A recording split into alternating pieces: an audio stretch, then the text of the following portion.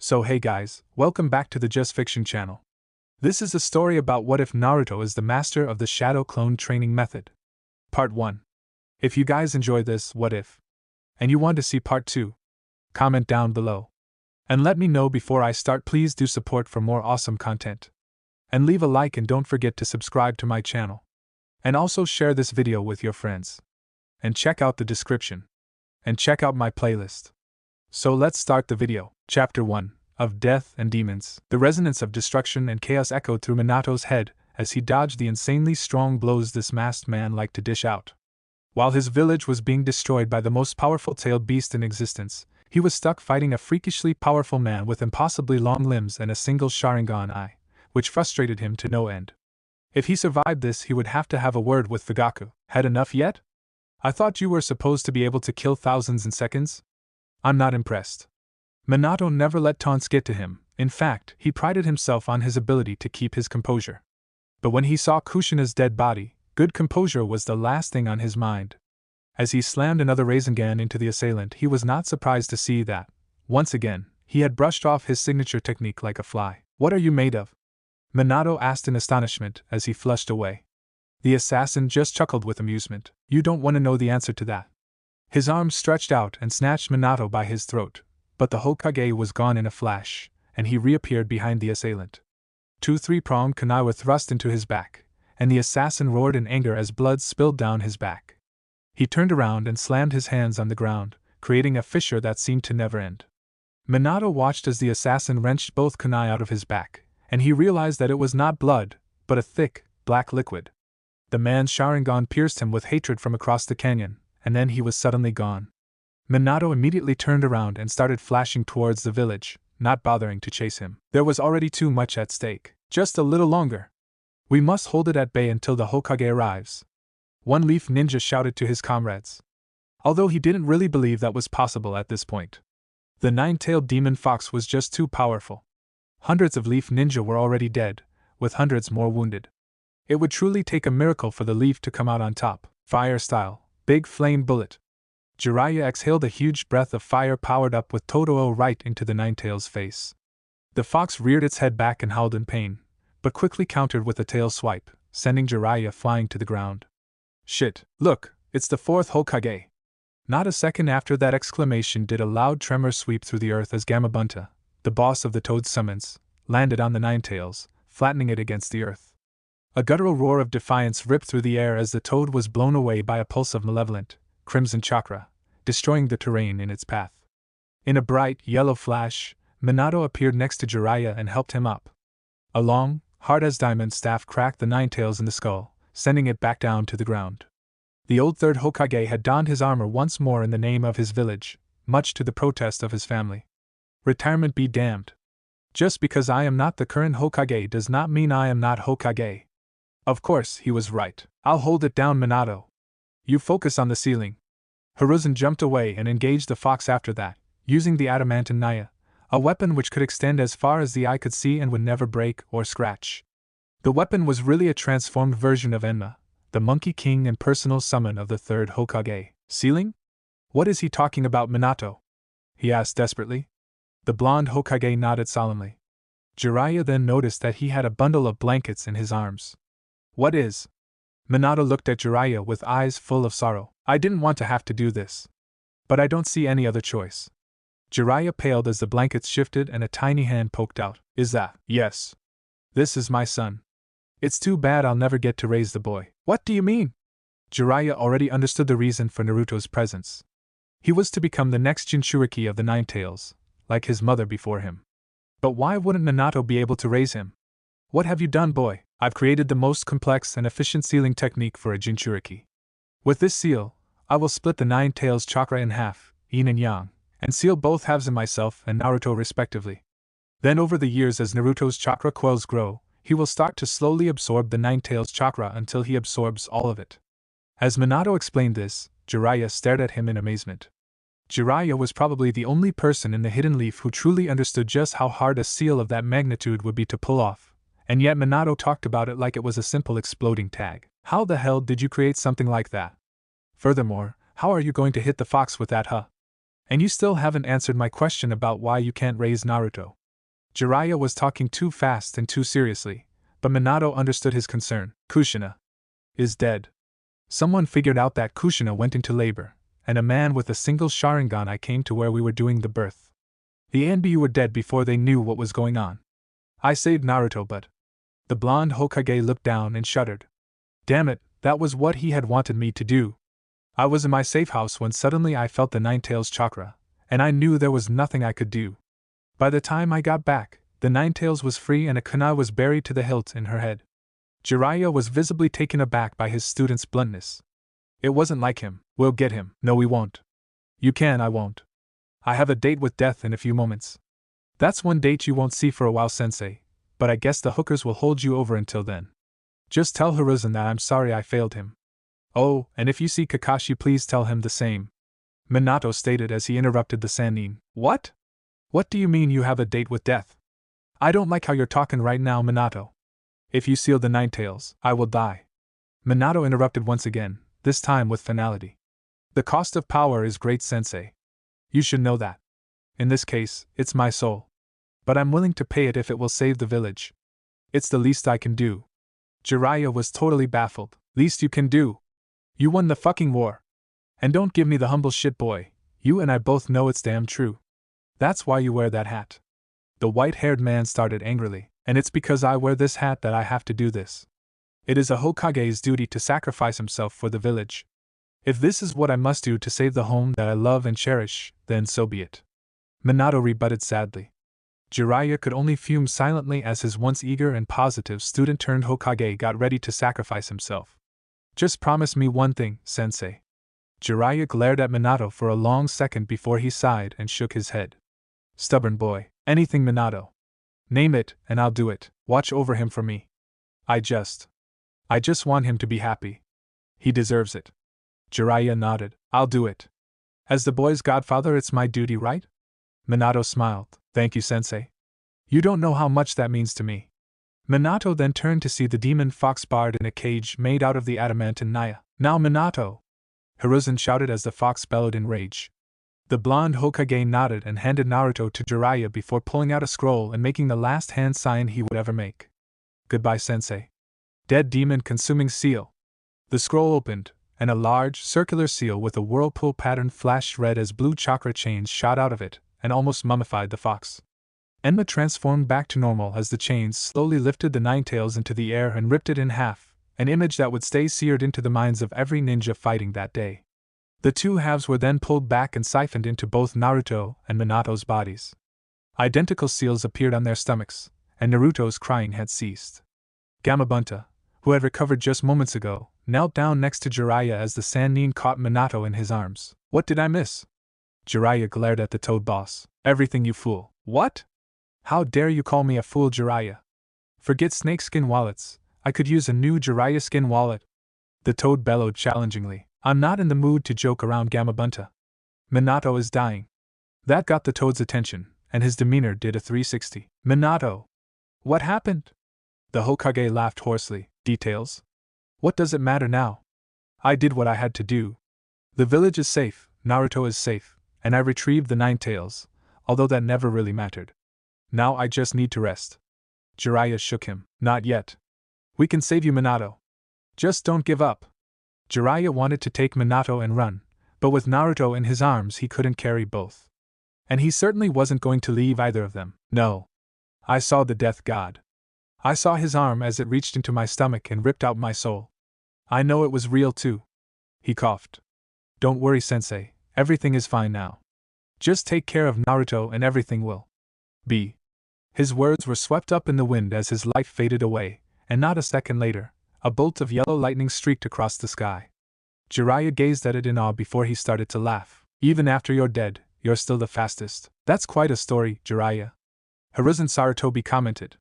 Jiraiya had explained, in detail, Minato's final moments to the newly reinstated third Hokage as soon as he returned to the village. And now we have his legacy to protect, Jiraiya said, looking down at Naruto. The blonde baby was fast asleep, with a look of serenity on its face. I promised Minato I would look after the boy, and I won't go back on my word. Hiruzen nodded in agreement. Yes, I think that is the best course of action. Unfortunately, now that I have my old position back, I do not believe I would be able to adequately care for the boy. But Jiraiya, how do you expect the village to react? Surely they will call for Naruto's blood. A look of pure anger and determination appeared on Jiraiya's face. They'll have to go through me first. I'll kill anyone who tries to harm Naruto, Leaf Ninja or not. Hiruzen could tell that Jiraiya was completely serious, and he honestly couldn't blame him. Jiraiya was going to treat the boy like his very own flesh and blood. I understand your feelings, Jiraiya, but please do not do anything stupid. Jiraiya shook his head. It would be stupid on their part, not mine. Hiruzen sighed. He would just have to accept Jiraiya's aggressiveness. The door to the Hokage's office suddenly opened, and both Hiruzen and Jiraiya frowned. Danzo. The old war hawk shuffled into the room, his face being an emotionless mask. What you could see of it at least, Hiruzen. And Jiraiya, you're here as well. Jiraiya chatted at the man and took a seat in the corner of the room.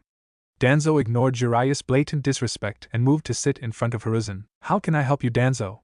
Danzo looked over at Jiraiya, and his eyes locked on to the boy in his arms. So that's the Jinchuriki of the Nine Tails. Jiraiya's head snapped up and he glared at the elder. Danzo turned back to Hiruzen. I have a request.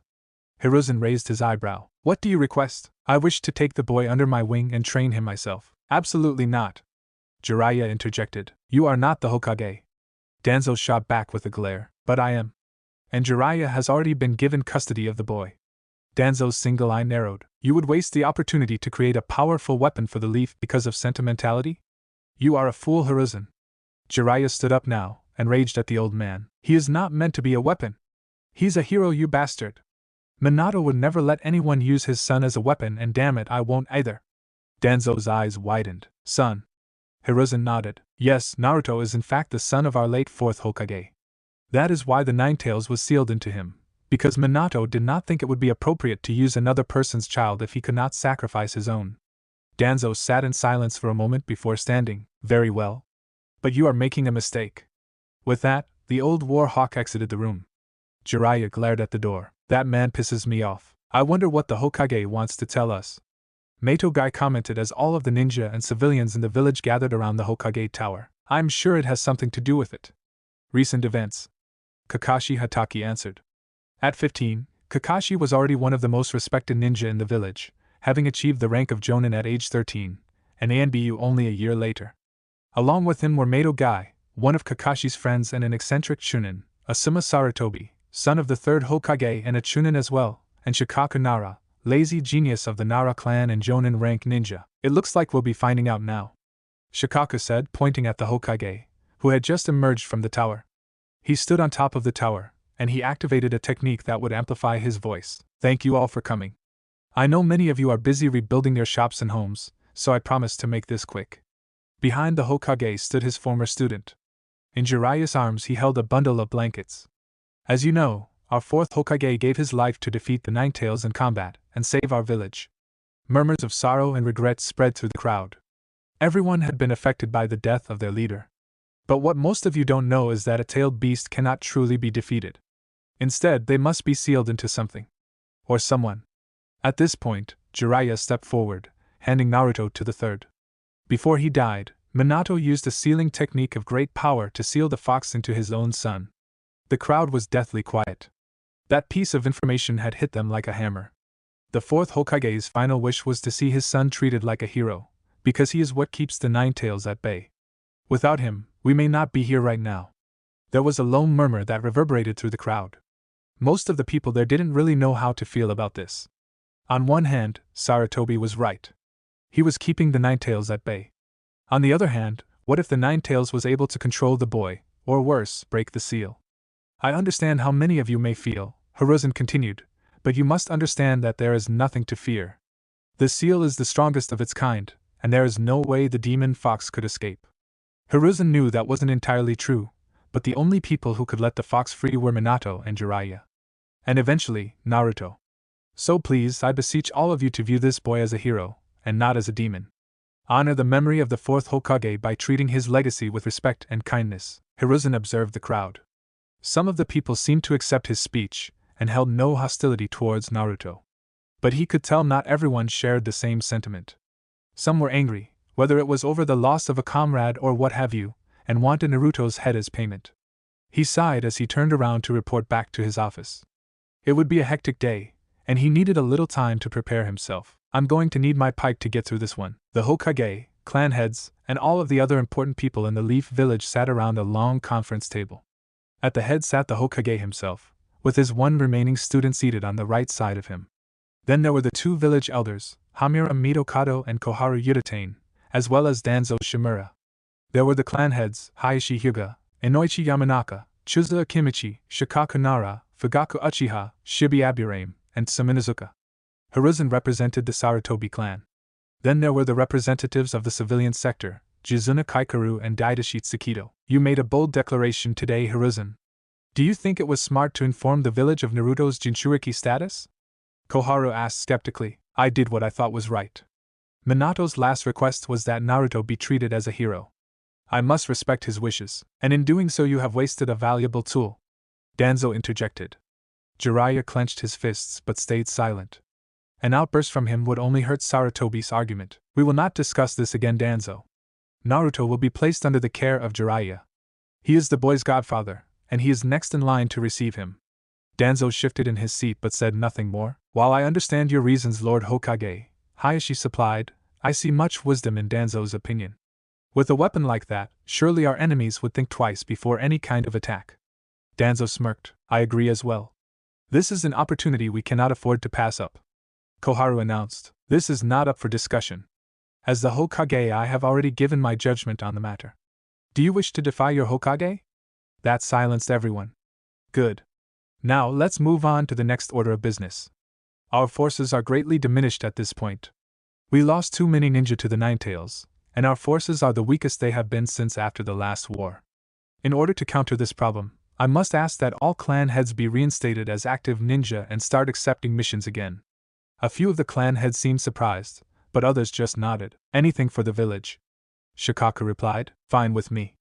Some added, while I do not disagree with this course of action, who will run our clans for us?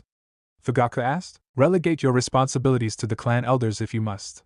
But we need our strongest ninja out on missions to show that we are not so weak. My student will be accepting missions as well. In the meantime, we will do a complete overhaul of the Ninja Academy curriculum so that students can be promoted to genin at an earlier age. It may not be the best course of action, but we need to bolster our numbers. No one voiced their disagreement, so Hiruzen leaned back in his chair. That is all I have to say. If any of you wish to speak, the floor is yours. Shikaku Nara cleared his throat. I think we should restore Jonin status to a good portion of our ENBU. It would give the appearance of having a larger army, and they could still take on similar missions. Hiruzen nodded. That sounds like a good idea. Does anyone have any objections? No one said anything. Very well, I will see that it is done. Shikaku nodded. Anything else? It stayed silent. Good, then this meeting is adjourned. Wait, what? Kakashi was confused. He had just been called into the Hokage's office to find out that he was essentially being kicked out of ANBU and being reinstated as a Jonin. While it didn't really bother him, he'd rather have stayed in ANBU. I'm confused about Lord Hokage. You see, Kakashi, after the attack from the Ninetales, our forces are at an all-time low. By reinstating you as a Jonin, your name is back on the roster, and our numbers are bolstered. As an ANBU, you aren't technically on the official list of ninja. Hiruzen explained. I see. Well, anything for the village, Lord Hokage. Hiruzen smiled. With that, Kakashi exited the office, leaving Hiruzen alone. That had been the last ANBU turned Jonin of the day, and the Hokage didn't have another appointment until later that evening. So he took out his pipe and packed it full of grinded-up marijuana. While many would say that it was immoral to smoke the substance, Hiruzen disagreed. In fact, he knew many ninjas in his force smoked the stuff after a stressful day or mission. It was better than tobacco, because it was completely harmless, and the feeling you got was much more relaxing. So, he lit his pipe and took a long hit, keeping the smoke deep in his lungs, and exhaling after a few seconds. Just then, he heard a knocking on his window, and he only knew of one person with the audacity to enter through the window. Come to Jiraiya. The window slid open, and Jiraiya hopped into the room. Keep the window open. Jiraiya walked over to the desk, and the scent of the smoke filled his nose. Stressful day?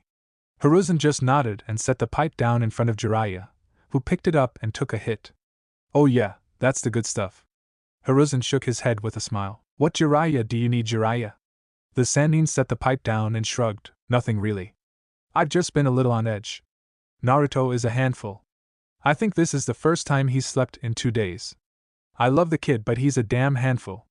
So I left 30 shadow clones and decided to pop in for a visit. Hiruzen chuckled. Well, he is Minato's son.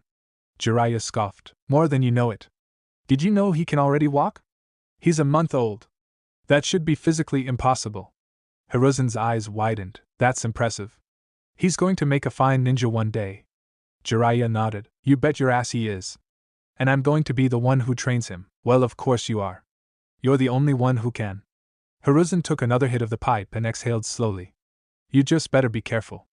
Who knows who might target him? Jiraiya sighed. I'm not so worried about attacks from within the village. Most of the ninja forces accept the fact that Naruto is just a host, surprisingly. It's mostly the civilians who distrust him. I'm more worried about Hidden Rock. Yes, if anyone were to make an attempt on his life, it would be them. Back in the Third War, Minato had single-handedly defeated entire battalions of rock ninja literally in seconds with his Flying Thunder God technique. It was how he got the nickname the Leaf's Yellow Flash. Since then, the Hidden Rock had harbored an intense hatred for Minato, and by association the Leaf Village. And surely that hatred would now be directed at Naruto. I know I can handle any assassins, and I have traps set up all over my estate, but I'm still worried, you know. It's natural for you to be. He's your godson. Jiraiya sighed and walked back over to the window. Yeah. Well, I should be getting back. Shadow clones can get kinda stupid sometimes. With that, Jiraiya jumped out the window and returned to his abode. Hiruzen continued to smoke his pipe, hoping that soon everything would finally return to normal. Chapter 2, The Prodigy. It's about time you got here, Jiraiya said as he shut the door behind his guest. I heard you had a penchant for being late, but this is a little ridiculous, no? His guest shrugged. I got lost on the road of life. What can I say? What kind of excuse is that? The silver-haired Jonin sighed. Now what were you really doing? Kakashi looked down at the ground. I was at the memorial stone. Jiraiya's eyes widened, and then an expression of understanding appeared on Jiraiya's face. Say no more, kid. I understand. Kakashi nodded. Let me take you to the kid. Jiraiya led Kakashi upstairs and into one of the large rooms of the estate, where Naruto was meditating quietly. You got him to meditate? At this, Naruto's eyes popped open, and he smiled. Hi, Kakashi. The blonde boy jumped up and ran over to Kakashi, engulfing him in a hug. Not anymore. Jiraiya started with a sigh. Hey, Naruto. How's it been? Great. Uncle Jiraiya started training me to become a ninja. Kakashi turned to Jiraiya. Really? Don't you think 4 is a little young? How old were you when you were put in the ninja academy? Kakashi scratched his head and chuckled. Point taken. Seems like so long ago. Anyway, what have you been teaching him? Jonin asked. Nothing too intense. Basic chakra manipulation, some taijutsu, and some weapons training. I'm sure he'd appreciate it if you helped him out a little too. Naruto's eyes lit up. That would be awesome. Will you help me train Kakashi? Please. Kakashi laughed and ruffled the boy's hair. Sure, I'll help train you, Naruto. The boy shouted in excitement. Yes. Come on, let's go now. Naruto bolted out of the room, and he could be heard charging down the stairs and out the back door. Wow, he sure has a lot of energy. Jiraiya scoffed. Tell me about it. Sometimes he even tires me out. Great. So this isn't going to be a walk in the park? Jiraiya laughed and put a hand on his junior's shoulder. No, not by a long shot. Kakashi sighed. It's okay, I'll only be gone for 2 weeks, tops. Footsteps could be heard on the stairs, and seconds later Naruto appeared in the room again. Come on, Kakashi. What are you waiting for? I'm not gonna become Hokage if you don't train me. Kakashi held his hands up. Okay, we'll go train now. Kakashi looked gravely at Jiraiya before being dragged out the door. Jiraiya let out a chuckle as he followed the 2 boys. He was glad Kakashi could do this on such short notice, not that he really had a choice in the matter. His mission would take him all the way up to Lightning Country, and he knew he couldn't leave Naruto alone for that long. Even with his state-of-the-art traps, someone was bound to try something stupid. Over the years, the villagers had developed mixed feelings about Naruto. Most of the civilians still hated him, mostly because of their ignorance of Minato's genius. They still thought the Ninetales could escape at any time, and that Naruto was a menace to society. On the other hand, a good portion of the ninja population saw Naruto as what he truly was, a hero. They knew Minato's seal couldn't be broken without extreme circumstances, and with Jiraiya to watch over the boy, it was highly unlikely it would ever come to that. Of course, there were still some ninja who vowed to avenge their fallen comrades by slaying the demon, but that faction's numbers lessened every year. It was an ongoing battle, but Naruto was slowly gaining the recognition he deserved. The main reason that Jiraiya didn't want to leave the boy alone, however, was because of Hidden Rock. As they predicted, as soon as word reached the ninja village about the fourth Hokage's heir, there was a unanimous demand for his blood. Assassins had been sent multiple times over the years, all of whom had been dealt with easily by Jiraiya. When Hidden Rock found out it was Jiraiya of the Sannin that was watching over the boy, they got smarter. Now, assassination attempts only happened when he left the village, and if it weren't for the ANBU stationed around the estate 24/7, the boy would be dead. How Hidden Rock knew when Jiraiya would leave the village, he didn't know, but it was an extremely dangerous breach in security that they had no way of fixing without any evidence. ANBU had been looking into it for years now, but apparently whoever was doing this was very good at cleaning up after themselves. Jiraiya did one final check of his gear before slipping out of his house and making his way to the village gates. He just wanted to get this mission over with so he could stop worrying. So what kind of techniques do you know? Naruto asked excitedly. Kakashi and Naruto were sitting on Jiraiya's back porch after a surprisingly tiring training session. While the boy wasn't anything Kakashi couldn't handle, he had insurmountable amounts of energy, and tiring him out was a feat of its own.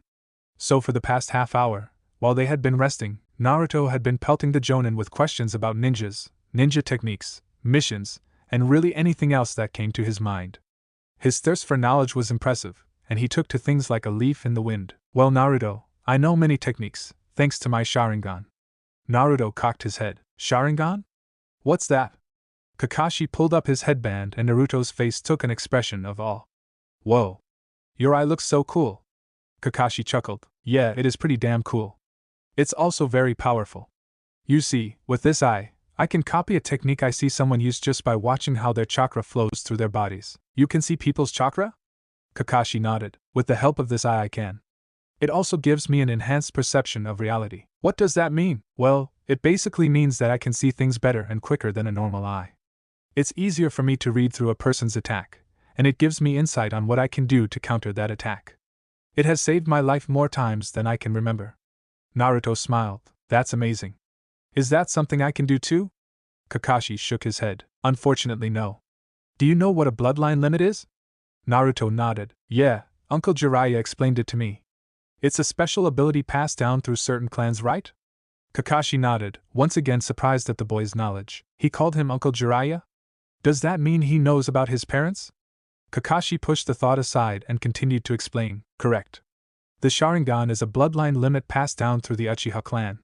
Naruto's face lit up with understanding. Oh, I've heard of them. They live in the Leaf Village, right? Kakashi nodded. But I thought your last name was Hitaki. It is. I'm not an Uchiha. This eye was given to me by my dead teammate, Obito Uchiha. The story behind it is a little gruesome and I'd rather not go into it.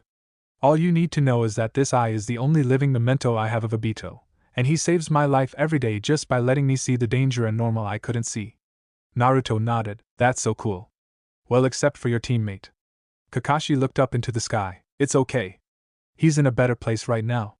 A solemn silence came over the two, until Naruto broke it with another question. So if you can copy techniques, you must know a lot, right? Over 1,000, actually. They call me the copycat ninja because of it. Naruto's eyes almost bugged out of his head. Over 1,000. That's a lot. Kakashi laughed. It sure is. But I'm always learning more. Whenever I go on missions there's always a new technique to learn, and I take full advantage of my Sharingan to learn one. Naruto jumped up from his seat. Let's train more, he exclaimed suddenly. Kakashi's eyes widened. Really? You're not tired? Naruto shook his head furiously. No way. I'm always ready to train. Kakashi chuckled nervously and stood up. This kid is going to be the death of me. Damn you, Jiraiya, come in. Hiruzen called out after hearing a knock on his door. The door opened, and a blonde blur raced around his desk and tackled the old Hokage into a hug. Hi, Gramps. Kakashi walked in after with a hand on his head. Naruto, I told you to be calm when we went to see the Hokage. Not tackle him. Hiruzen laughed, and waved his former ANBU captain off. It's no trouble, Kakashi. And hello, Naruto. What brings you here today? The blonde ball of energy looked up at Hiruzen with a bright, beaming smile. Come to lunch with us, Gramps. Hiruzen looked up at Kakashi, who, from what you could see at least, seemed mortified that this little boy was calling the Hokage Gramps. I love Naruto. Kyoko. A petite, brunette woman scurried into the office. Yes, Lord Hokage? Please hold all of my appointments for about an hour. I'll be heading out to lunch now.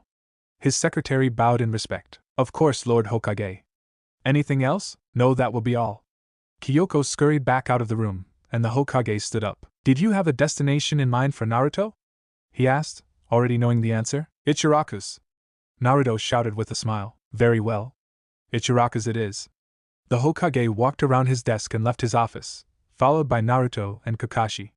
They walked through the halls of the Hokage mansion until they finally reached the exit. As they walked down the road, Naruto began to tell the Hokage of his training with Kakashi. 2 hours? Is that true? The silver-haired Jonin nodded. Yes, sir. His stamina is truly amazing for a boy his age. The Hokage's eyes widened, and he smiled down at the boy. That's amazing, Naruto. You're going to be a strong ninja one day. Naruto grinned. Yeah. And I'm gonna take your hat. Hiruzen seemed shocked by this, but then he let out a hearty chuckle. Well, Naruto, that's a quite respectable goal. But the road to becoming Hokage is harsh. Do you think you have what it takes? Naruto nodded. Of course. I won't give up until I become Hokage. Hiruzen gazed into the boy's eyes and saw the fierce determination that burned there. I believe in Naruto. The will of fire burns strong in you. Don't ever lose sight of your dreams. Hiruzen smiled widely, and Naruto smiled back, both of them breaking into laughter. Kakashi just watched with interest, starting to understand the bond that the Hokage and Naruto shared. They were really like grandfather and grandson, one passing his knowledge and wisdom down to the next. Thank you for coming to Kakashi. Kakashi nodded. Of course, Lord Hokage. Hiruzen leaned back in his chair and took out his pipe. You don't smoke, do you? Kakashi's eyebrow rose. What, Asuma's never told you? Hiruzen cocked his head slightly, and Kakashi's eyebrow widened. Oh, you didn't know? Well, you didn't hear it from me, right? Hiruzen lit his pipe. Anyway, the reason I asked you to be here was because I am curious about the depth of Naruto's skills. How strong is he? Well, like I said before, his stamina is incredible. Easily Chunin level. He has also mastered the tree climbing exercise, and he can even effectively use it in battle. His taijutsu is a bastardized version of Jiraiya-sama's taijutsu, but it's wild and unpredictable. Although it's very effective. He actually landed a few hits. Granted, I wasn't going full strength, but it's still impressive. Hiruzen nodded. Well, it looks like we have another prodigy on our hands. Sir, if I may, might I suggest enrolling him in the academy? Kakashi asked carefully. The academy? He's 4. The Hokage stated in defiance. Lord Hokage, I was 5 when I entered. We may have been at war, but Naruto is just as good, if not better than I was at that age. He's a true genius.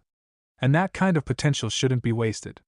The Hokage sighed deeply before leveling Kakashi with a contemplative stare. You were Minato's student, so it only makes sense that you would want to be involved with the boy.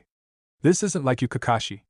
The silver-haired Jonin smirked. Yeah, well, he brings it out in me. Yes, he certainly does. He brings it out in everyone, it seems. I'll speak to Jiraiya about it when I see him. I'm sure he'll be ecstatic. Hiruzen nodded and Kakashi walked out of the room with a bow. Hiruzen couldn't deny, if Kakashi's observations held true, that Naruto was 100% ready for the academy, but he was just worried about the boy. He knew exactly what it was like to be a prodigy, and he hoped Naruto would be strong enough to make it through. Especially considering who his father was. Minato Namikaze was a pretty big damn name to live up to, considering he was the strongest shinobi of his generation. But maybe Naruto had the potential. He would just have to wait and see. The academy? Are you serious? Naruto asked, excitement dancing in his eyes. Yes, I am. You'll be the youngest kid to ever be admitted into the academy. I'm so proud. Jiraiya smiled down at his godson. And when you become a famous shinobi one day, it will be me, Jiraiya of the Sannin, who can take credit for training you. Naruto looked up at Jiraiya and frowned. Uncle Jiraiya, you're doing it again. Jiraiya blinked and sighed. Sorry, kid. I guess I'm just excited to have a pupil again.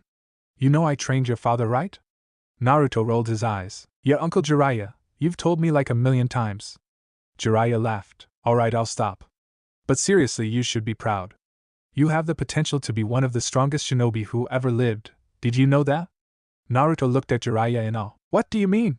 Jiraiya smiled and poked Naruto on the chest. You have a power inside you that can be matched by no other. If you never go back on your word, and never give up, then you will never fail. Naruto nodded firmly. I'll never give up. You know that. Jiraiya nodded. I know. Just remember, even in the darkest times, you must push on. No matter what happens, I told you, I'll never give up until I'm Hokage. Jiraiya smiled. Good. Now, let's go get you enrolled in the academy. It will take the three of us to defeat Jiraiya, but we can do it. A cloaked figure said. 4 more cloaked figures stood in a circle in an empty warehouse in an unknown location. Jiraiya of the Sannin? Another of the figures asked. Yes. He has already come dangerously close to discovering us once. We cannot afford for him to succeed in that. The first one responded. Do you really think we can take on one of the legendary Sannin? You do not need to worry about that. We will take care of that. Rest assured, the Sannin will die. You two are dismissed. The first figure stated firmly. 2 of the figures, one of them being the one who questioned whether or not they could defeat Jiraiya, disappeared in swirls of wind. The 3 that remained started walking slowly the other way. Why are we doing this? One of the cloaked figures, a girl, asked. Because it needs to be done. Another, a man, answered, his gritted teeth showing under his hood. Some things in life aren't fair, but think about what you're doing. It must be done. The 3 figures stopped. One of them was breathing heavily. They stood in silence as the one figure caught his breath, and then they continued on their way in silence. Chapter 3, The Pain of Love. Is that the academy? Jiraiya smiled down at his godson. Sure is. Are you ready for your first day? Naruto nodded enthusiastically. Good. Now, I know you're going to find most of this stuff boring, but please at least try to pay attention? Naruto sighed and nodded. Alright. Just remember the other kids are going to be a lot older than you, but you can't let them intimidate you. I'm not scared of a bunch of children. Naruto shouted in defiance. Jiraiya let out a throaty chuckle, the irony of the statement amusing him. Whatever you say, kid. Now go. Have fun. Naruto nodded and dashed away from Jiraiya, joining the other children who were pouring into the academy. Jiraiya smiled, a wave of nostalgia washing over him. Knowing Naruto, these next few years will be hell. Alright class, settle down. The chatter and whispers of the ninja prospects ceased, and the Chunin instructor, Iruka Umino, cleared his throat. Today, we have a new student. I'd like to introduce you to Naruto Namikaze. Iruka motioned towards the blonde, who was standing at Iruka's side. One of the student's hands rose. Yes, Aki? Are you related to the 4th Hokage? Naruto nodded. Yeah, he was my dad. Whispers broke out across the room. He must be really strong. He has to be. But look how young he is. Iruka tapped the blackboard. Okay, that's enough. Naruto, you may sit wherever you like. Naruto nodded at the Chunin and walked all the way to the back of the class, taking an empty seat in the far left corner next to a girl with long black hair and bright, shining blue eyes. They exchanged glances as Naruto sat down, and Naruto smiled at her. Hi. I'm Naruto. The girl blinked before smiling slightly. I'm Kairi. Kairi stared into Naruto's eyes for a moment. So you're the son of the Hokage? Yep, then I want to fight you. Naruto's eyes widened. Why? Well, you have to be strong if you got into the academy at this age. Kairi explained. And if you're the Hokage's son, I bet you've been trained well. Naruto nodded. That's what I thought. So I'll fight you, and beat you, so I can be the strongest kunoichi in the Leaf Village. Naruto stared at her before grinning. I accept your challenge, but I'm not gonna lose. I'm gonna be Hokage one day. Kairi nodded. Following in your father's footsteps? That's gonna be tough. Naruto shook his head. Doesn't matter. I'll never give up until I become Hokage. Kairi smiled at Naruto. I like you? Do you want to be friends? Naruto grinned widely. Yes. I'd love to. Kairi smiled back, and she blushed slightly. Okay. Then from now on, you're my best friend, Naruto Namikaze. Uncle Jiraiya. Jiraiya spun around, seeing his godson running towards him from the academy entrance. Hey kid, how was it? Naruto shrugged. It was alright. I kinda knew a lot of the stuff they were teaching already. But I made a friend. Jiraiya's eyebrow rose. Oh? And who might that be? Her name is Kairi. I sit next to her, and she's really cool. Jiraiya patted the boy's head. Oh ho, already drawing them in, are we? Huh, never mind. Anyway, let's go. You want to get some training in? Naruto nodded. Of course. Let's hurry. Jiraiya laughed as Naruto ran down the street, following the boy at a leisurely pace. He truly cherished his time with the boy, and he wouldn't trade anything for it. Okay, that's enough. Naruto collapsed to the ground, while Jiraiya just dusted his hands off. That was pretty good. You almost got through my guard. Naruto groaned. Yeah, but that knee to the ribcage hurts like hell. Jiraiya shrugged and turned around. You'll get used to it. For now, we can rest. For Jiraiya's head suddenly snapped to the side, and he threw a kunai into the bushes around the training ground. Who's there? Two cloaked figures popped out of the bushes, and Jiraiya tensed. "We have come to take your life, Jiraiya of the legendary Sannin. Any last words?" Jiraiya scoffed and got into his battle stance. "You think it'll be easy to kill me? I'm so excited to prove you wrong." Jiraiya then disappeared and reappeared in between the two assassins. "Let's begin then, shall we? We already have." Jiraiya jumped straight into the air to avoid the third cloaked figure that came charging at him from behind. As he ascended, he flung both of his legs out, kicking both of the other cloaked figures away. They easily recovered, however, and they both started going through hand seals: water style, water dragon missile; lightning style, lightning dragon missile. Two dragons, one of water and one of lightning, formed in the air and charged at Jiraiya, combining themselves into a giant water dragon with crackling lightning armor. Jiraiya could only substitute himself with a nearby rock as a means of escape, marveling at the power of the technique. "It seems like you are stronger than I anticipated. Then I may have to go all out for this. Naruto, run back inside. It's too dangerous for you out here." The blonde boy nodded and scurried into the house, leaving Jiraiya and the assassins alone. Jiraiya was surprised that the assassins did nothing to stop Naruto, but it just confirmed that he was really their target. "You should feel honored. I don't usually break this technique out for just anyone, and especially not so early. But I can't let you hurt Naruto. I guess it's just not your lucky day." Jiraiya flew through hand seals, biting his thumb and slamming his palm onto the ground when the sequence was complete. Summoning technique. There was a puff of smoke, and when the smoke cleared, two small toads were sitting on each of the Sannin shoulders. "Jiraiya, what's going on?" Fukasaku, the old toad sage, questioned. "Hello, Ma-Pa. It looks like I'll need your help once again." "Again? You should really master this technique on your own, Jiraiya." Ma scolded me. "I'm a very busy man. I don't have time to train like I used to." Jiraiya sighed. "I really am sorry to bother you, but it looks like I'll need your help for this one." The two toads waved their hands in dismissal. "We don't mind, Jiraiya boy. We're always glad to see you," Shima answered sweetly. "But you don't look too beat up," Fukasaku continued, "so I'm a little confused as to why you summoned us." "I'm mostly worried about Naruto. These three claim to be after my life, but who knows what they really want," Jiraiya explained hastily. "What?" Both toads shouted in disbelief. "They're here to kill you?" Jiraiya flinched at their bluntness, but then nodded. "That's what they say." "Well, they're pretty stupid," Shima screeched. "Who would want to take you on?" Jiraiya shrugged. "I don't know, but I would like to finish this before it attracts attention." Shima and Fukasaku nodded, and both of them put their palms flat against each other and started channeling nature chakra. The change was instantly noticeable. Jiraiya's face had taken on a whole new look. His nose had gotten larger and rounder, warts grew all over his face, and red marks appeared around his eye, signaling his use of the honored sage mode. "God, I look like one ugly son of a bitch." In an instant, he appeared next to one of the assassins and kicked him in the side, sending him flying into the woods. "But I can definitely kick your asses." Naruto watched from inside the house as his godfather took the first strike. The young boy recognized the honored sage mode immediately, and he couldn't help but smile a bit. From what Jiraiya had explained to him, the honored sage mode would exponentially increase Jiraiya's fighting prowess, which meant the assassins had little chance of surviving the battle. But deep in the pit of his stomach, a cold fear festered and grew with every second that passed. Jiraiya's estate was no normal estate. Being both a best-selling author and a seasoned ninja who took S-rank missions almost exclusively, Jiraiya had plenty of money to spend. But being the modest man he was, only a small portion of that money went towards the house.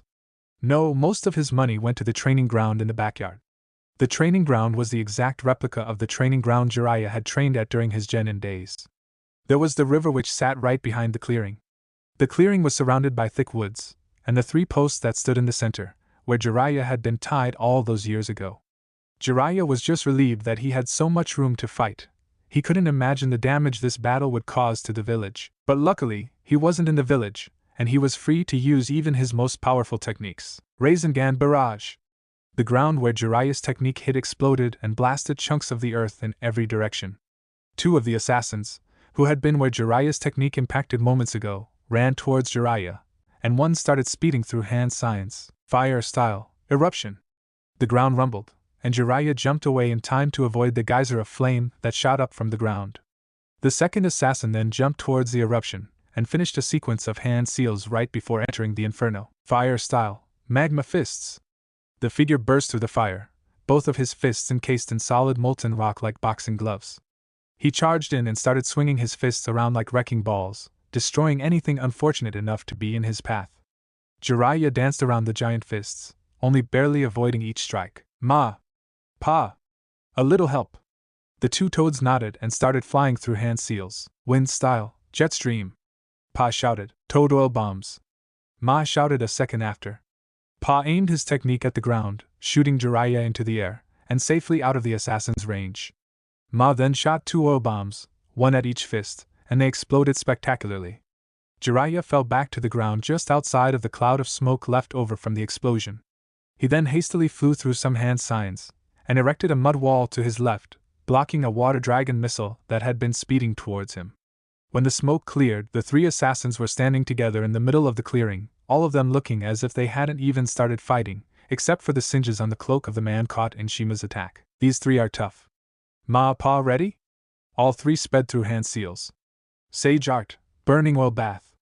All 3 sucked in a large breath, before each expelled a different substance. Jiraiya spat out oil, Shima breathed out a powerful fire technique, and Fukasaku shot out a powerful gust of wind. The 3 matters converged, creating a super hot lava flow that rushed towards the assassins. One of the assassins created a water encampment wall, but the lava flowed right through it, creating a cloud of thick steam. Jiraiya stood still as his technique slowly melted away, waiting to see if he had killed the assassins. Are they dead? Fukasaku asked hopefully. They have to be. No one can survive that attack. Shima answered enthusiastically. Jiraiya continued to stare into the cloud of steam, and when he saw a faint glowing at the center, he cursed. Clearly you're wrong. These guys might be on my level. Jiraiya muttered as he plunged his hand into the ground. He pulled a large stone sword with a blade as sharp as any steel one from the depths of the earth, and swung it around a few times. It's been a while since I've used this thing, but it should all come back to me pretty quickly. He lunged forward and slashed at the 3 offenders, making them jump backwards. A shadow clone of Jiraiya came crashing down on the trio from above, barely missing his targets as his stone blade sunk into the ground. Thinking they were safe, one of the assassins started a technique, but suddenly the stone blade shot up from under him, and he only barely managed to keep it from splitting him in half. The sleeve of his dark cloak fell to the ground and his toned right arm was exposed. Jiraiya pulled the sword from the ground and scratched his head. Damn, that should have got him. He felt a presence behind him, and he whipped around and brought the blunt side of his sword up to block a stunningly powerful kick. The sword rattled in his hand and Jiraiya almost dropped it, but his grip stayed firm and he used the counter-momentum to send the attacker flying away. The other 2 assassins flew at Jiraiya, each crouched on the head of a water dragon missile, and at the last second they jumped off and shot bolts of lightning at their attacks, supercharging them the second they collided with the ground. Steam and smoke rose from the point of impact, but Jiraiya was nowhere to be seen. Haha, take this. Giant Rasengan barrage. 2 Jiraiyas holding monumental Rasengans attacked in a pincer formation, aiming to completely pulverize the assailants. The third one, with speed that could have possibly matched Minato's, appeared next to his comrades and a second later they were all gone. Jiraiya's attacks struck each other, destroying the shadow clone and sending Jiraiya flying away like a rocket. A large crater had formed where the attacks collided, and the 3 assassins were standing in the middle of it, acting as if the battle had yet to start. Enough of this. We have to kill him now or help is going to arrive. The lead assassin ordered in frustration. His 2 partners nodded and disappeared to engage their target, leaving him to think silently. It's a shame you have to die, Jiraiya, but the fate of the world demands it. He then disappeared as well as a single drop of water hit the ground. Umbu. 2 Anbu, Dog and Weasel, appeared in front of the Hokage's desk. Yes, Lord Hokage? Dog asked as he stepped forward. Do you feel that? It was silent for a moment. If you mean the large source of chakra southwest of here, then yes. Weasel answered after a few seconds. That chakra feels like Jiraiya's. But why would he be using so much? In fact, I'm almost positive he's using the honored sage mode. Sarutobi clenched his fists. Your orders are to investigate what Jiraiya is doing. If he's in danger, please report back to me. You don't want us to lend him our aid, sir? Dog questioned. No, I do not. If Jiraiya is in fact using the honored sage mode against his opponent, then I am afraid you are no match for this enemy. You must report back to me. Understood. Yes, Lord Hokage. Both of the ANBUs simultaneously answered. They then disappeared without a sound, off to fulfill their mission. Jiraiya groaned as he pushed himself up, shaking the stars out of his vision. Ma-pa, you okay? The 2 toads grunted in response, and Jiraiya stood. He cracked his neck and smirked. Good, because these fuckers are starting to piss me off. Suddenly, Jiraiya leapt out of the way of a large tunnel of green fire that blasted through the woods. Everything in its path had been completely torched, and Jiraiya's eyes almost bugged out of his head. What the hell was that? He said to himself in awe. I've never seen such a technique before. Fukasaku commented, just as awestruck as Jiraiya. God damn it, who the hell are these guys? Jiraiya shouted in anger. There's nothing I can do. Fire like that will burn right through the stomach of the great fire-breathing toad of Mount Maiboku. Jiraiya's eyes widened as he was again forced to jump out of the way of the powerful technique, this time his clothes getting signed from proximity. Damn, that's fucking hot. Jiraiya, we need a plan. Fukasaku shouted. Alright, gimme a sec. Jiraiya pulled out an oddly shaped kunai from his pouch and stared at it intently. This is our last shot. I'm running out of chakra. This will definitely take up the rest, but... well, it's never failed before. Shima and Fukasaku nodded. They of course knew what it was. Jiraiya twirled it around on his finger a few times before gripping it tightly. Even in death you're still saving my ass. I am sensei. Please tell me you just saw that. Yeah, I saw that. Okay, at least I'm not going crazy. Dog and Weasel stood on the top of Jiraiya's estate. From there, they could see the massive stream of fire tear through the woods with alarming ease. Even Weasel, whose clan specialized in fire-style techniques, had never seen or heard of a technique so powerful. We should report to Lord Hokage. Weasel suggested. I agree. Let's go. And faster than they ever had before, Weasel and Dog raced to the Hokage's office, immediately appearing in front of his desk. Luckily no one else had been in the room, but it wouldn't have mattered. This was an emergency, Lord Hokage. Dog greeted stoically, as he was expected to. Ah, Dog, Weasel, you have returned. What news do you bring? The old Hokage asked. Lord Jiraiya may be in serious trouble.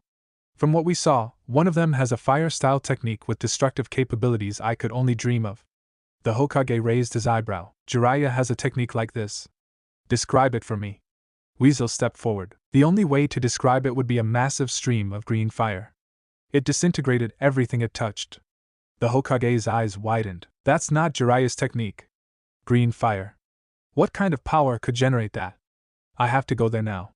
Dog and Weasel stepped back in surprise. Lord Hokage, will you aid Lord Jiraiya? Dog asked fearfully. I must. I'm the only one strong enough to. I may be old, but damn it, Kakashi, I'm still Hokage. Kakashi was shocked at the blatant disregard of protocol from the Hokage, but it wasn't like Itachi didn't know who he was anyway. The Hokage had ripped off his robes, revealing his suit of armor underneath. I will go help Jiraiya now. Follow if you must, but do not interfere in the fight unless I give the order. Are we clear?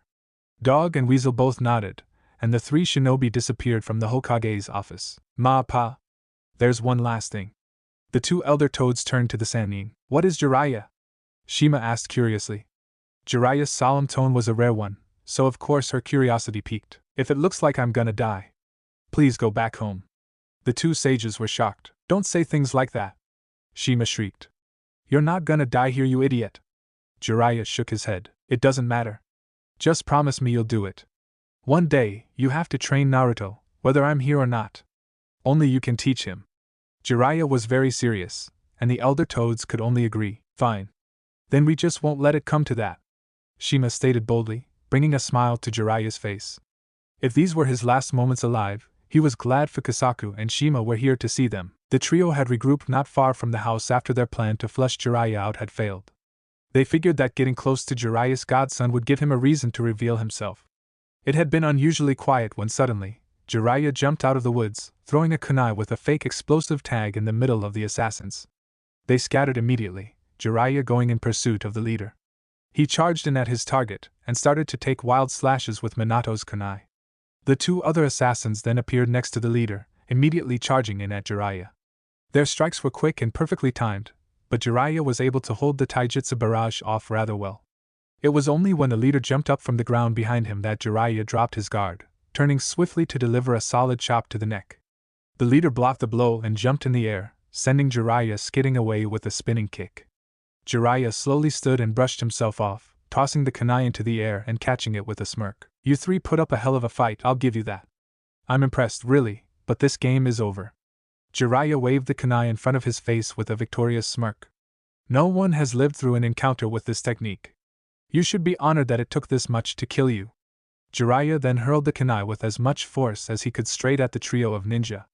One of them retaliated with another kunai, intercepting Jiraiya's kunai, both of them clanging uselessly to the ground. It seems your technique has failed. Jiraiya suddenly appeared behind the leader. I don't need a kunai to do it. Jiraiya swung his kunai, and the sound of metal cutting flesh pierced the air. Jiraiya's eyes widened. Wah, I didn't recognize it at first, but that is, if I'm not mistaken, the fourth Hokage's flying thunder god technique. Impressive. Too bad you aren't the only one with the time/space ninjutsu. Jiraiya coughed as the assassin pulled his blade out of Jiraiya's heart with a squelch.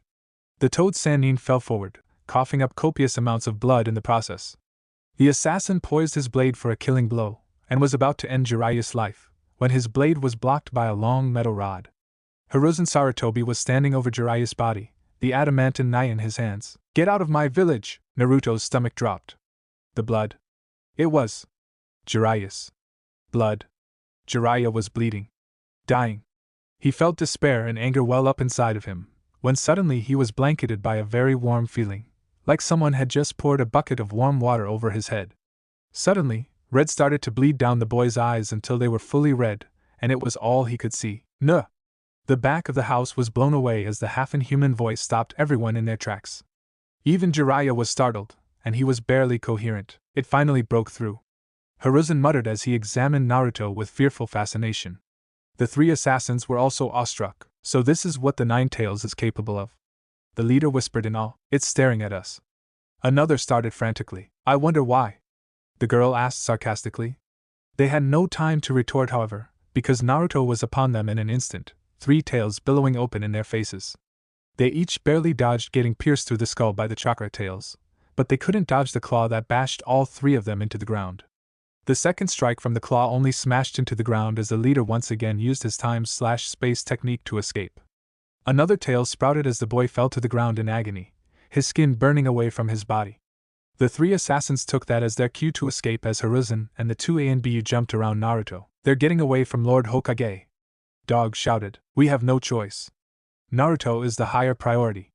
The Hokage answered back, a mix of emotions present in his tone. They heard a loud groan and they whirled around to see Jiraiya trying to crawl toward them. Jiraiya! The Hokage shouted in concern for his student as he bent down to help him. Quickly! I can. Fix the seal. Jiraiya's voice was raspy and quiet, and Hiruzen was terrified for his student. The Hokage pulled Jiraiya over to Naruto, who was now completely covered by a shell of red chakra shaped like a fox. The Jinchuriki roared as it raged out of control and Hiruzen could do nothing as it lunged at him, claws poised to rip out his heart. He was suddenly shoved to the ground when he felt and tasted blood splashing on his face. Above him, Jiraiya's palm was on Naruto's forehead, while Naruto's now healing arm was plunged through Jiraiya's chest. It took a few seconds for the boy to clear the cobwebs in his head, and when he did he started to cry. Uncle Jiraiya. Jiraiya coughed and started to laugh. Hey, don't cry, kid. You're gonna be just fine. The white-haired man gently pulled Naruto's arm from his chest, wincing in pain as he did so. But I hurt you. You're dying. Naruto wailed in despair. This isn't your fault, Naruto. I was done before you did this. I had to stop the Nine Tails from taking you over. I had promised your father. Jiraiya explained sympathetically. But you're dying. How will I live without you? Naruto asked as he stared into Jiraiya's eyes. I'm sorry, Naruto. I'm sorry I'm not gonna get to see you grow up. I'm sorry I'm not going to see you graduate. And I'm really sorry I won't be there when you get your first girlfriend. Jiraiya smiled. But I know you'll be just fine without me. Just remember, don't ever give up. I know you'll be strong one day. Naruto stared into Jiraiya's eyes and nodded. I'll never give up, Uncle Jiraiya. Not until the day I die. Naruto promised with all the determination he could muster. He watched through tears as Jiraiya smiled, and then closed his eyes, the life leaving his body forever. Naruto stared at his lifeless body, collapsing over it and going into a fit of sobs. The Hokage and his ANBU silently paid their respects to their fallen comrade as Naruto lamented his loss. Hiruzen had shed a few of his own tears before walking over to the boy and bringing him into the house. He tucked the boy into bed, Naruto having no trouble falling asleep, and went back out to Jiraiya's body. He sealed it in a special storage scroll, so that Jiraiya could have a proper funeral. He definitely deserved one. Hiruzen sighed heavily as he looked up into the night sky. Today was supposed to be a special day for Naruto. But now, It was tainted with the death of his beloved godfather. The weeks that followed were sure to be just as trying, and Hiruzen could only pray that he would be able to help Naruto through whatever he went through. Chapter 4: The Future Hokage. Naruto lifelessly stared at Jiraiya's memorial. Hiruzen stood next to the boy, a hand on his shoulder, silently mourning the loss of his one remaining student. It was ironic, really. When the Sannin were children, Jiraiya was the worst of the three. Now, however, Hiruzen could see that he had been the strongest. He was the only one with the will of fire. Naruto openly wept, not bothering to wipe the tears from his face. Naruto had built the memorial himself, insisting that Jiraiya didn't want a stupid fucking rock over my head while he was buried. His body had been cremated by the toads on Mount Myaboku itself, an honor very few have ever received. His ashes had been buried in the woods around the Leaf Village, in a special place Naruto designated. That's where he built the memorial, a small, smooth, round stone, with a burning candle, and a copy of Jiraiya's book The Tale of the Gutsy Ninja. He was going to put one of Jiraiya's porn books, but he figured that wasn't really appropriate. The funeral itself was small, in fact only 3 people were there. Once again Naruto insisted that it was what Jiraiya would have wanted, and so only the people closest to him were there. There were Hiruzen and Naruto, and then there was Jiraiya's wayward teammate Tsunade Senju, who had promised she was only here to pay respects to her former teammate and then get the hell out of the village. So the 3 stood over the memorial, for hours on end, reminiscing on their times with Jiraiya, throughout the entire day. Halfway through the day it had started to rain, but it had fazed none of the mourners. Late at night, when the rain finally stopped, Naruto looked up at Hiruzen, his voice barely audible. "Can I go home now?" Hiruzen nodded. He then turned to Tsunade. "I'm sure there's nothing I can say to get you to stay, is there?" Tsunade glared at Hiruzen. "Are you crazy? This damn village is cursed. And because of it, Jiraiya is dead." Hiruzen flinched. "All because he loved this stupid village." "Shut up." Naruto mumbled, still staring at the ground. "What was that?" Tsunade asked, glaring at the boy. "I said shut up." Naruto suddenly shouted, his head snapping up, his eyes flashing red for a moment. Tsunade's eyebrows shot up in surprise, instantly recognizing who exactly this boy was. She had never met him before, but now she could easily tell he was Minato's child just by looking at him. The village meant more to Uncle Jiraiya than his life did. That's why he sacrificed himself. Naruto's eyes were burning with anger. "Aren't you supposed to be a part of this village too? You're a disgrace." Tsunade's anger spiked, and Naruto's eyes widened at her crushing killing intent. He was a little scared, but he stood firm. "You watch your mouth, brat. You have no idea who you're speaking to. I know all about you. I know about Nawaki and Dan." Tsunade's eyes widened. "After Dan died you gave up. You let your self-pity overwhelm you, so you tried to gamble and drink your sorrow away. Don't talk about something you know nothing about." Tsunade furiously shouted. "I know everything about it." Naruto screamed back. "What do you think I'm going through right now? But I'm not just going to give up. I'm going to be strong like Uncle Jiraiya, and I'll never give up until I become Hokage." Tsunade turned pale, as if she had seen blood. "And I'll be the best Hokage the Leaf Village has ever had." Hiruzen stared down at the boy, who was breathing rather heavily after his tirade. His words had a clear effect on Tsunade, and he was the only person alive who would ever get away with saying that to Tsunade and not ending up splattered across a rock somewhere. Still, Hiruzen was proud of the boy's spirit. Jiraiya was right when he said Naruto was special. After Tsunade collected herself, she glared at the boy for a few seconds before turning around with a huff and walking away with her usual swagger. Naruto looked up at Hiruzen, who shook his head, before taking the boy's hand to walk him home. "Naruto! Open up!" Kakashi sighed as he banged on the door to Jiraiya's estate. Naruto had pretty much cut off contact with the whole world for a week, besides the Hokage, and Kakashi was worried. Of course, he knew about Jiraiya's death, and he knew Naruto was affected by it the most. But he wanted Naruto to go back to attending the academy. He had only been there for a day before Jiraiya was killed, and he hadn't been back since. The Hokage personally excused all of his absences, of course, but Kakashi still wanted the boy to go back. He had real potential, and he would only get stronger over time by learning and training. Honestly, it was as if his potential was limitless. Kakashi was surprised when the bolt clicked, and the door opened, revealing a tired-looking Naruto. He was wearing his pajamas, with his funny sleeping cap with the eyes, and there were bags under his eyes. "Hi, Kakashi," he mumbled. "Hello, Naruto. Can I come in?" Naruto nodded and turned around, leading Kakashi into the kitchen. On the table was a big steaming bowl of ramen, and Kakashi sighed at the boy's eating habits. How have you been, Naruto? Kakashi felt like an idiot for asking, but he really had no idea what to say. Comforting people was not on his extensive list of skills. It hurts. Kakashi knew the pain of losing a loved one all too well, and it was heartbreaking to see Naruto go through it. I know it is, Naruto, Kakashi said with a sigh. I miss him. A lot of people miss him. I miss him.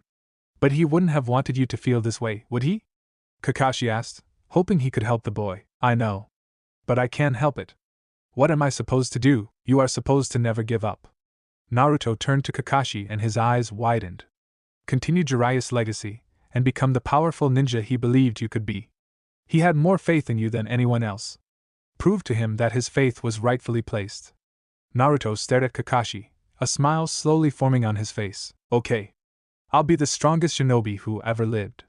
That's a promise. Kakashi chuckled at the boy's insane promise, and ruffled his hair. Well, if you want to be the strongest, you should probably go back to the academy. Naruto jumped out of his seat. Oh man! I forgot all about the academy. Kakashi laughed. That's okay. The Hokage personally excuse your absences, so you won't be in any trouble. So, are you ready to go? Wait 1 minute. Naruto dashed upstairs and got changed in a record amount of time, surprising Kakashi when he returned a minute later. Okay, let's go. Kakashi and Naruto approached the academy, a smile back on Naruto's face. He was excited to get back into the academy, and maybe he would finally get to show off some of his skills.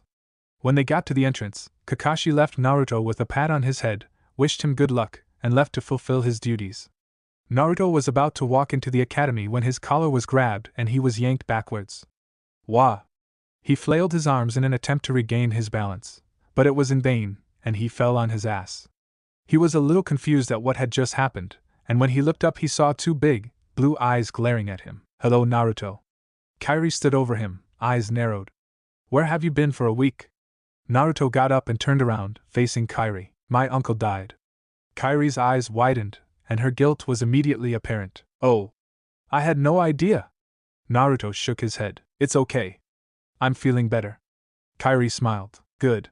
Now let's go to class. Naruto nodded, and they both made their way through the academy to their classrooms, taking their seats in the back. There were a few whispers about Naruto's return, but nothing too serious occurred. Iruka walked in a few minutes later, and was very surprised to hear his call of Naruto was met with a "here." He smiled when he saw his newest student back in the classroom. Good to see you're back, Naruto. Naruto chuckled and scratched his head in response. When Iruka finally finished roll, Naruto was pleased to find out that the first half of the day today was dedicated to taijutsu sparring. He hadn't trained in about a week, but he was confident he could take the kids in this class. He wasn't cocky, but he wasn't a prodigy for nothing. Iruka led the class outside, and around the back, to a small training area with kunai targets, punching posts, and sparring areas. Okay class, I know you all know how this works, but I must explain this for Naruto's sake. Iruka smiled at the blonde and he smiled back. The way we spar here is simple. One person stands in the ring, and then I choose someone to spar with them. The winner stays in the ring, and can stay as long as they win every fight. Do you get it? Naruto nodded. Good. Would you like to go first then? I would like to see your skills so I can rank you. Naruto stepped into the middle of the ring, and waited for Iruka to choose his opponent. Okay, let's see. You go first. A boy with milky blue eyes stepped forward, and Naruto identified him as a Hyuga. He didn't think it really mattered. This kid probably couldn't use his bloodline limit yet anyway. They both stepped forward, and Iruka showed them the proper way to conduct a spar, before ordering them to begin. Faster than any academy student could track, Naruto was behind Yoku, delivering a spinning kick to his head. Yoku went down hard, having no time to react or defend himself. Naruto stood over Yoku calmly, waiting for Iruka to call the spar. Iruka was shocked at Naruto's speed, having no doubt none of the students could have tracked it. He was well above academy level, and he was certain that he wouldn't lose to any of the kids here. Naruto, can you come here for a minute? Naruto walked over to him. Yes, sensei? I don't really know how to say this, but I can't let you spar against these children. Naruto looked at him in confusion. Why not? Well, quite frankly, I don't want any of them to get injured. Naruto smiled a little bit, before looking annoyed. But then who am I going to spar with? Iruka sighed. I think that will be me. Naruto's eyes widened. Really? Alright. That'll actually be a challenge. Iruka smiled, and walked into the circle. Okay, class, because Naruto is, well, to be blunt, possibly the strongest one here, I will have a spar with Naruto. His class looked annoyed at his comment, but they really couldn't protest it, so he shrugged. Naruto, are you ready? The blonde nodded, and then they began. Naruto jumped in at Iruka, his fist cocked back, aiming for his face. Iruka ducked under the swing, and aimed a punch at Naruto's exposed stomach. But Naruto had grabbed Iruka's shoulder and spun out of the way, deflecting the punch with his other hand. Naruto's leg came spinning around, and Iruka was barely able to catch it. Naruto dropped to the ground, and ducked under a haymaker from Iruka, but could not dodge the knee to his gut. He rolled backwards, rolling out of the circle, thus declaring Iruka the winner. Naruto sighed as he pushed himself up. The rest of the students looked at Naruto in awe, baffled by Naruto's skill. How an academy student could take on a Chunin was beyond them, but they knew he was strong. Iruka approached Naruto with admiration in his eyes. That was impressive to Naruto. I don't think it's a question of where you'll be ranked, but I have to assess your other skills first anyway. Since Iruka could do nothing to curb his interest in Naruto, he decided to dedicate the rest of the day to figuring out exactly where the boy would be ranked. In all honesty, he already guessed the boy would take the number 1 spot, but Iruka's fascination with the possible prodigy was too great to pass up a chance to measure the boy. The class was now gathered on the sports field of the academy. Alright class, next is ninjutsu practice. Kairi, will you come to the front to demonstrate the 3 academy techniques please?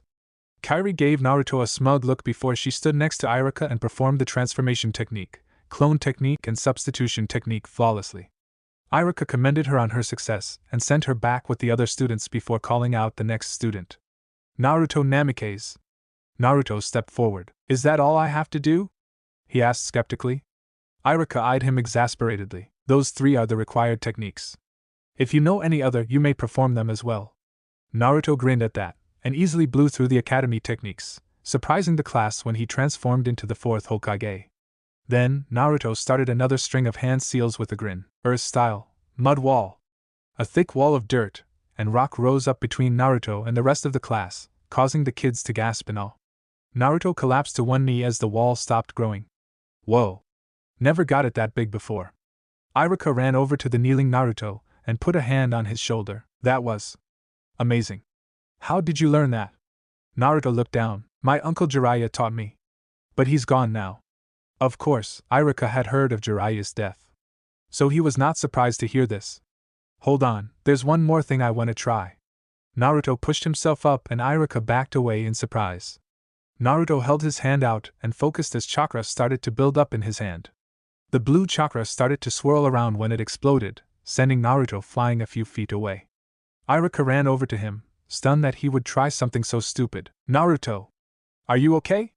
The blonde boy groaned and opened his eyes, giving Iruka a slow nod. Iruka stared at him a second before sighing. Was it? What do I think it was? Naruto just nodded again. Still can't do it. He muttered in frustration. He pushed himself up and retreated back to the group of students, all who were staring at him with awe and a little fear. Kairi tugged on his sleeve. What was that?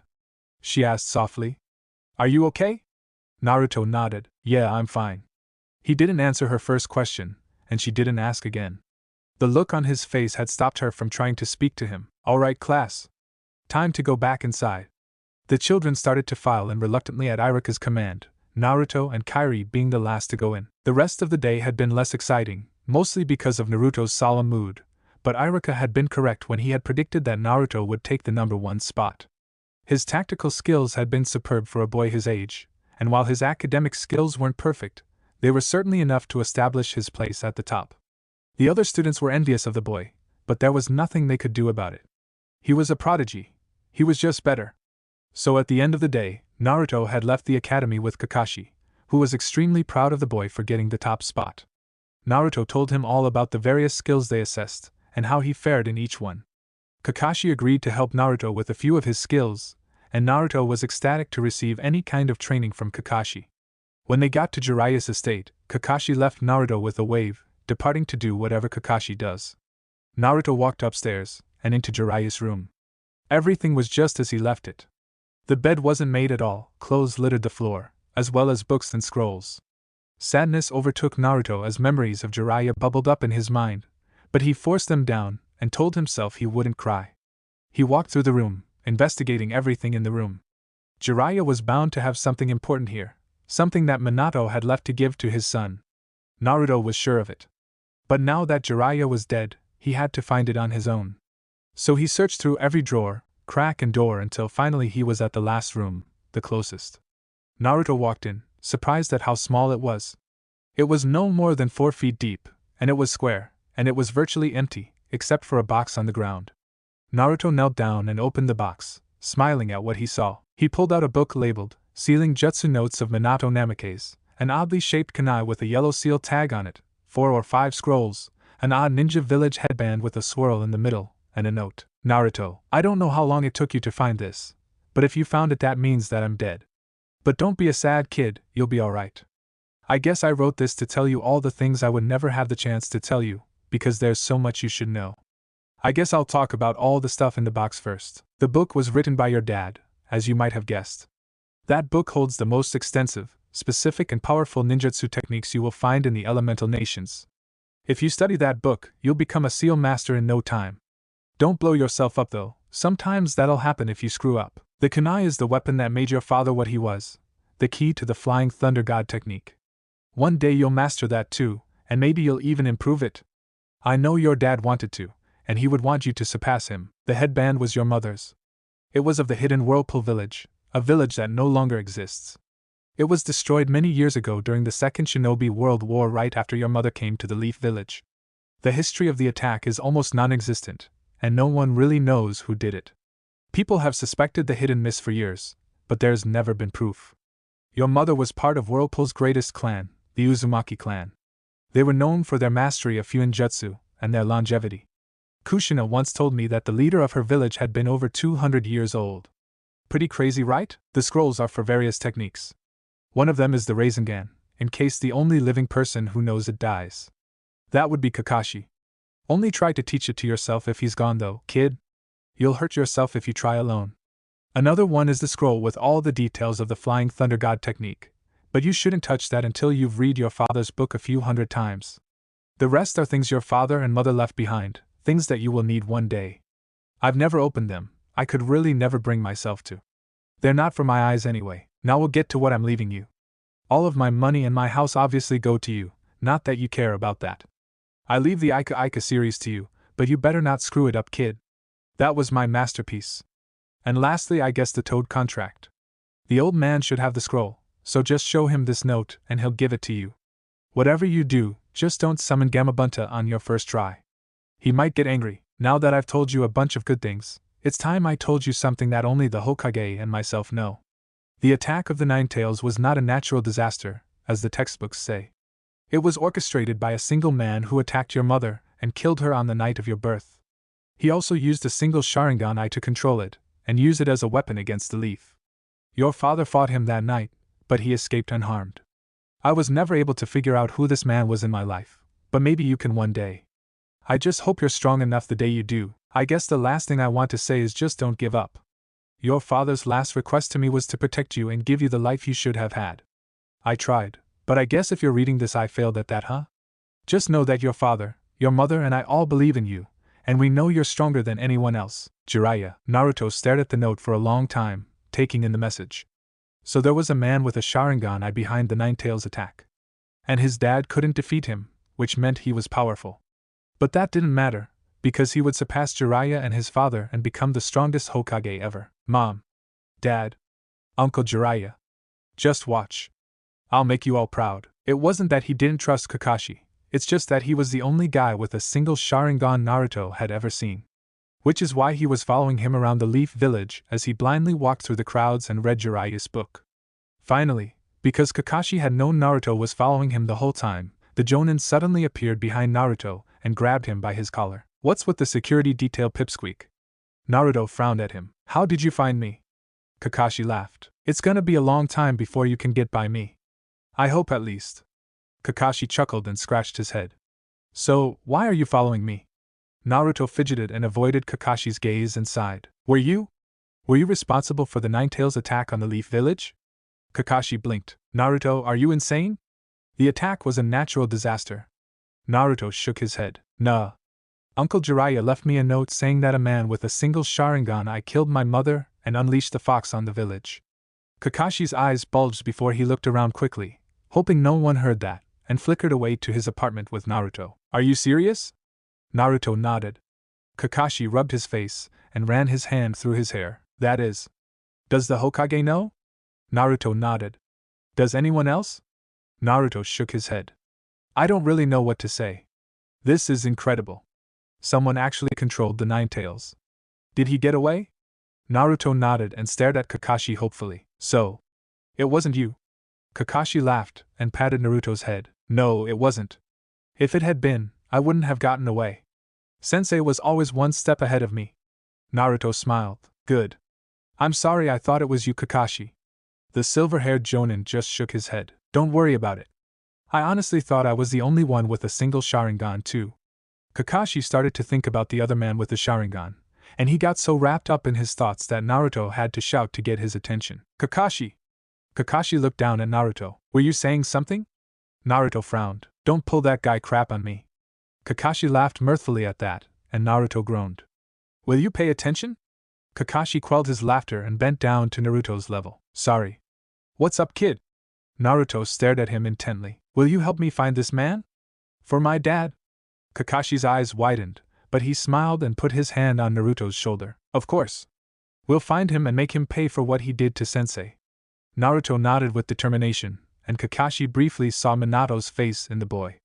It was gone after a second, but he had no doubt what it meant. Chapter 5, Secrets. Naruto awoke suddenly, hearing his alarm clock blaring right next to his ear. He quickly turned it off, preventing himself from breaking yet another alarm clock. Sometimes, when Naruto woke up, he would chuck the alarm clock against the wall out of anger for waking him up. And he had gone through many alarm clocks that way, so he really didn't feel like buying another. Naruto sat up and groaned, realizing what day it was. It was the first day of his 4th year in the academy today, and he wasn't all that excited. He had wanted to graduate early, knowing that Kakashi had done that at his age, but Hiruzen denied him, stating that Kakashi had been in the academy during the war, and that it was different. Naruto didn't understand, but he figured that the Hokage was right anyway. So now he had to deal with a bunch of kids who had no idea what they were doing. When Hiruzen told him he would be placed in a class with kids his age, he nearly yelled at the Hokage. It was ridiculous to put someone of his caliber into a class full of first-year kids. Well, except for one other kid. Sasuke Uchiha had entered the academy just 1 year after Naruto, and immediately they had become rivals. Sasuke was always challenging Naruto to test his strength, and both boys were pretty evenly matched. Although most of the time, Naruto was the winner of their spars. Since they were the same age, and close to the same skill level, they had constantly been paired together during drills and lessons at the academy, and because of that they had formed a bond of begrudging friendship. Sasuke had a tiny bit of admiration for the boy, just for his work ethic alone, and a healthy respect for the boy's strength, which he had learned through experience. Naruto, on the other hand, genuinely liked Sasuke, and considered him to be his best friend. They trained together weekly, and both were getting stronger and helping the other every day. But other than Sasuke, Naruto was sure there was no one in this class that would be of interest to him. He just hoped his training outside would continue to get more intense. Kakashi had taken Naruto under his wing after Jiraiya died, taking over the duty of training the son of the 4th Hokage. He felt he was obligated to. After all, the 4th was his sensei. So, for the past 4 years, Kakashi had been training Naruto, watching him turn into the ninja he was meant to be. At 7 years old, he was already Chunin level, in every aspect of his skills. His ability to learn techniques so easily, due to the shadow clone technique, was amazing, breaking the boundaries of time. Kakashi had immediately taught Naruto the shadow clone technique. In fact, it was the first thing he taught him. Flashback. A new technique? Really? Awesome! Naruto shouted in excitement. If Kakashi was going to teach him a new technique right off the bat, then he would probably be an awesome sensei. Yes, it's a technique that I believe you will be able to master. It's called the shadow clone technique. Naruto blinked. Is it a clone of my shadow? Kakashi almost burst out laughing, but even his mask couldn't hide his smile. No, Naruto, it isn't. It's a very useful technique. Just watch. Kakashi made the single hand seal and Naruto was shocked to see an identical Kakashi, with a shadow, standing right next to the original. Whoa! Is that solid? Both of Kakashi nodded. Awesome! Can I try? One Kakashi stepped forward. Yes, but let me explain what to do first. Did you see the hand sign I made? Naruto nodded. Good. That's the only one. Now, when you mold your chakra for this technique, I want you to put in a good amount, about half of your reserves. Can you do that? Naruto nodded again. Alright. If I'm correct, you should get around 200 or so clones. Try it out. Naruto brought his hands into the single seal and his face scrunched up in concentration. Shadow clone technique. There was a massive plume of smoke that appeared around the entire area. Kakashi's eyes widened, his Sharingan already seeing the number of clones there were. 600. That's incredible. This kid could be his own army.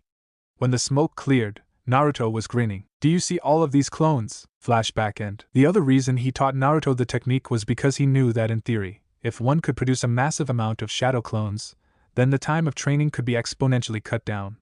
What would take a normal man weeks could take him hours, months could take him days, and years could take him weeks. It was truly incredible, and Kakashi even believed it to be better than his Sharingan. There was one other thing that took up the rest of Naruto's time. Ever since he had found his father's notes on Fuinjutsu, he became engrossed in it, and even obsessed with it. He wasn't smart enough to comprehend much of the complicated stuff, but the most basic things he understood, and he had even started practicing on his own. While he knew it was extremely dangerous to do so, the boy didn't know of anyone else who was up to the caliber of Jiraiya or his father had been in Fuinjutsu. When he had asked Kakashi about it, Jonin had admitted that while he had some knowledge, it was not nearly as much as his sensei's. He still agreed to help Naruto with anything Fuinjutsu related, for the sake of his safety more than anything else. The rest of the day would be boring, unless he could convince Sasuke to cut class, which he had only succeeded in doing once. Naruto sighed as he pulled his shirt over his head. This year was gonna be boring. We're not cutting the first day of Naruto. Naruto's expression fell and his shoulders drooped. Why not? It's not like we're missing anything important. The first day is one of the most important. Naruto sighed and rolled his eyes. Fine, Sasuke, we'll go to class. But I guarantee halfway through the day you'll wonder why you even went. Sasuke shrugged. Whatever.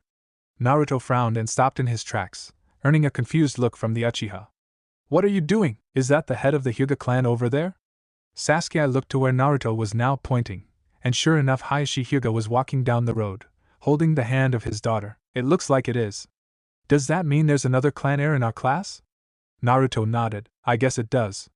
And a Hyuga heir too. Looks like you have some competition. Sasuke scoffed, as if. The Uchiha are superior to the Hyuga in every way. Naruto stared at Sasuke for a moment before raucous laughter erupted from his mouth. What are you laughing at? Naruto slowly calmed himself down, still chuckling a bit, and wiping a tear from his eye. Dude, you sounded just like your dad. Sasuke's eyes widened, before a small smile formed and a chuckle escaped his mouth. I didn't? Naruto smiled. All you need is the permanent scowl and the angry disposition and you're there. Sasuke scowled, and Naruto started laughing, pointing at his face. There it is. Sasuke grunted and turned away, leaving Naruto behind. Naruto caught up quickly, and together the two friends made their way to the academy. My name is Iruka, and first I would just like to welcome you all to the academy. Iruka looked over his class with a wide smile on his face. It was going to be an interesting class this year. When he had first seen the roll sheet, he almost spat out his coffee at the number of clan heirs that were in the class. 7 was an absurd amount of clan heirs, and the clans they hailed from were some of the strongest in the Leaf Village. The Nara, Akimichi, Yamanaka, Aburame, Inuzuka, Hyuga and Uchiha all had heirs in this class, and Iruka would be damned if this class didn't produce some of the finest ninja of their generation. Plus Naruto, the son of a former Hokage, this class was completely stacked. Of course, Iruka already knew Naruto and Sasuke from their previous years in the academy, having been their teacher in the previous years as well. When Naruto had joined his class 4 years ago, and Sasuke 3, Iruka grew prouder and prouder of the two boys each day as their skills soared to levels unprecedented for kids their age. At 7, both were easily Chunin level, and both could now beat him in a spar. Naruto still claimed the number 1 spot, while Sasuke nipped at his heels in the 2nd spot. When Iruka heard that instead of graduating the two boys would be put in a class of their peers to get better acquainted with them, he was ecstatic. They were 2 of his favorite students, although he could never admit that out loud, and teaching them again was sure to be interesting. And maybe it would inspire these kids with great potential to become the best ninja they could be. For the next 5 years, Naruto and Sasuke sighed as Iruka went into his beginning of the year speech. They had heard many variants of it over the years, and so they had no need to pay attention to it. Naruto looked to his left at the other boy who sat at the table. He had spiky, black hair that was tied into a ponytail that stuck up in the air, but the boy's face could not be seen, for it was currently planted on the table. Naruto cracked a smile and poked the boy in his side. Huh! The boy's head popped up, and he lazily glanced over at Naruto, who was beaming at him. Sleeping on the first day? That doesn't seem like something a ninja would do. The boy was about to retort, when Sasuke did it for him. You slept on the first day for the past 2 years, if I'm not mistaken. Naruto frowned and turned to Sasuke. Why would you say that? Now I look bad. Sasuke shrugged, and the black-haired boy started to laugh. Naruto turned back around. What's so funny? The boy raised an eyebrow and casually shrugged. You said it yourself? It doesn't seem like something a ninja would do. Sasuke chuckled from behind Naruto, and the blonde frowned. Whatever. The frown was replaced with a smile. Well, I'm Naruto, and I'm gonna be the best Hokage there ever was. The boy blinked at Naruto's declaration. Are you Naruto Namake's? Naruto nodded. I see. So then that means you're the Hokage's son. Another nod. Troublesome. Why is that troublesome? Naruto asked. Of all the people I could have sat next to, I had to sit next to the strongest academy student in years. I'd call that troublesome. Naruto cocked his head. You know who I am? The boy nodded. Everyone knows who you are. My father told me all about you too. You started the academy at age 4, and the only reason you haven't graduated is because the Leaf Village is at peace right now. Naruto seemed a little shocked that his name was so famous. And if you're Naruto, then you must be Sasuke Uchiha. Sasuke nodded at this. I am. Although I'm impressed you understand why Naruto and I haven't graduated. Not many academy students have knowledge of how a ninja village really works.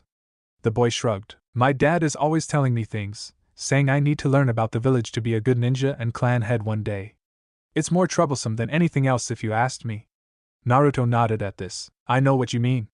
My uncle Jiraiya was always telling me stuff like that. I didn't care about it before, but now I guess I kinda see why it's important. The boy shrugged. In a way it is. But I don't have to worry about that right now. Sasuke nodded. I don't believe I caught your name. Shikamaru Nara. Oh, so you're the heir of the Nara clan? Shikamaru nodded. Troublesome as it is, I am. Naruto. Sasuke. Shikamaru. Be quiet back there. The 3 boys jumped at Iruka's sudden shout, and they immediately turned forward. Naruto and Sasuke knew Iruka was not one to be messed with, and when he brought his wrath down upon you, it was not pleasant. So they quieted down for now, deciding to save their conversation for lunch. Eventually, the day ended, and Naruto was excited to leave the dreadful prison. When Iruka dismissed them, Naruto sprinted out of the classroom, with Sasuke close behind. They were both itching to train, especially after that long day in the academy. They arrived at Jiraiya's estate, immediately heading for the training ground. As usual, they started with some light warm-ups, before they got ready to spar. So what's the score now anyway? Naruto asked as they got into their stances. 29-30, Sasuke mumbled. Well then get ready to fall even further behind. Naruto shouted with a grin. I'll make you eat those words. Sasuke charged in at Naruto, pulling out 2 kunai as he did. Naruto took his own kunai out just in time to block Sasuke's first strike, and he quickly ducked under his follow-up slash. Sasuke swung his leg at Naruto, who blocked his arm. Naruto then grabbed Sasuke's leg and threw him high into the air. Flipping in midair, Sasuke landed gracefully and rushed back at Naruto, attacking him with a flurry of slashes and strikes. The blonde was pushed onto the defensive, blocking any strike with his kunai, and weaving through any he could not. Sasuke pressed with aggressiveness and speed, finally forcing an opening and kicking Naruto away. The blonde tumbled through the grass and rolled into a tree. Naruto rose with a groan, and Sasuke ran at him.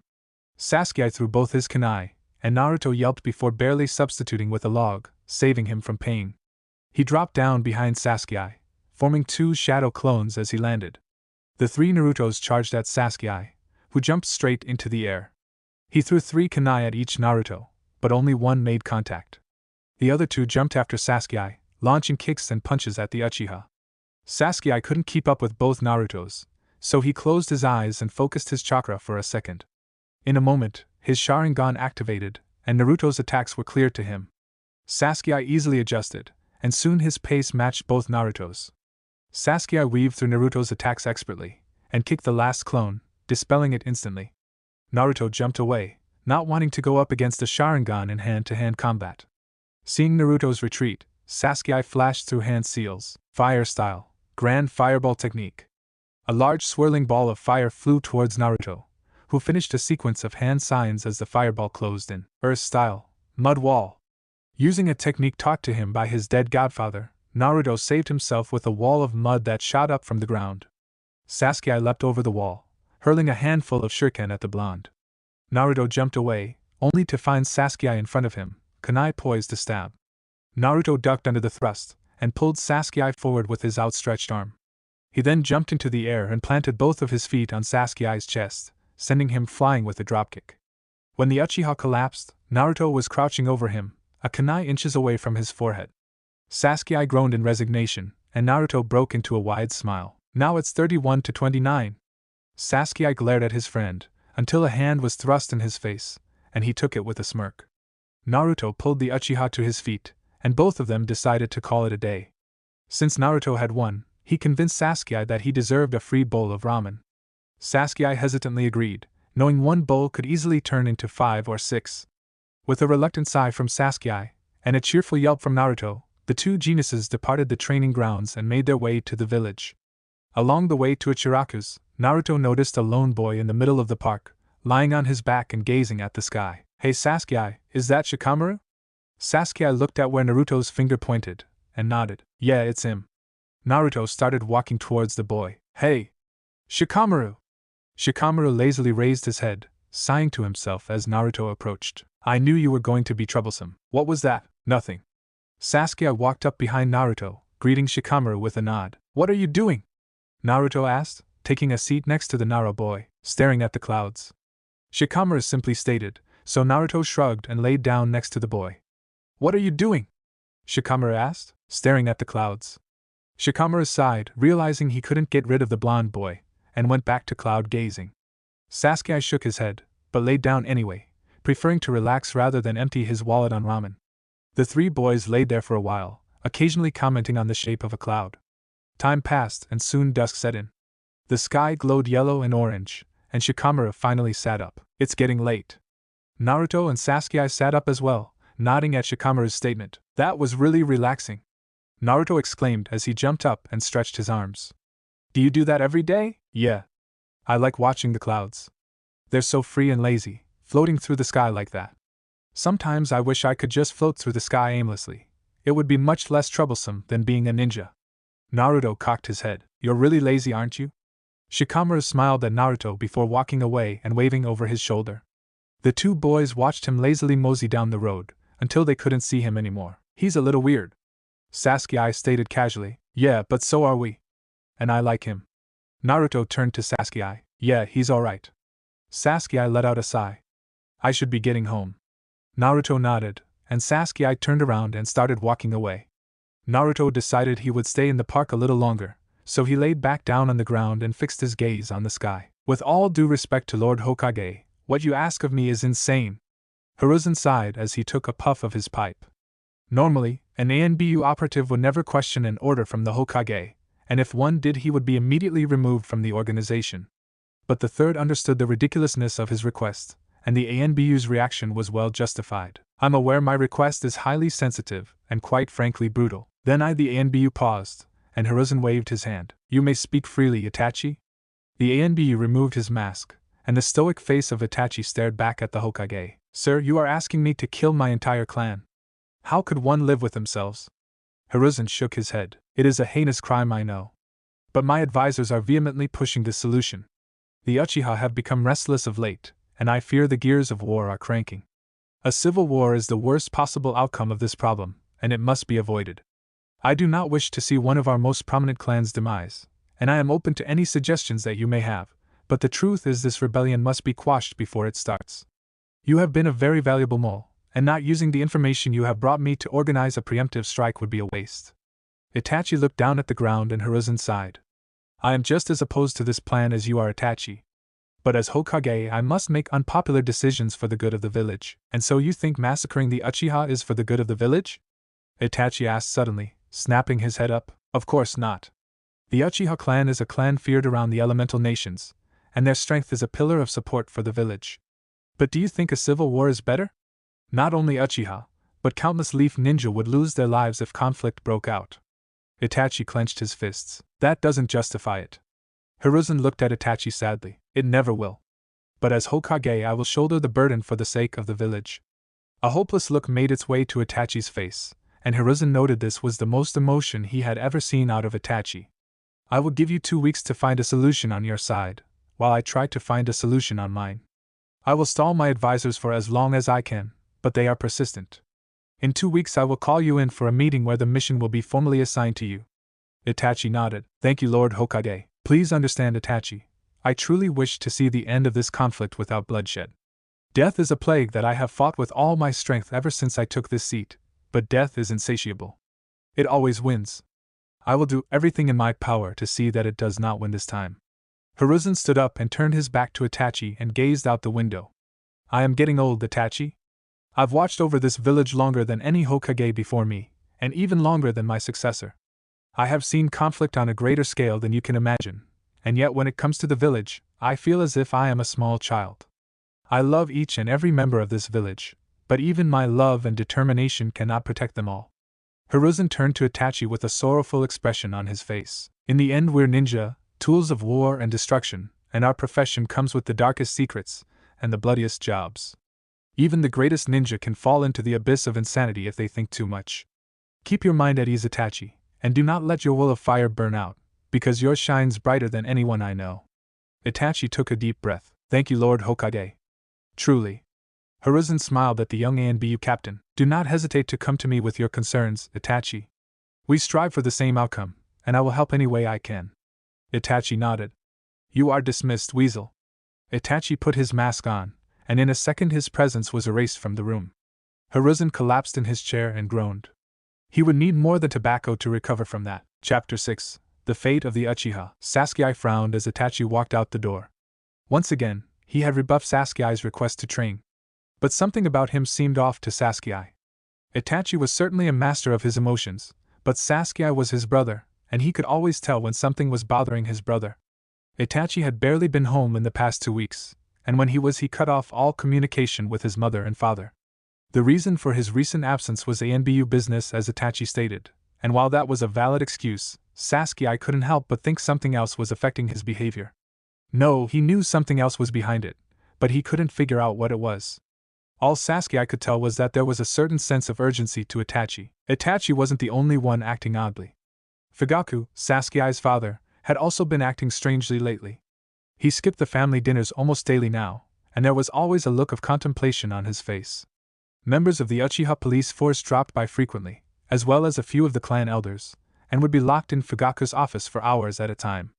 While they could just be discussing clan affairs, with Itachi's recent behavior, Sasuke couldn't help but think there was a connection. And he'd be damned if he didn't figure it out. Seeing as the academy had off today, Sasuke decided to find Naruto and tell him about his brother and father's odd behavior. The blonde would definitely be interested in finding out what was going on, and Sasuke was counting on that. After exiting the Uchiha district and walking through the village, Sasuke arrived at Jiraiya's estate. He pounded on the door and waited for a few minutes until the door opened slowly.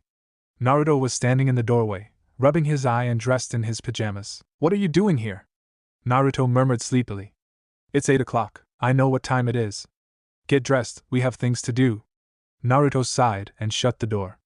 5 minutes later he came back out, fully dressed and slightly less sleepy. What are we doing? Naruto asked as they walked away from the house. Itachi and father have been acting strangely lately, and I want to figure out what's going on. A devilish grin spread across Naruto's face. So you want to spy on them? Sasuke nodded. This is going to be fun. Sasuke sighed. It's not going to be easy, you know. Naruto shrugged. I've hidden from ANBU before, it isn't that hard. And even Itachi can't see through my invisibility technique. We still have to be careful. Naruto nodded, and the two boys headed for the Uchiha district. Father. While his expression was stoic, on the inside Itachi felt like nothing more than a small child. He was far too young to be dealing with this, and yet this was what the cost of being a great ninja war. They called it a blessing. It disgusted Itachi. Every night for the past 2 weeks you have tried to convince me to stop our revolution in every way you can. Fugaku's stare was ice cold, and it bore the weight of a whale. Don't tell me you're nervous. If the head of the Uchiha clan ever showed emotion, he would have sneered then. The Hokage does not need to die. Neither do our clansmen. He is old, he won't occupy the position for much longer. With my pedigree, I could become the next Hokage. Then the Uchiha would have an equal say. Fugaku scoffed. Don't get cocky, son. You're light years away from Hokage level. Then why am I the one who's putting the knife to his neck? Fugaku could not think of an immediate answer, so there was a pregnant pause before he retorted. You are foolish if you think the council would allow an Uchiha Hokage. This argument is over. Either you are with us, or you should make yourself disappear. Itachi stood in stiff shock and his father left him with that. He had never said anything like that before. For the first time, Itachi felt a tear slide down his cheek. Naruto and Sasuke stood stone still against a wall. In front of them, a meeting between Fugaku and a few of the Uchiha elders, as well as some members of the police force, was taking place. Fugaku led the meeting, and currently they were debating something that had literally shocked Naruto and Sasuke to their cores. When they first decided to intrude on the meeting, they had followed the clan members into the room, slipping in under the guise of Naruto's invisibility technique. Everything had gone along smoothly, until the purpose of the meeting was brought up. When Fugaku brought up a plan of a rebellion against the Hokage, the two boys had almost yelled in shock, only keeping quiet because of their current situation. And now, with every word uttered by the Uchiha in the room, Sasuke felt his respect for his clan plummet. As they watched, the meeting continued, its members completely unaware of the intruders. Itachi's reports have been scarce of late, Fugaku. One of the elders stated. We are in the final stages of our plan.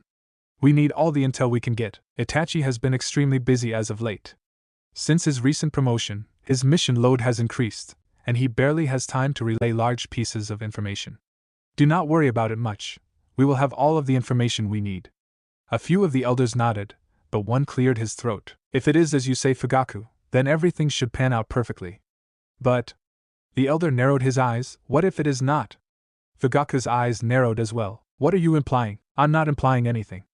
But I am questioning whether or not Itachi is the right man for the job. You speak out of line. Fugaku started with barely masked venom. Do I?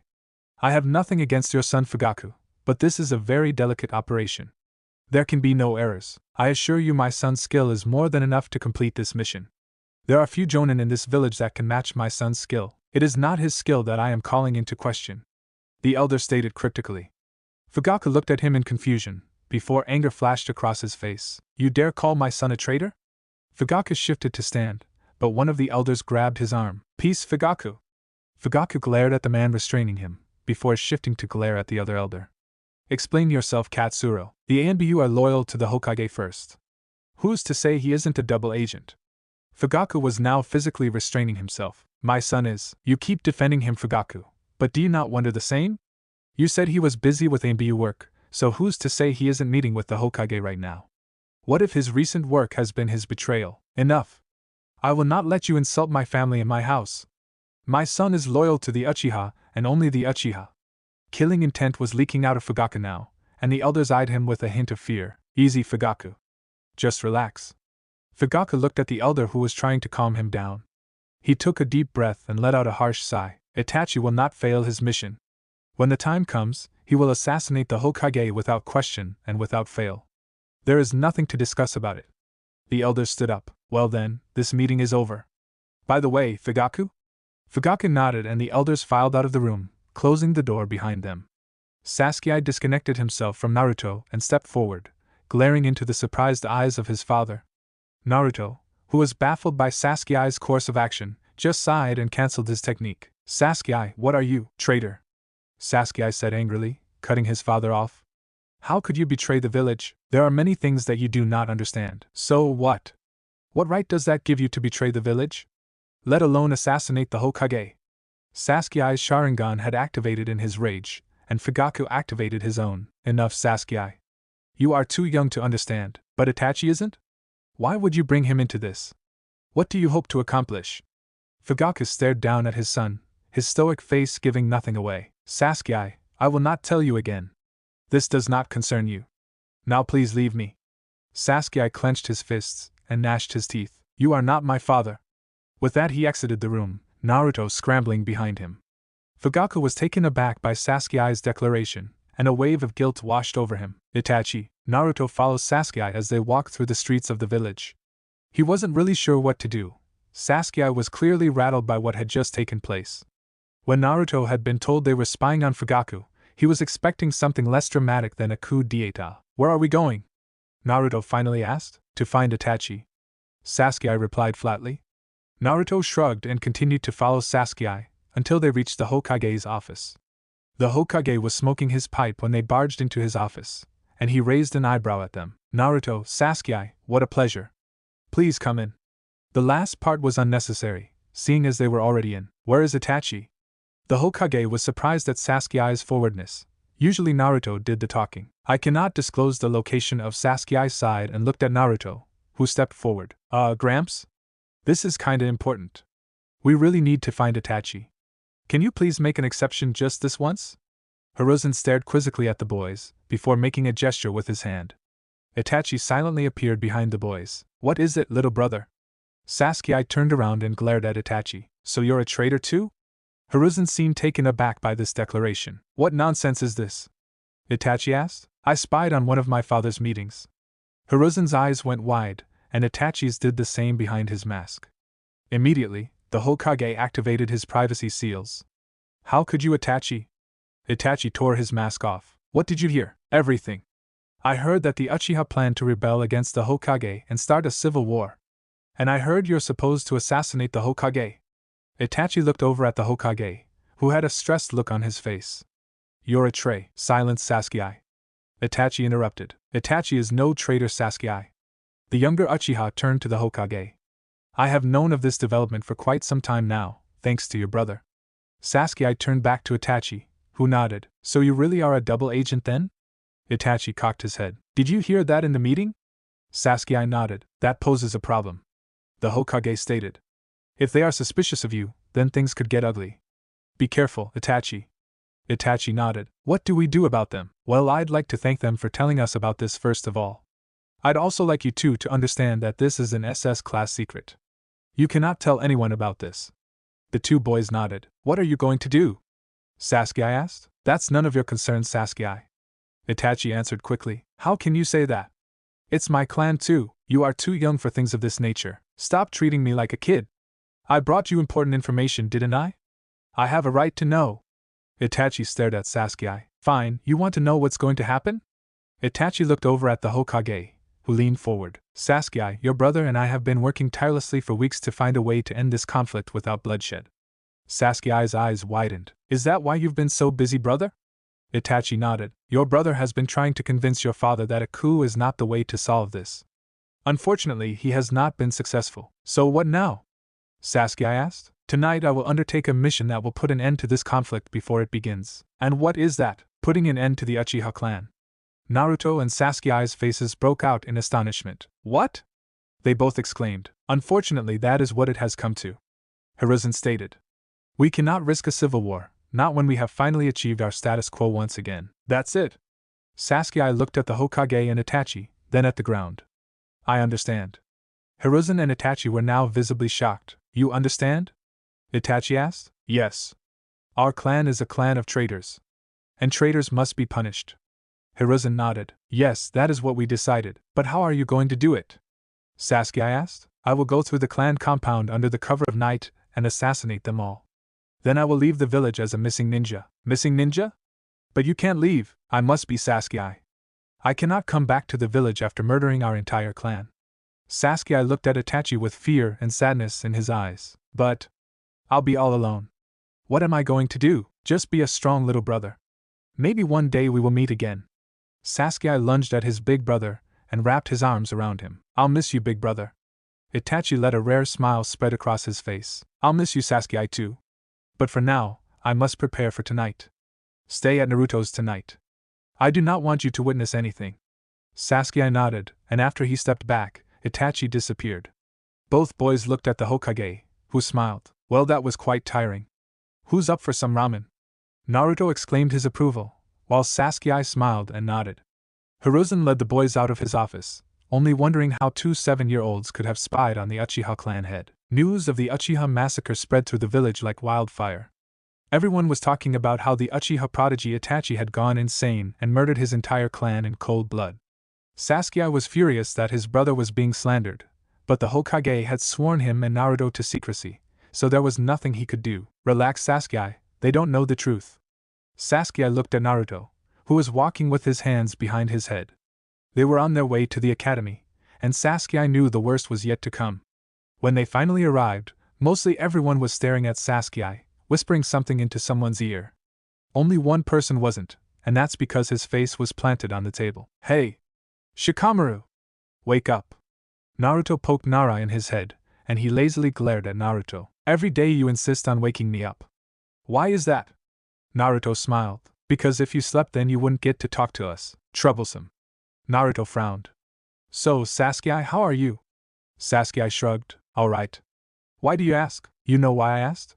But alright isn't the answer I was expecting. Sasuke shook his head. You wouldn't understand. I don't want to talk about it. Shikamaru shrugged. Fine by me. I was just being friendly. Naruto smiled at this. See, we are friends. Shikamaru sighed and put his head back down. Hey, don't ignore your friends. Friends let friends sleep. Was the muffled reply that came from Shikamaru. Naruto huffed and crossed his arms. Whatever. Sasuke watched the exchange with a smirk. Naruto was right. They were friends, and Sasuke knew he would need them to get through this ordeal.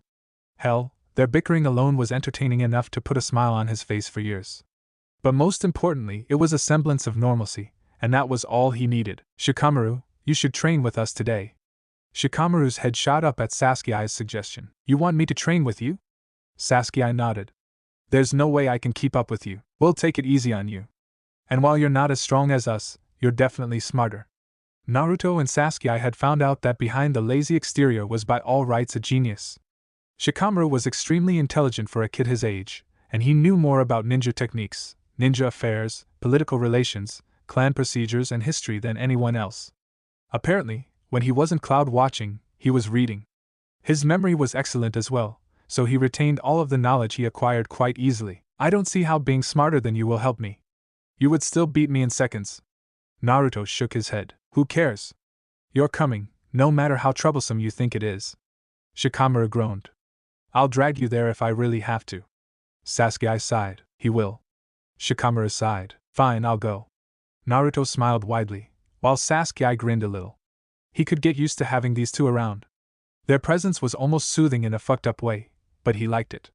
Maybe he wouldn't be so alone after all. I swear I'll be a strong big brother. And I'll carry on your dream to protect the village. The top of the Hokage mountain was a special place for Naruto. He always felt closer to his father here than anywhere else, plus it had the best view. It was his go-to spot in the village for anything, thinking, eating ramen, relaxing after training. But today he was not alone. It's a little cold up here. Naruto's head turned towards his companion. It's just a little windy. You get used to it. The blonde replied. As they walked atop the fourth Hokage's head, the entire view of the Leaf Village and the horizon above it opened up in front of them. Kairi wondrously gazed at the beauty displayed before her as they sat down. Wow! I never realized how big the village was. She stated as her eyes flicked from building to building. That's what I said when Uncle Jiraiya first took me up here. I remember he told me that if I ever wanted to be close to Dad I could just come up here. He smiled as he looked down at the monument underneath him. You miss him, don't you? She asked quietly. Of course I do. He answered matter-of-factly. But missing him won't bring him back. Instead, I'll try my hardest to live up to his name. Both of their names. And then I'll surpass them. If I do that, then I know I'll have made them proud. Kairi stared at Naruto with slightly wide eyes. You know, you're the most mature 7-year-old I've ever met. Naruto shrugged and laughed. Yeah, I think Uncle Jiraiya did that on purpose. I guess he didn't want me to be like he was when he was a genin. Kairi's head tilted. What do you mean? Well, he was the dead last on his genin team. It wasn't until he got the Toad contract that he changed. He told me all kinds of stories about Orochimaru and Tsunade kicking his ass. Naruto explained fondly. That's hard to believe. I haven't heard of many ninjas alive today that could go toe-to-toe with Jiraiya of the Sannin. Sensei told us that once during a mission, Jiraiya stayed behind to fight a force of 20 Jonin-level ninja. He came back 20 minutes later covered in blood and ash, but Sensei said none of it was his. Naruto chuckled at Kairi's story. That could have been exaggerated, you know? But it sounds like something he would do. He would never let a comrade die before him. Naruto looked up at the sky. Who is your sensei anyway? He asked after a few moments of silence. Aoba Yamashiro. He's a little bit too carefree, but he's serious during training, and he's strong. He's a good sensei. Naruto nodded. Good. You're so lucky you graduated. I can't stand the academy anymore. All I ever do is spar with Sasuke, And we can't even go all out, or we'll end up breaking something. I just wish the old man would let me out already. Naruto stated enviously. Speaking of Sasuke, where is he? Kairi asked curiously. You two are always together. Naruto laughed. Yeah, but he needed some time alone. I'm sure you've heard what happened. Kairi nodded. He's just making peace with it. Well, I hope he does. And don't worry about the academy. You'll be genin before you know it. Naruto looked out over the village and sighed. You're right. A smile crossed his face. And then it won't be much longer till I'm Hokage. Chapter 7. The Leaf's Geniuses. A year has passed since the Uchiha massacre. In its wake, the village had lost one of its most prestigious clans, but civil war had been avoided, unbeknownst to most of the population. The villagers' treatment of Sasuke had changed completely, and now they almost worshipped the ground he walked on. Besides the fact that he was a prodigy himself, mostly everyone in the village felt bad for the boy, and occasionally he would get free meals or other special treatment. He asked for none of this, of course, but there was no way to stop them. Over the last year, Naruto and Sasuke had only grown stronger, as well as Shikamaru. Against his will, Shikamaru had started training with Naruto and Sasuke every day, and after a year, he was easily high genin level. Not as strong as Naruto or Sasuke, but he was certainly stronger than any other academy student, and this was the reason that Kakashi Hatake, as well as Shikaku Nara, were in the Hokage's office. This is a hefty request from Kakashi. How do you feel about this, Shikaku? Nara stepped forward. Honestly, I have no qualms with Kakashi's request. Shikamaru's improvement over the last year has been outstanding. He's already learned 2 of our clan's techniques, as well as attempting a third, not to mention the other techniques he's learned. If anything, I request that Shikamaru be placed on a team with those 2 boys. You do not wish to continue the Ino Shikicho trio? Shikaku sighed. I would love to, but the truth is, for Shikamaru's sake, I would rather him be with those boys. That team has the potential to function just as well, if not better, than my old team. Hiruzen seemed surprised by this. That's quite a favorable reply. Kakashi, do you have anything to add? Kakashi shook his head. No, just everything I've told you, Lord Hokage. Their talent is being wasted in the academy. Hiruzen sighed. Well, I can't really say no, can I? Very well, as of today, Kakashi Hatake is the Jonin sensei of Team 7, which consists of Naruto Namikaze, Sasuke Uchiha, and Shikamaru Nara. Kakashi nodded. Thank you, Lord Hokage. You won't regret this. The Hokage nodded, and both Jonin exited the office. They walked out together, and when they were outside, Kakashi turned to Shikaku. Shikamaru will be fine. I'll protect him with my life. Shikaku smiled. I know. You didn't need to reassure me. But thank you? Kakashi shook his head. No, thank you. I've been trying to get Naruto and Sasuke out of the academy for years. Your approval only helped. Well, those 2 boys have helped my son immensely. There's no one else I'd rather have watching his back. Kakashi nodded. They're definitely something else. Expect to hear great things about your son's team, Shikaku. Shikaku nodded and walked away. Kakashi decided he would take the rest of the day off, and relay his news to Obito and Rin. His teammates had to hear that he was going to be a sensei. Stealth is one of the most important skills. The door to the classroom opened, interrupting Iruka from his lecture. Kakashi stepped into the room. Ah, Captain Kakashi, what a pleasant surprise. Kakashi chuckled. Sorry to bother you, but I'll be taking a few of your students. Iruka nodded. Yes, I got the Hokage's letter this morning. Iruka turned to the class. Naruto, Sasuke, Shikamaru, please go with Kakashi. The 3 students stood up and exchanged looks of confusion before filing down the aisle. Good luck, boys. I know you'll do well, Iruka said with a smile as they walked by, further confusing them. They followed Kakashi out the door, and he led them through the Leaf Village to one of the surrounding training grounds. Naruto smiled when he recognized it, identifying it as the training ground Jiraiya modeled his own after.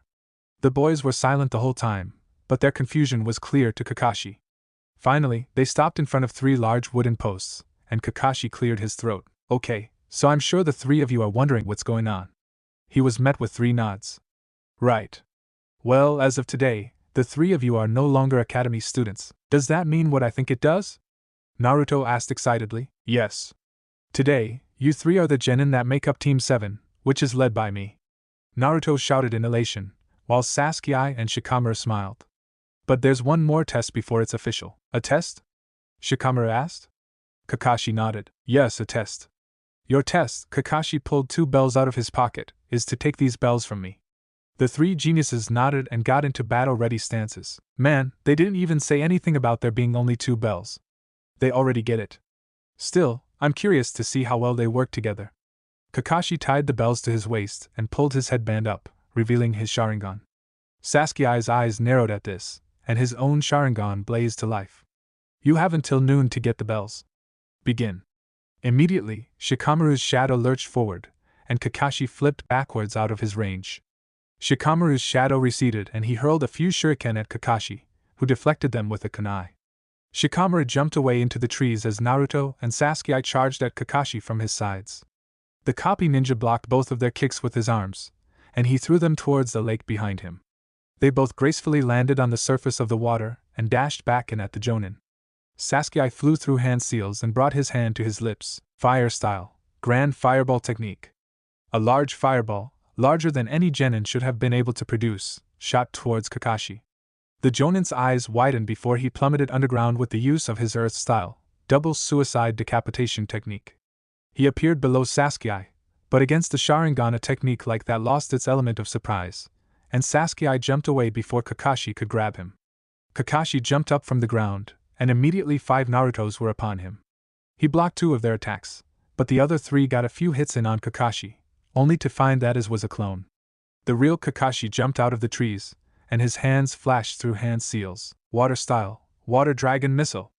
A large water dragon rose out of the lake, letting out a loud roar before diving at the Narutos, dispelling all of them at once. Kakashi looked around, seeing that the clearing was now empty. They had retreated for now, but Kakashi wasn't going to give them time to rest. No, he wanted to see how far they could be pushed. Off in the woods, Shikamaru, Sasuke and Naruto sat in a circle, thinking of some way to get the bells. A frontal charge isn't going to work. I think he just established that. Naruto sighed and scratched his head. Well, I don't know what else to do. You guys don't know Kakashi like I do. It's really hard to trick him. The only thing that's ever worked against him was an all-out assault. Shikamaru shook his head. Not this time. He's serious. Naruto sighed and motioned for Shikamaru to continue. Right, here's the plan. Meanwhile, Kakashi jumped through the forest casually, seeking out his charges. He couldn't let them hide forever. That would be no fun. He finally found them sitting in a small circle, talking in hushed voices. He couldn't keep the excitement out of his voice as he appeared right in the middle of their circle. Hey, secrets are no fun. The genin hopefuls yelped in surprise, jumping back and forming a triangle around Kakashi. Kakashi saw Shikamaru's hands go together, and immediately he jumped backwards, between Sasuke and Naruto. He went to throw his kunai, but when he was frozen in place, his eyes widened. How? He looked out of the corner of his eye at Naruto, who stood in the same position as Shikamaru, except his shadow was connected to his. He looked forward again, noticing Shikamaru drop his hands. A second later, Shikamaru turned into Naruto, dropping the transformation. Kakashi sighed. You got me. Sasuke walked up to the paralyzed Kakashi, and ripped the bells off of his waist. Shikamaru, who was now himself again, dropped his technique, and Kakashi was free to move again. So, do we pass? Naruto asked, a smile on his face. Kakashi chuckled. I don't think there's any way I can't pass you, is there? Naruto started to laugh happily, while Sasuke and Shikamaru gave him weird looks. They eventually joined in, however, as they were just too excited to finally be genin.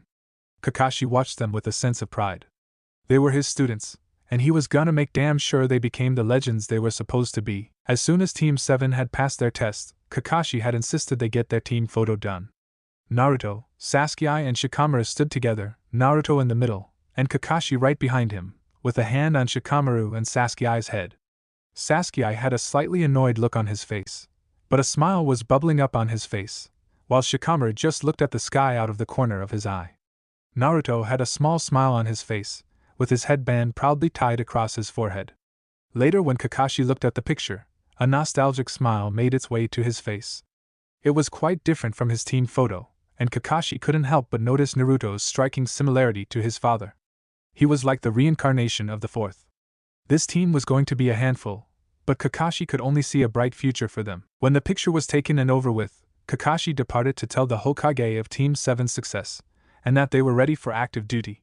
Naruto and his teammates decided to celebrate with a bowl of ramen, by Naruto's suggestion. When they got to the ramen stand, they were surprised to see a genin team already there. One of the genin caught Naruto's attention, and he happily bounded over to her. Kairi! Said girl turned in her chair, and she smiled when she saw the blonde ninja. Naruto! Are you a ninja now? She asked, seeing the headband tied around his head. He smiled proudly. Yup. This is my team. You know Sasuke and this is Shikamaru. Kairi smiled at the boys. A team of geniuses, huh? You're making everyone look bad. Naruto chuckled and scratched his head. So what are you guys here for? Naruto asked. My team just completed our first C-rank mission, so our sensei took us for a treat.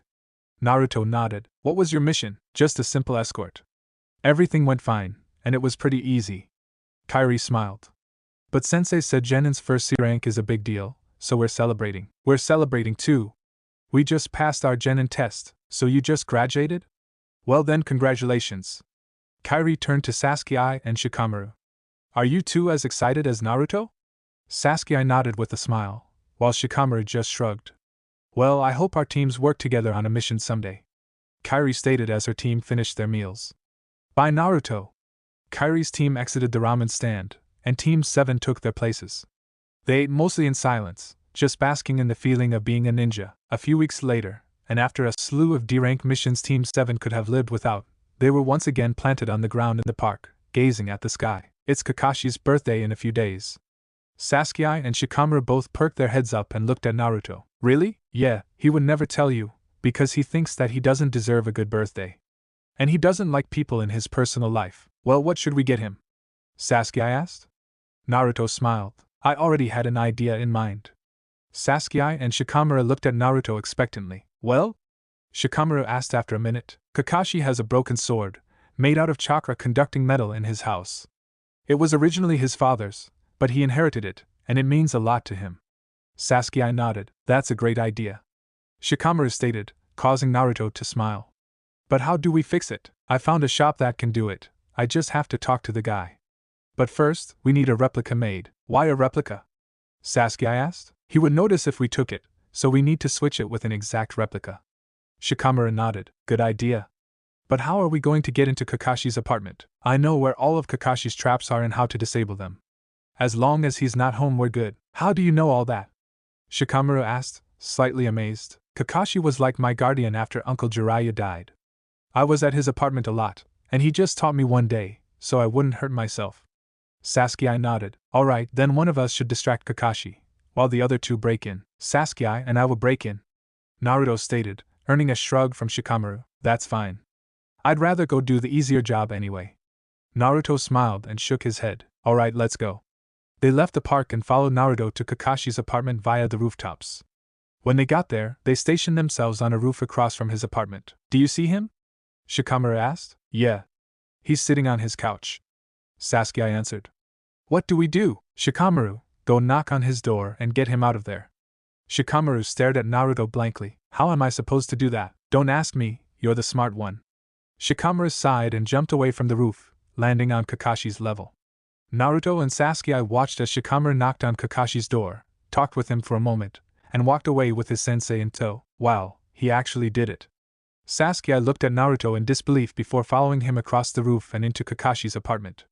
Naruto dashed over to the wall, where 2 pieces of a shiny silver blade were mounted on the wall. Alright, let's go get that replica made. Naruto stood in front of the blacksmith's store, broken blade in hand. They had successfully gotten a replica made, and that was currently mounted on the wall in Kakashi's apartment. The blacksmith that Naruto was going to now was the same man who had made all of his father's flying thunder god kunai. If anyone could fix this, it was him.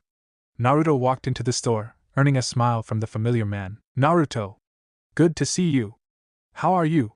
Naruto smiled at the old blacksmith. I've been okay. I have a favor to ask. The old man nodded. Anything for you, my boy. Naruto handed the broken blade to the man. Can you fix this? It's my sensei's, and he never fixed it. The old man examined the blade for a moment. I take it Kakashi Hatake is your sensei?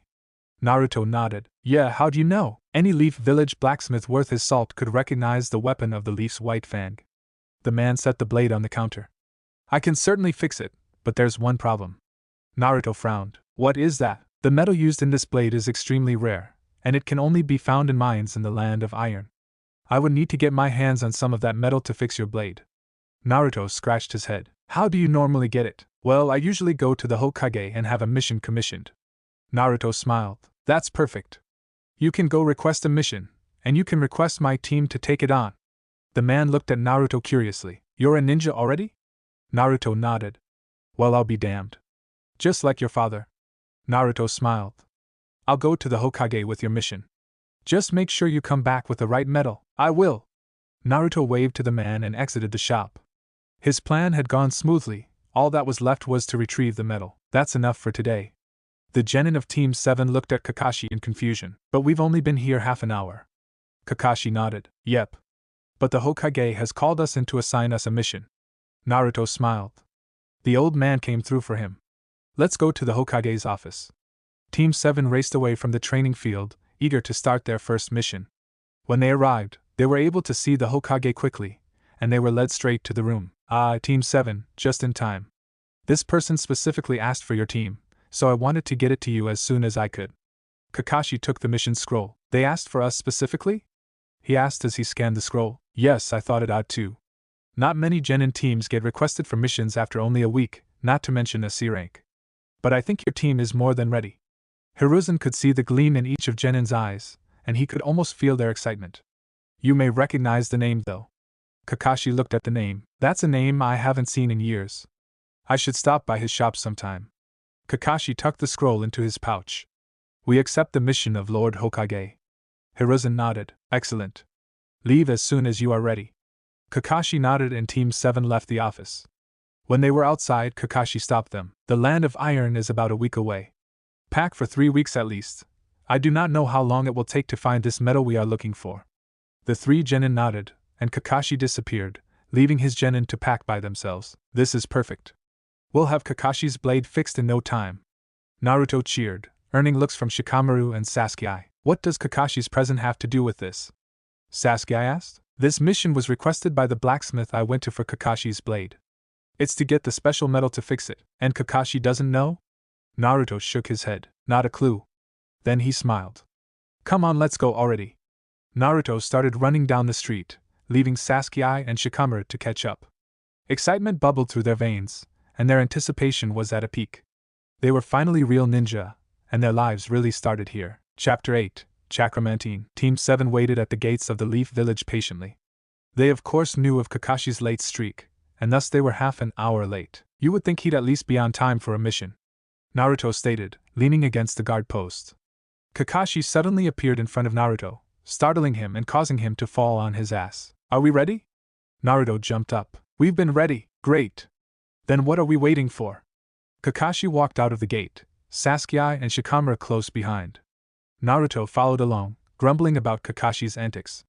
When they were a good distance away from the village, Kakashi jumped into the trees. His genin followed, and soon they were all jumping together in a line across the vast foliage of the Land of Fire. Kakashi of course had to slow his pace a little, but they kept up with him nonetheless. So what is this mission anyway? Naruto asked, feigning his obliviousness. We are to go to the Land of Iron and acquire some chakramantine, and deliver it to a blacksmith by the name of Junichi Geno. Junichi is one of the best blacksmiths in the village. He's been in the business for years. He's the man who made my father's kunai, right? Kakashi nodded. Yes. Sensei always said that without those kunai his technique would have been flawed. Kakashi cleared his throat. Anyway, the mission is to retrieve this medal for Junichi. It shouldn't be too hard. Naruto nodded. What's the Land of Iron like? Sasuke asked. Cold. It snows year-round there. Most of the Land of Iron is rocky, mountainous terrain. Their main export is metal, because of the abundance of many metals in the area. Most of the villages are mining villages, built directly on top of the mines themselves. Isn't that a little dangerous? Shikamaru asked. You would think so, but they make it work. Also, another thing about the Land of Iron is that there are no ninja there. Naruto's eyes widened. No ninja? How is that possible? The Land of Iron is governed only by its daimyo, and the samurai are the only military force there. The Land of Iron prides themselves on staying neutral in ninja affairs, and they've been like that since the founding of the hidden villages. Kakashi explained. As they traveled, Kakashi answered a slew of questions from the boys, who were eager beyond words. Finally, the daylight faded, and Kakashi called for them to set up camp. In just over 20 minutes, the camp was set up, and a fire was blazing in the center. Some instant ramen was being boiled, courtesy of Naruto. Are we always going to have ramen? Shikamaru asked, staring at the pot of boiling noodles lazily. As long as I'm alive we will, Naruto declared. Ramen is the food of the gods. Shikamaru stared at Naruto with slightly wide eyes, before accepting the fact that Naruto was a little insane. Right. Kakashi chuckled at the exchange. Sensei used to eat ramen every mission too. Sasuke silently stared at the fire as his team relaxed. He couldn't help but wonder about Itachi. He had no idea where he was, what he was doing, or even if he was okay. He wasn't feeling sad, he was just worried. Itachi may have been one of the strongest ninja he knew, but life on the run was brutal. Sasuke only hoped Itachi could cope. Hey Sasuke, you alright? Sasuke snapped out of his reverie and looked over at Naruto. He smiled slightly. Yeah, I'm fine. Naruto smiled back at him, and bowls of ramen were distributed. They sat around the campfire for the remainder of dinner, talking about things both related and unrelated to the ninja world. When their stomachs were full, Kakashi took the first guard shift, promising to wake them when he was tired. They headed off to bed, although none of them felt like sleeping, well besides Shikamaru. Naruto was of course especially wounded, so he ended up waiting with Kakashi, keeping guard with him. Kakashi was surprised at Naruto's actions, but he admired them as well. Soon, they were talking like two lifelong teammates on a routine scout mission. Kakashi didn't understand how those three boys fell into being ninjas so easily, but their decisions and attitudes, while not without childish qualities, were highly mature for 8-year-olds. As the night went on, Kakashi couldn't help but feel excited for the days to come. Being a sensei to this team was a once-in-a-lifetime opportunity, and he was going to put his mind, body, and soul into it. 5 days later, they finally arrived in the land of iron. It was a cold, crisp morning, but the melting snow and harsh wind barely affected Team 7. Upon their crossing the border, they donned cloaks to keep their bodies warm. Now they were traversing through the snow, on the way to one of the mining villages. What's the name of the village we're headed to? Sasuke yelled to Kakashi over the howling wind. Chakramantine Town. All of the villages are named after the metal that can be mined there. It's a pretty effective way of organization if you think about it. Kakashi yelled back to his students. They decided not to reply, for they were sick of yelling, so the rest of the journey was in silence. When they finally arrived at the town gates, 4 samurai guards drew their swords as they approached, instantly recognizing them as ninja, even with the cloaks. You're far out of your territory, Leaf Ninja. One of the samurai stated with firmness. What are you doing here, Kakashi Hatake? Kakashi sighed, his fame once again giving away his identity. We're here on a simple mission. Kakashi shouted, holding up the mission scroll. We just wish for entrance into your village. The samurai cautiously stepped forward. Kakashi handed him the scroll, and he tore it open. He read the contents quickly, rolled it shut, and handed it to Kakashi. Very well. But we will be keeping an eye on you, Hatake. The samurai stepped aside, and the gates creaked open. They revealed a small town, with roads just big enough for pedestrians, and stone huts lining them. Smoke was pouring out of each chimney, and it was no surprise with the weather the way it was. Wooden pallets and bricks were stacked up against some of the huts. Various mining tools were leaned against the huts as well, and it was clear that all this town knew was mining. Signs hung from posts, showing which huts were shops or inns. They stopped at one particular inn, the Mountain's Cradle, and they had booked 2 rooms. The rooms were surprisingly warm, but that was probably because each room had a fireplace. They were all currently in the same room, discussing how to go about their mission. The first thing we need to do is to find out how to get our hands on some chakramantine. I can take care of that. I'll go out and ask around. You 3 just stay here and relax. I know that was a long trip. The 3 boys nodded as Kakashi stood up. He pulled his cloak around his body and exited their room, stepping into the stone hallway. He walked through the halls of the inn and outside into the snow, searching around for anyone who could help him. A group of miners stood outside of a blacksmith shop, probably after selling what they had mined that day. He approached them, getting their attention by clearing his throat. They looked at him skeptically, not trusting any ninja who passes through these parts. Can we help you? One of the bigger miners asked, hefting his pickaxe onto his shoulder. I'm just looking for a way to get some chakramantine. A few of the miners shook their heads. I'm afraid that's not possible. The big miner stated. Why not? Kakashi asked. Well, there's a group of bandits who have made their home in the chakramantine mine. They took it over, and we haven't been able to get back in since. Kakashi seemed shocked. The samurai haven't taken care of them? Usually, samurai were a lot more precise and hasty when it came to bandits. It was in a samurai's code to protect his people, and any threat was to be eradicated immediately, or die trying. Well, that's the thing. They tried, and they got their asses kicked. Kakashi was shocked further. A bunch of bandits beat samurai? The big miner shook his head. Not quite. Now I don't know if this is true, but I've heard rumors, and it's the only explanation as to why the samurai lost. There has to be a ninja in that group. That would explain it, thought Kakashi. While the samurai in the Land of Iron were definitely the strongest of any samurai army on the continent, there weren't many samurai in the world that could fight on par with a ninja. Ninjas just had a wider, more diverse set of skills. I see. Where is this mine? The miner pointed down the road, towards a mountain. Straight down this road will lead you to the mine. Just make sure you follow the markers when you leave the village. Kakashi nodded. Thank you, sir. Kakashi turned to leave, but the miner called for him to wait. Are you going after those bandits? If they get in the way of my mission, then I'll take their lives. That's my job. With that, he walked away, satisfied with the information he acquired. For the rest of the day they would rest, and tomorrow they would scout out the mine. Team 7 marched along the snowy trail, their path shown to them by the markers. Kakashi had explained the situation upon arriving back at the inn, and now his genin were 100% serious. The pretense of a fight got their blood pumping and their hearts thumping. Finally, they caught their first glimpse of the mine shaft, and Kakashi stopped them behind a ridge. Okay, we know that this mine is occupied by the bandits, making it an enemy stronghold. I found out the bandits are about 75 strong, so there should be no problems. However, as I mentioned before, there's a possibility that there is a ninja with the group. I'll deal with him when he shows himself. Kakashi glanced up at the mine, stared at it for a few seconds, and then turned back to his charges. Alright, here's the plan. Go in and defeat all the bandits. The genin gave Kakashi a dry look. That's not much of a plan. I bet Shikamaru could think of a way better one. Naruto stated. Kakashi just chuckled. I agree, it isn't the most well-thought-out plan. But they're bandits. Realistically, if there aren't any Jonin-level ninja in there, I could do this by myself. The genin's eyes widened. You could take on 75 people alone? Sasuke asked, not being able to keep some awe out of his voice. Bandits, yes. But ninja are a different story. Now listen up. There are 2 sentries posted by the entrance. Naruto, Sasuke, you two go knock them unconscious. Naruto and Sasuke grinned, before they left their cover. They dashed towards the mine, faster than a bandit's eye could track, hiding behind a few wooden crates near the entrance. They silently jumped behind the guards, and before the bandits could speak, Naruto and Sasuke delivered brutal strikes to the temple with the hilt of their kunai. The bandits collapsed in a thud, and a few moments later Kakashi and Shikamaru walked up to the entrance. Well done. Naruto beamed at the praise, while Sasuke just grinned slightly. Kakashi walked up to the mine entrance, looking down the long, dark tunnel. Torches hung on the walls, barely illuminating the mine.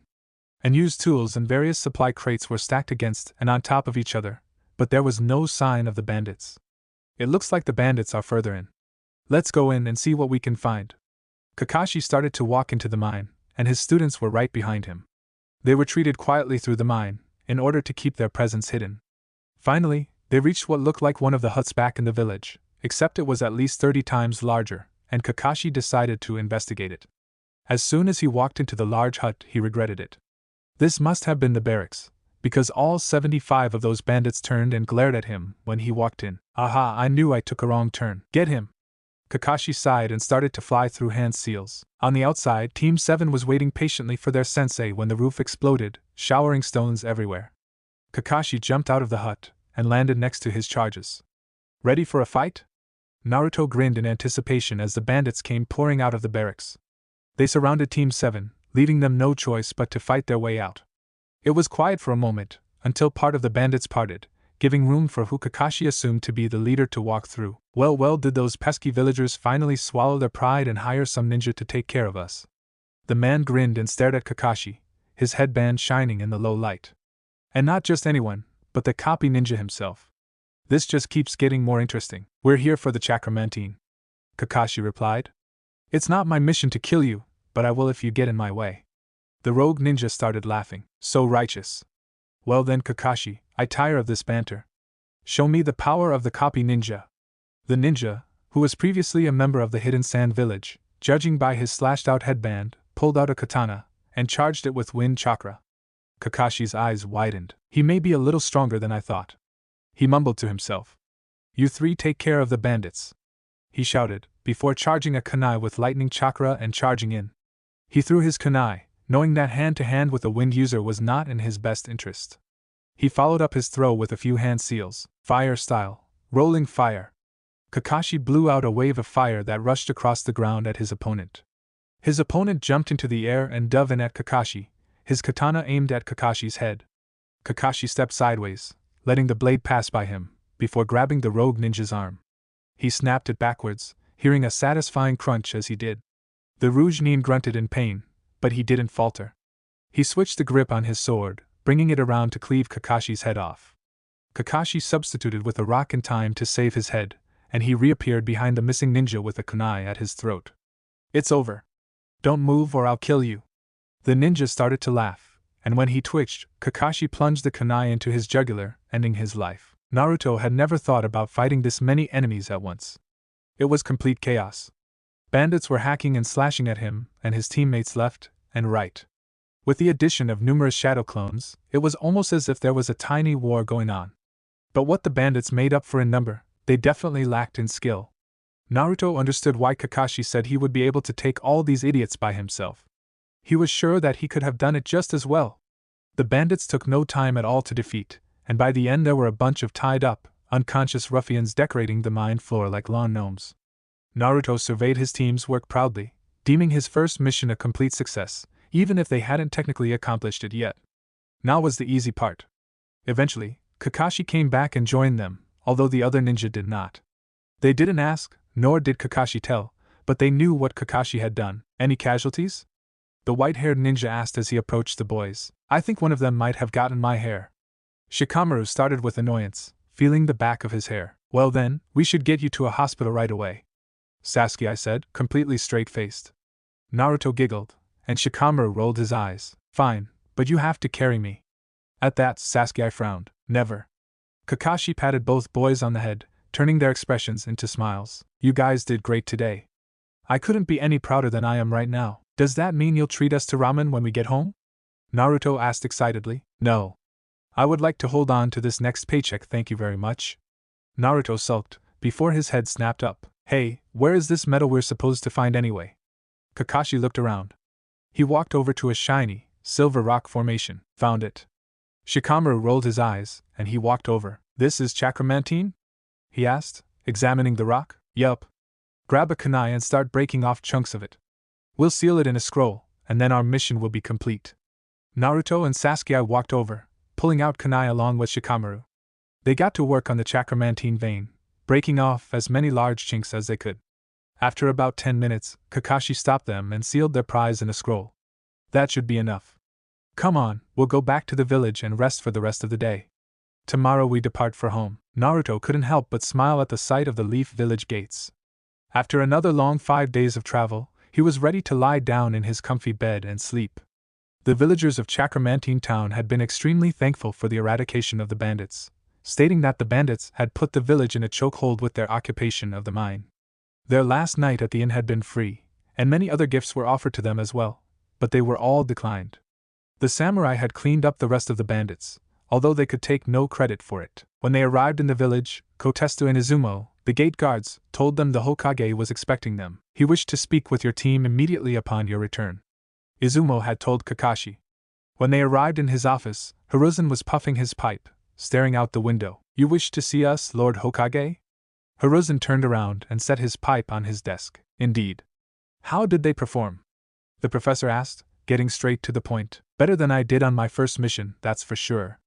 Hiruzen smiled. "I've heard that story before." Kakashi chuckled. "Well then I assumed the mission was a success. Here is your pay." Hiruzen handed Kakashi 4 envelopes. "And the mission objective?" Kakashi pulled out the sealing scroll full of chakramantine. "Excellent. This will be delivered to Junichi by the end of the day. You are dismissed." Kakashi nodded, and Team 7 exited the tower. He distributed the pay to his genin, who looked at their envelopes with pride. "Ah, I remember my first paycheck." Kakashi drew in a deep, nostalgic breath. "Don't waste it on hookers, booze, and drugs." The boys eyed him oddly. I guess you're not old enough for that." "Well, ciao." Kakashi disappeared in a puff of smoke. "Do you think—" "No," Sasuke cut Naruto off mid-question. "You don't even know what I was going to ask." Naruto shouted in protest. "You were going to ask if we thought Sensei was going to go get some hookers, drugs, and booze." Naruto looked down at the ground. "Jerk." Shikamaru sighed. "And now that image is in my head forever." Naruto laughed at this, and soon the other two joined in as well. Chapter 9, Ready for Chunin? I'm sure with all the rumors going around, and the various preparations that have been going on over the past month that most of you have figured out that the Chunin exams are coming to the leaf once again. Hiruzen sat in front of every Jonin sensei in the village. His pipe extended from his mouth, and he would take a puff between sentences. Which brings me to the purpose of this meeting. I'm sure a lot of you are excited about nominating your teams, so we might as well get this started. I'll start with the older teams. Kakashi contemplated his choices. His team was obviously ready physically. They were already Chunin in skill level. But it was their mentality he didn't want to damage. People died in the Chunin exams, hell some people have had to kill comrades to get through them. They were built to weed out the pussies, and while he didn't think they couldn't handle it, he didn't want to put them through that just yet. But then he'd be a hypocrite. He took the exams at age 6, fresh out of the academy, 2 years before his protégés. He passed them easily too, although he had seen things in that exam that were burned into his mind forever. But in the end, he came out okay, and Kakashi truly believed in his charges. And lastly, Kakashi Hatake, leader of the young Team 7. Kakashi looked at the Hokage, who was gazing at him curiously. Apparently he wanted to know if the geniuses would take part just as much as everyone else. No one in the room thought Kakashi would nominate them, so when he stepped forward, shock was evident on mostly everyone's face. I, Kakashi Hatake, nominate Naruto Namikaze, Sasuke Uchiha, and Shikamaru Nara for the Chunin exams. He stepped backwards, knowing that he had just started what was going to be a rumor that spread like wildfire. He smirked behind his mask, amused at the attention these boys got. Well, then this meeting was adjourned. Begin training your genin to the best of their capabilities. They will need it. When are we going on another mission, sensei? Kakashi sighed, as that was the 3rd time this week Naruto had asked. He had been putting them through rigorous training in preparation for the Chunin exams, but he hadn't told them about it yet. He figured now was as good a time as any. We won't be taking any more missions for a while. Kakashi waited for the protest. What? Why not? Because we will be training for the next 2 weeks in preparation for the Chunin exams. Naruto seemed like he was about to retort, when realization struck him. The Chunin exams? You mean we're taking them? Kakashi nodded. I nominated you 3 yesterday. Do you think you're up for it? Sasuke smirked. Of course. You wouldn't have nominated us if we weren't. Kakashi scratched his head. That's true, but I don't want you to go into these exams thinking they'll be easy. People die in these exams. At that, the genin's eyes widened. Really? Kakashi nodded. Yes, in fact I can't remember the last exam when a genin didn't die. Shikamaru sighed. How troublesome. It's more than troublesome, Shikamaru. I remember my first Chunin exam. I was 6 years old, and I had been placed on a genin team that had recently lost one of its members. We were in the survival stage of the exam. The exams were held in Hidden Cloud, and we were brought to an island. We were given a fraction of a map, and in order to get a complete map, you had to take the right parts from another team. We encountered a team from Hidden Mist, and while I was strong enough to handle them, my teammates were not. I was the only one standing at the end of the battle. One of my teammates was fried by a lightning-style technique so badly that his entire body was charred black. The other had lost both of his legs and an arm. He was still alive, but his cries of pain were excruciating, and he begged me to end his life. I did it. But those screams still haunt me today. Naruto gulped. That's it. He stopped talking, clearly at a loss for words. Shikamaru was deathly pale, and even Sasuke looked queasy. I'm not saying this to scare you 3, but I just want you to understand how dangerous these exams are. Not only that, but you 3 are going to be public enemy number 1. Shikamaru took a deep breath. Why is that? He asked. Well, you're going to be the youngest kids there, and all of the older genin will pick you as easy targets. Although you can use this to your advantage as well, they'll underestimate us. Sasuke stated, understanding Kakashi's thought process. Exactly. If you appear weak until the last minute, you'll certainly catch a few teams off guard. Naruto clenched his fists, and he pounded one into his palm. I'm not going to lose to anyone. His serious tone surprised Kakashi. Train us, sensei. Kakashi smiled. You don't have to tell me. However, before we start training, I want to teach each of you a technique. Excitement bubbled onto their faces. But it will be a different technique for each of you. Naruto, I'd like to teach you your father's technique. Naruto's eyes widened. You mean the Rasengan? Kakashi nodded, and Naruto laughed happily. I can't believe you're gonna teach me the Rasengan. Well, it's your birthright. You're lucky your father was my sensei. Jiraiya was the only other person who knew. Naruto smiled sadly. As for the 2 of you, I'll be teaching you my original technique. Sasuke should be the only one capable of using it, but I think you'll find it useful as well as Shikamaru. What do you mean only I should be able to do it? Uchiha asked. Well, without the Sharingan, the technique causes tunnel vision. But Shikamaru can use it in a different way. The way it was supposed to be used. The silver-haired Jonin explained. I'll explain in detail later. For now, I'm going to teach Naruto the Rasengan, so why don't you two go spar for a bit? Sasuke and Shikamaru nodded before walking to a clear space and starting their spar. Alright Naruto, normally the Rasengan is an extremely hard technique to learn. It took Sensei 4 years to create it, and it took me a year to master it with Sensei's guidance. Jiraiya learned it in a few months, but I don't claim to have nearly as much skill as one of the legendary 3. Naruto seemed discontent. How am I supposed to learn it then? Kakashi smiled. Well, you have the chakra reserves of about 10 Jiraiyas. Do you remember when I taught you the shadow clone technique? Naruto smiled at the memory. Yeah, well, the other reason I taught it to you was because you're the only person capable of using it to its fullest extent. Naruto cocked his head. What do you mean? I'll show you. Will you create a shadow clone for me? One will do. Naruto nodded and created a single clone. Kakashi motioned the clone over, and whispered something in its ear. He then punched the clone in its head, dispelling it instantly. After a moment, Naruto frowned angrily. Sasuke is not a better ninja than I am. Kakashi smiled, and realization struck Naruto. Holy crap, I know what you said. Exactly. The shadow clone technique has many uses besides outnumbering an enemy. One of them is to significantly reduce training time. Especially for you. If someone with an average chakra capacity used this strategy, they may be able to speed up training by 2, maybe 3 times the amount of time. But you could easily speed it up 500 times the amount. As Kakashi explained this, he finally realized Naruto's potential. It was virtually limitless. Anyone that could cram 500 years of training into one had the potential to become something beyond human. Something like this. God, wow, that's amazing, Kakashi nodded. It is. So, I will teach you the first step of the Rasengan, and once you get the hang of it I want you to try and master it as fast as you can. I know 2 weeks seems like a ridiculous amount of time, especially when it took a year for me, but if anyone can do it, you can. Naruto smiled at Kakashi, but it was a different kind of smile. It was one of gratitude. Thank you, Sensei. I won't let you, or my father or Uncle Jiraiya down. Kakashi nodded and held his hand out, producing a water balloon seemingly out of nowhere. Now, the first step. Watch closely. Naruto studied the balloon intently as it started to violently shake, before bursting open. What did you do?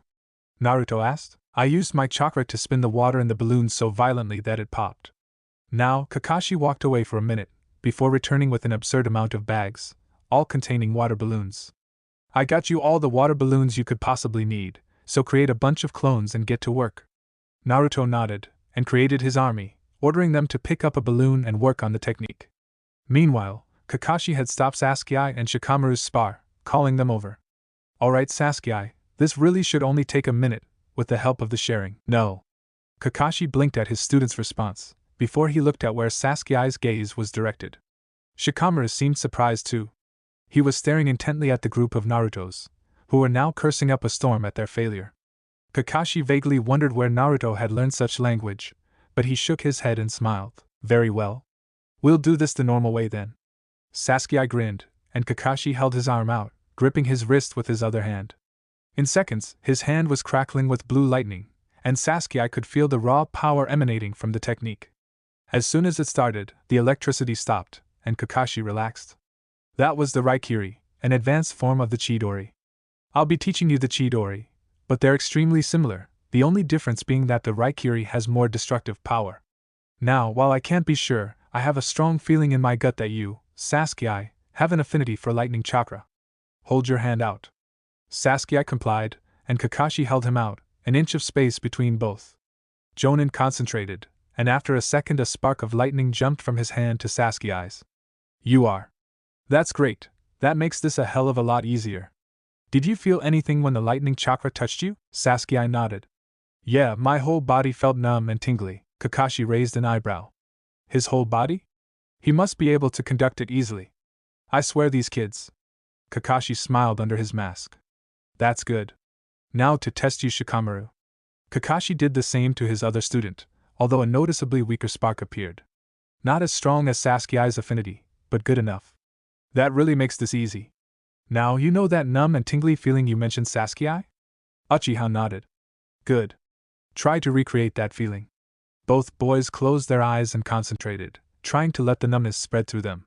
Sasuke felt the tingling sensation start to spread, before he lost it. He sighed and shook his head. Shikamaru did the same. That's okay.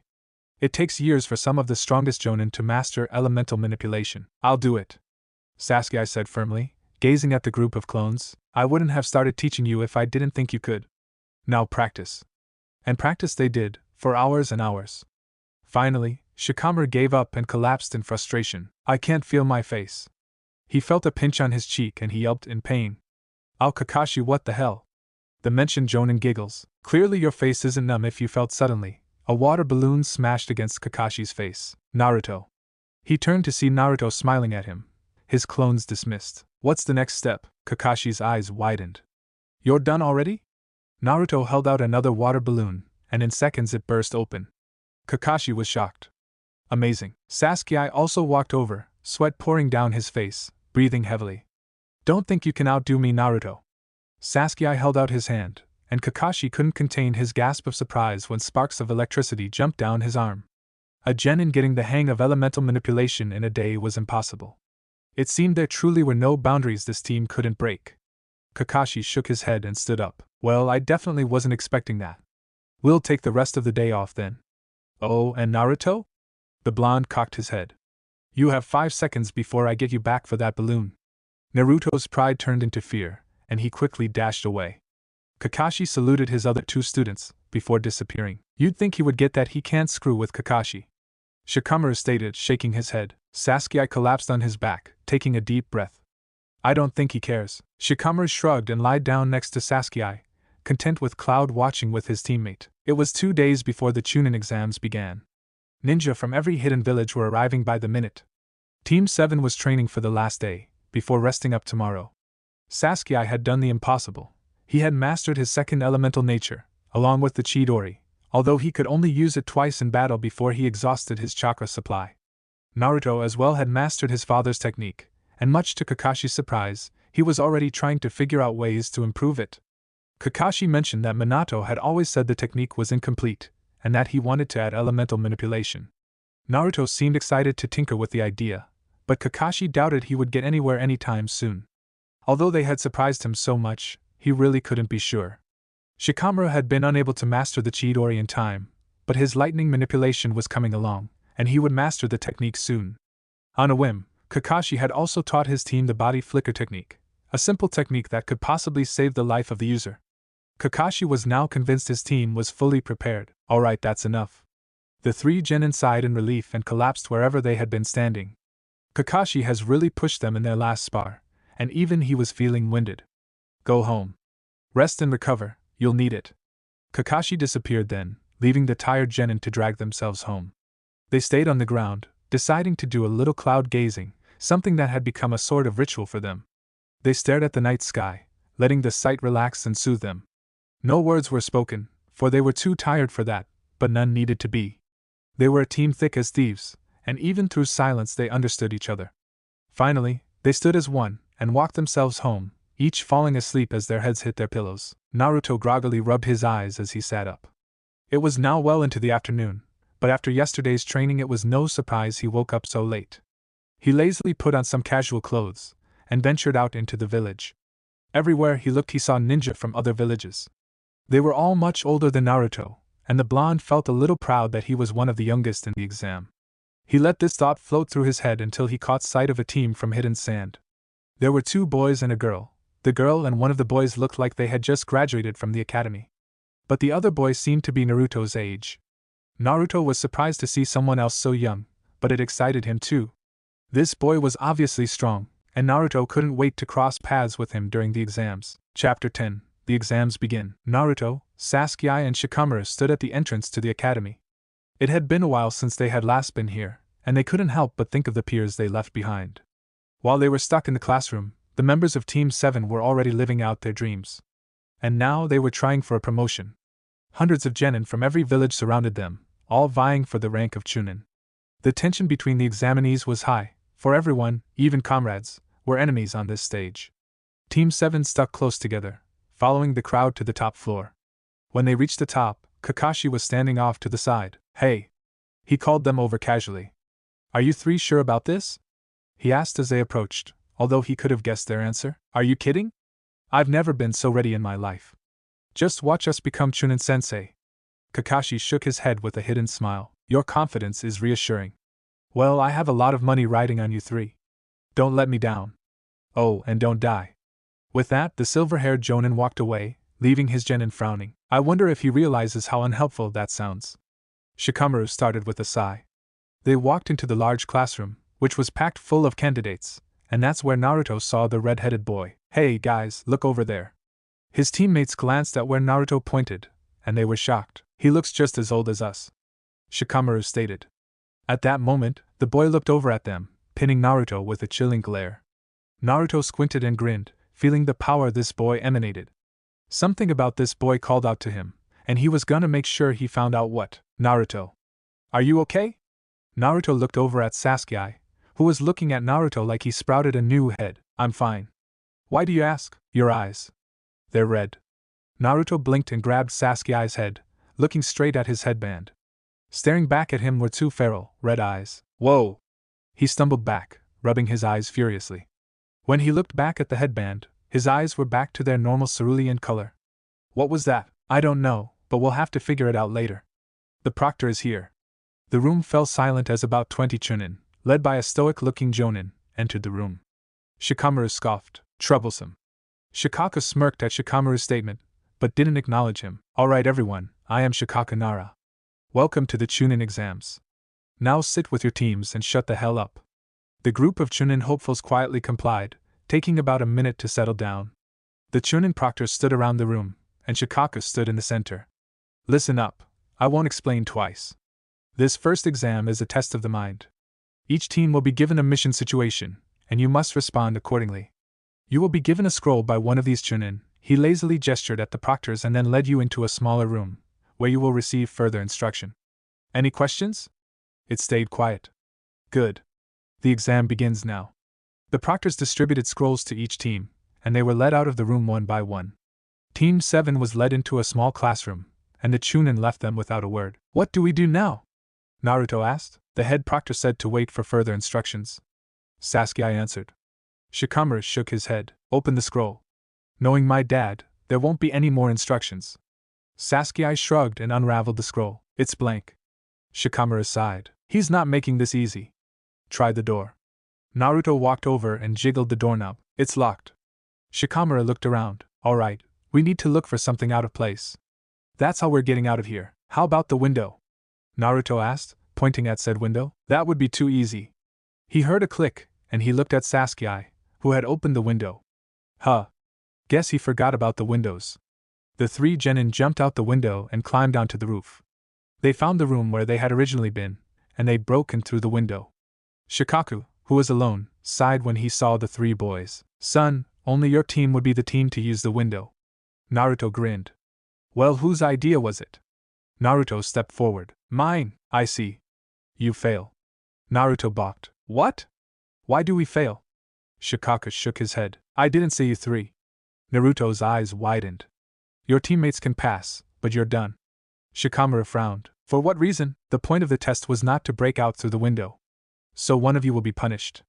Sasuke looked at Naruto, who had a devastated look on his face. I'll go. Naruto's head snapped up. I'll fail. Naruto can go on. Shikaka's brow rose. You would sacrifice your shot at Chunin for your friend? Sasuke shrugged. I don't care about my rank.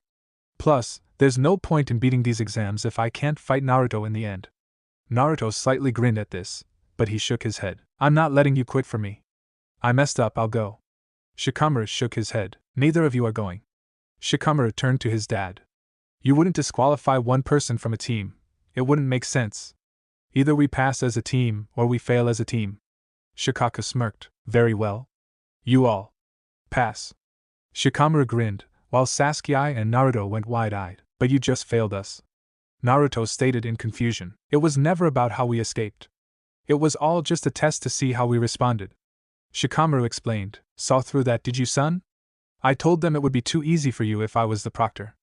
At that moment the door opened, and a few teams were led in by a Chunin. These teams have passed. Shikaku nodded. Good. We'll give them another hour. After that, any team left in the room fails. When the hour had passed, 25 teams were left standing.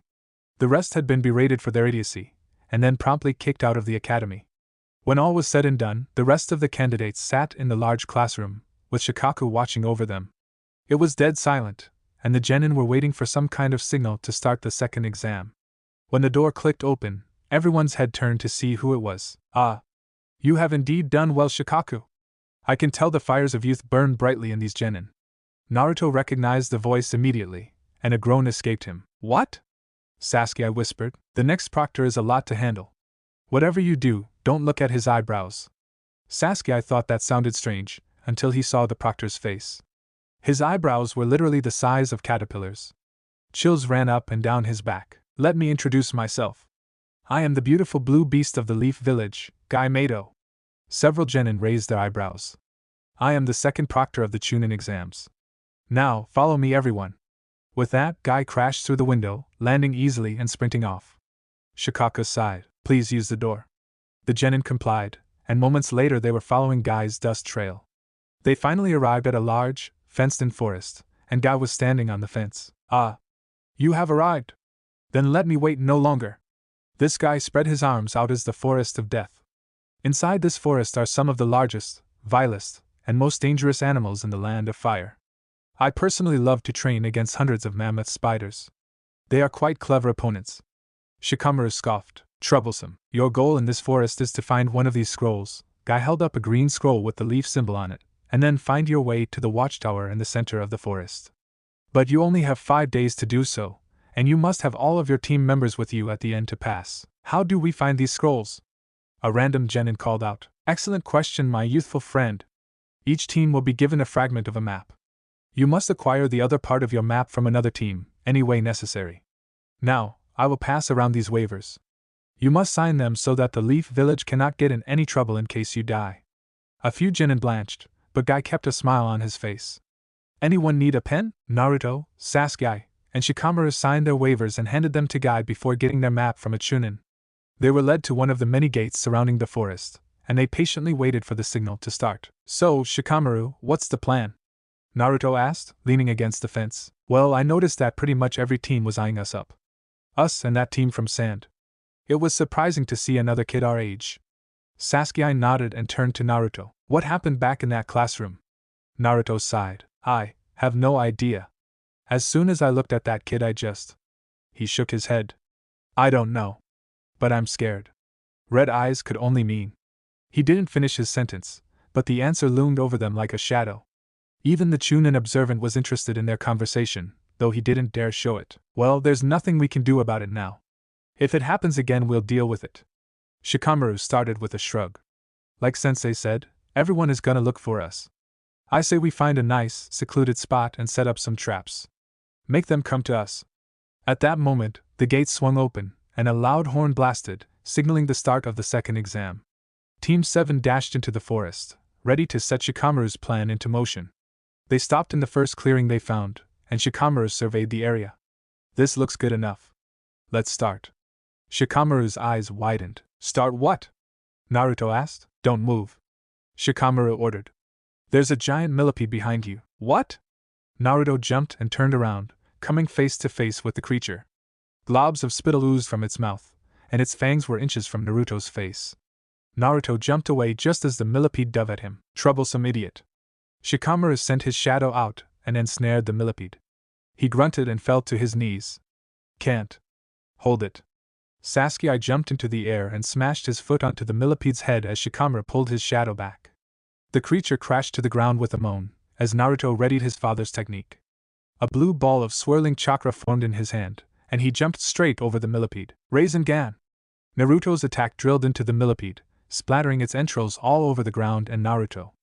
Ah man! I didn't think that would happen. Sasuke smirked and Shikamaru shook his head. According to this map, there's a stream not too far from here. Go wash yourself quickly and hurry back. And for the love of God, please don't start more trouble. Naruto grinned. Which way? Shikamaru pointed, and with a salute, Naruto was off into the trees. I bet you 5 Rio Naruto finds more trouble. Sasuke started with a grin. Shikamaru glared at him. I'm not taking that bet. Sasuke let out a chuckle. Go set up some kunai traps around the area. Make sure that they don't give away our position. Sasuke nodded and jumped into the trees, while Shikamaru started to dig a hole with his kunai. Naruto sighed as he floated on the stream. He was clothed only in his boxers, as the rest of his clothes were drying on a tree. He still had a little time before his clothes dried enough to wear them. As he spit a stream of water into the air, he heard some rustling leaves, and his body snapped to attention. He ducked his head under water, leaving only his eyes above the surface. A team of rock genin jumped out of the trees and landed near the stream. Perfect. One of them stated. We'll set up camp here. Naruto cursed his luck. He was outnumbered, and there was no way to escape with all of his clothes. Not only that, but this team was from Hidden Rock.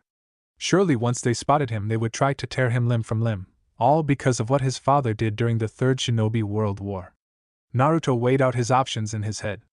His only hope was to cause enough of a ruckus to alert Sasuke and Shikamaru to his situation. Shikamaru said not to start any trouble, but he didn't see any other way. He waited until they got closer to the stream, and then he jumped out, startling the 3 genin, and he kicked one of them away. The other 2 jumped back. Where the hell did you come from? One of the genin shouted angrily. His eyes widened after a second, and rage flashed across his face. You're that bastard Yellow Flash's son, aren't you? Naruto's eyes narrowed, but he gave no answer. My father is dead because of your father. I'll kill you! The rock genin furiously charged in at Naruto, brandishing a short sword from his back. He hacked and slashed at Naruto, who desperately wished he had his weapons pouch on him. He was able to weave through most of the attacks, but he picked up a few cuts and scratches.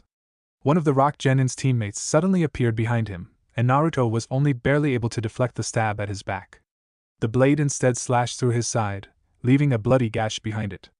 Naruto screamed in pain and quickly jumped away, needing some space to recover.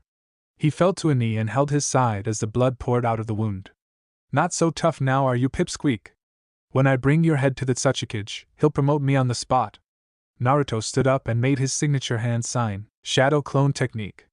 Hundreds of shadow clones appeared around the 3 rock genin, who now wore fearful expressions. Now who's not so tough? The voices of hundreds of Narutos boomed through the forest. The rock genin paled as the clones closed in on them. Now who's not so tough? Shikamaru groaned as he heard Naruto's voice echo through the forest. Sasuke jumped down from the trees. We should go. Shikamaru nodded. Troublesome idiot. Why can't he just stay out of trouble? Sasuke shrugged and jumped into the trees, Shikamaru right behind him. When they reached the stream, they saw the bodies of 3 rock genin sprawled out on the ground. Looks like he took care of it, Sasuke stated, bending down to check the pulse of one. They're unconscious. Shikamaru scanned the area. I don't see Naruto anywhere. Over. Here. Shikamaru turned to his left and gasped. Naruto was sitting against a tree, his hand holding a blood-soaked t-shirt to his side. Naruto! What happened? Sasuke and Shikamaru rushed over to him and crouched down beside him. Got me from behind. Shikamaru fumbled with his pack and pulled out a roll of bandages. He removed the bloody shirt from the wound, and cursed when he saw the gash. Shit, that's bad. Really bad. Naruto started to laugh. It doesn't hurt so much anymore. Yeah, well, that's because you're going into shock. Troublesome. Shikamaru started to wrap the bandages around Naruto's torso, and after many layers of bandages, he sliced the end and tied it tight. The bandages were already turning red. Naruto, I need you to lie down. Sasuke gets him some water now. Sasuke handed Naruto his canteen, and Naruto took a gulp before lying down on his back. We'll rest here until Naruto can move, and then we'll go back to the clearing. Sasuke nodded, and Naruto held his thumb up. The blonde then weakly thrusted something into Shikamaru's face. Got their map.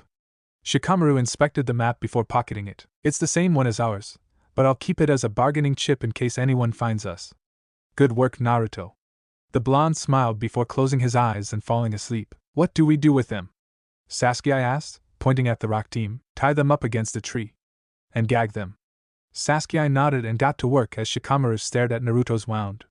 The blood was slowly permeating through the bandages like a plague. Troublesome. Chapter 11 Death in the Forest. Naruto's eyes blinked open when the sunlight hit them. It couldn't have been later than 5 in the morning, and Naruto sighed softly before slowly sitting up. Shikamaru and Sasuke were sitting around the map. We should try and set up an ambush, Shikamaru stated, and Sasuke nodded in agreement. I'm not too keen on the idea of getting into another fight. Not with Naruto's condition. I'm fine. The two raven-haired boys turned their heads. I highly doubt that. Sasuke said with a shake of his head. Seriously, I feel fine. A tiny cut like that isn't enough to stop me. Your shirt is dyed red from all the blood you lost. Naruto grimaced and looked down. I'll be fine. Shikamaru sighed and turned back to the map. He's not going to listen to us, Sasuke. Better to help him than hold him back. Naruto smiled. Now, as I was saying, an ambush is the best plan we have. We just need to lure a few teams into our trap. Naruto cocked his head. A few? Shikamaru nodded. If we only trap one team, there's a chance they'll have the wrong map piece. We need to increase our odds. Even if we're outnumbered, we can still take them out. This is our ambush. We control the flow of battle. Sasuke nodded. We're gonna need more traps. Shikamaru reached into his pouch and pulled out 5 exploding tags, some shuriken and kunai, and a reel of steel wire. I'll leave that to you. You have a better eye than I do. Sasuke nodded and stood up with the tools. As he jumped away, Shikamaru stood and walked over to Naruto. I'd like to see your wound. Naruto sighed and stood, removing his shirt as he did so. He cringed at the sight of the blood-soaked bandages. Okay, maybe I lost a lot of blood. Shikamaru grinned and shook his head. Naruto looked up at the sky as Shikamaru unraveled the bandages, not wanting to look at the wound. As he felt the last bandage fall away, Shikamaru grunted. That's it. Odd. Does it look bad? Naruto asked worriedly. No, it's almost healed completely. Naruto looked down at the injury and his eyes widened. Shikamaru was right, it was only a flesh wound now. Naruto put his shirt down and smiled. Cool. Shikamaru shook his head. You are weird. Naruto gave him a look. That's all you could come up with? Shikamaru sighed. There just aren't words to describe you. Naruto beamed. Thanks, Nara shrugged. Not how I meant it. Naruto frowned, but then he smiled again. You're just mad because you can't figure this out. Shikamaru mumbled under his breath. What? You're troublesome. Naruto rolled his eyes and snatched the map out of Shikamaru's hand. So how are we going to spring this ambush? Well, Sasuke is taking care of the trap. All we need is a way to lure a few teams into it. But you're the perfect person for that. Naruto's brow rose, and then realization struck him. Shadow clones. Shikamaru nodded. Exactly. You remember how Sensei told us other teams will go after us first? Well, I figure if your shadow clones can act convincing, we should have no problem starting a chase. Shikamaru explained. What do you mean convincing? Naruto asked. Well, most of the genin are probably expecting us to act like scared children. If your clones can convince them of that, no doubt another team will chase them down in hopes of an easy victory. Naruto nodded. That makes sense. Of course, they'll realize their mistake when we kick their ass. Shikamaru nodded back. And we come out with minimal injury, and possibly a few map fragments. Thin out the competition. You're a genius, Shikamaru laughed. That's funny coming from you. Naruto joined in on the laughter as Sasuke jumped down from the trees. What are you laughing at? Shikamaru shook his head. Nothing. Are we good? Sasuke nodded. I used up most of my tools as well. I don't think anyone will be able to escape this. Naruto pounded his fist into his hand. Not if I can help it. Shikamaru looked up at the sky. Let's eat a quick breakfast, and then we'll spring this trap. After their meal, Naruto had created 9 shadow clones, and they were grouped up by 3. 2 of each group transformed to mimic the other 2 members of Team 7, and on Naruto's command they scattered. Now Team 7 laid in wait, nervousness and anxiety itching at their minds. This was a real combat situation, and if the situation called for it, they would be forced to kill. None of them relished the idea, but they were ninjas, and damn good ones at that. They would persevere. They were hidden together in the thick brush of the forest. Shikamaru was calmly staring at the sky, Sasuke was anxiously fingering the kunai in his pouch, and Naruto was grinning in anticipation. Suddenly, Sasuke's head snapped up. They're here. Not a moment later did 2 of the fake Team 7s land in the clearing, followed by 2 other genin teams, one from hidden grass and one from hidden rock. The 2 teams looked at each other in surprise as both fake teams poofed out of existence. Ambush! A hail of shuriken flew at them from all directions, and they only barely escaped from instant death by protecting their vitals. 2 explosions rocked the forest in quick succession, and the disoriented genin barely noticed the 2 giant trees collapsing on them. Not all of them were fast enough, and only 3 of the enemies, 2 grass ninja and 1 rock, avoided death. Naruto and Sasuke jumped into action, appearing next to the rock genin in the air. They sent him plummeting to the ground, each delivering vicious axe kicks to each shoulder. The two grass ninja jumped up to attack the leaf genin, but a storm of kunai launched at their backs, turning them into pincushions. One of their bodies turned into a log, signaling the use of a substitution. Shikamaru stepped out from his spot as the smoke cleared. You've lost. Your teammates are dead. Surrender and we'll let you live. I've killed enough today. Nara gasped when he felt a presence behind him. I haven't. The sickeningly sweet voice sent chills up Shikamaru's spine, and he was frozen in place by the sheer amount of killing intent the woman was exuding. How? He was answered with a sharp stab in his back, causing him to cry out in pain. He felt the back of his shirt start to thicken with his blood as he collapsed to his knees. Shikamaru! Sasuke jumped at the woman and sent her flying with a kick to the head. She tumbled across the ground, contorting in an impossible way to recover. The woman charged back and at Sasuke, gliding across the ground, almost like a snake. Her strikes were fast and aggressive, and Sasuke could barely keep up. He activated his Sharingan, causing the woman to smile. The Sharingan. The woman said it quietly, almost longingly. She cackled in glee as the speed of her attacks increased, pressing Sasuke to his limit. Even with the Sharingan he couldn't keep up. Shadow imitation technique. The woman turned too late as Shikamaru's shadow grabbed hold of her own. Shikamaru grinned as he knelt on the ground, panting heavily. Success. The woman's eyes narrowed as she strained against the shadow. She then smirked. Pity, that won't work on me. Shikamaru glared at her, then his eyes widened. What? So strong. Sweat dripped down his head as he struggled to keep the technique active, but with a burst of strength she broke the restraint and jumped at Shikamaru, kunai poised to kill. Die. Shikamaru closed his eyes as the woman closed in, until he heard the clash of steel. You will not hurt him.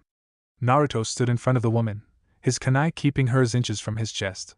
He then headbutted her, making her stumble back. He followed up with a boot kick to her chest, sending her crashing into a tree. The woman righted herself easily, as if a child had hit her. So you want to play? Then let's play.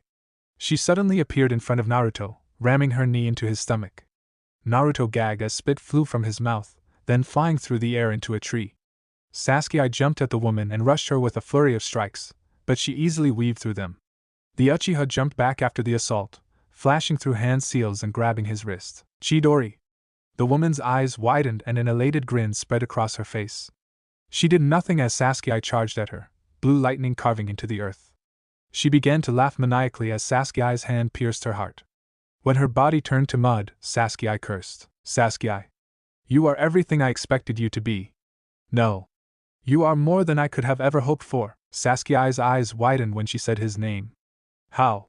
Manic laughter echoed through the forest. Oh, how I've longed for this day. And it has come much sooner than I anticipated. Itachi may have ruined my plan before, but it was all for naught in the end. Sasuke took in a sharp breath at the mention of his brother. What do you know about Itachi? Where is he? Sasuke shouted desperately. You're mine, Sasuke. The woman sprang up behind Sasuke and sank her fangs into his neck, eliciting a cry of agony from the Uchiha. He collapsed to the ground, writhing in pain and clutching at his neck. The woman cackled as she watched with glee. What did you do to him? She turned to see Naruto charging at her, a Rasengan swirling in his hand. He slammed the ball of chakra in her face, pulverizing the mud clone. He knelt down next to Sasuke and started to shake him. Sasuke! Sasuke! The Uchiha didn't give any sign of acknowledgement, the pain being too great. Damn it! The blonde jumped back up and turned around, glaring at the woman. Tell me what you did to him. I only gave him what he wished for. Naruto's eyes widened. The woman's voice was that of a man's now. Your voice. It changed. The woman-turned man started to crackle, pulling at his face, ripping the woman's face off to expose the pale face of a man. Do not worry about Sasuke, Naruto. You will not live long enough to worry. The man appeared behind Naruto, putting his face next to the boy's ear. I heard that Jiraiya died. It is a shame I was not able to pay my final respects to my teammate. Realization struck Naruto like a sledgehammer, and anger married his visage. Orochimaru. Naruto quickly spun around and smashed another Rasengan into Orochimaru's face, once again hitting a mud clone. Such mastery of the Rasengan at such a young age. Too bad you don't possess a Kekkai Genkai, for you would be a perfect vessel. Naruto snarled at Sannin. Traitor! I should kill you for what you put Uncle Jiraiya through. Orochimaru chuckled. Yes, that fool was a sucker for sentimentality, always speaking of bonds and friendship. Useless garbage, really. Naruto dashed at Orochimaru, coming face to face with him, his eyes blazing red. Don't insult him. Sannin's eyes widened as Naruto sent him rocketing through a tree with a furious punch. The Sannin flipped in the air, recovering easily. Interesting. Come, let me see what you are capable of. Naruto was happy to oblige, suddenly appearing behind his enemy. Orochimaru blocked his kick rather easily, but the force behind it sent him sliding away. Incredible. The power of the Ninetales is brilliant. With a feral roar, Naruto jumped above Orochimaru and aimed an axe kick at his head, which he caught with a slight wince. Naruto touched the ground for a moment before he appeared inside the Sannin's guard, startling him.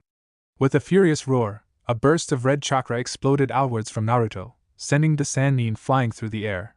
As he recovered, Orochimaru looked at the purple veins that protruded from his flesh. The toxicity of a tailed beast chakra is incredible to work this fast on me. It seems you have forced me to withdraw. But I will leave you a parting gift. The Sannin flashed through hand signs, bit his thumb and slammed his hand on the ground. Summoning technique. Naruto growled at the giant, gray summoned snake. Farewell, Naruto. The Sannin disappeared without a trace, leaving his summon alone with Naruto. The giant snake dove in at Naruto, who barely cleared the lunge. He landed on the snake's head and pummeled it with his fists, sending it crashing to the ground. Angered now, the snake whipped its head around, throwing Naruto off of it and onto the ground. It swung its tail at the boy, aiming to crush his puny body. Naruto recovered quickly and jumped straight at the tail, punching through it in a splash of blood. The snake hissed in pain and lunged at Naruto, who could do nothing to dodge midair. He landed on the snake's nose, repeatedly stabbing the reptile with a kunai. Blood poured out of the wound and the snake howled in agony, smashing its face into a tree in an attempt to kill Naruto.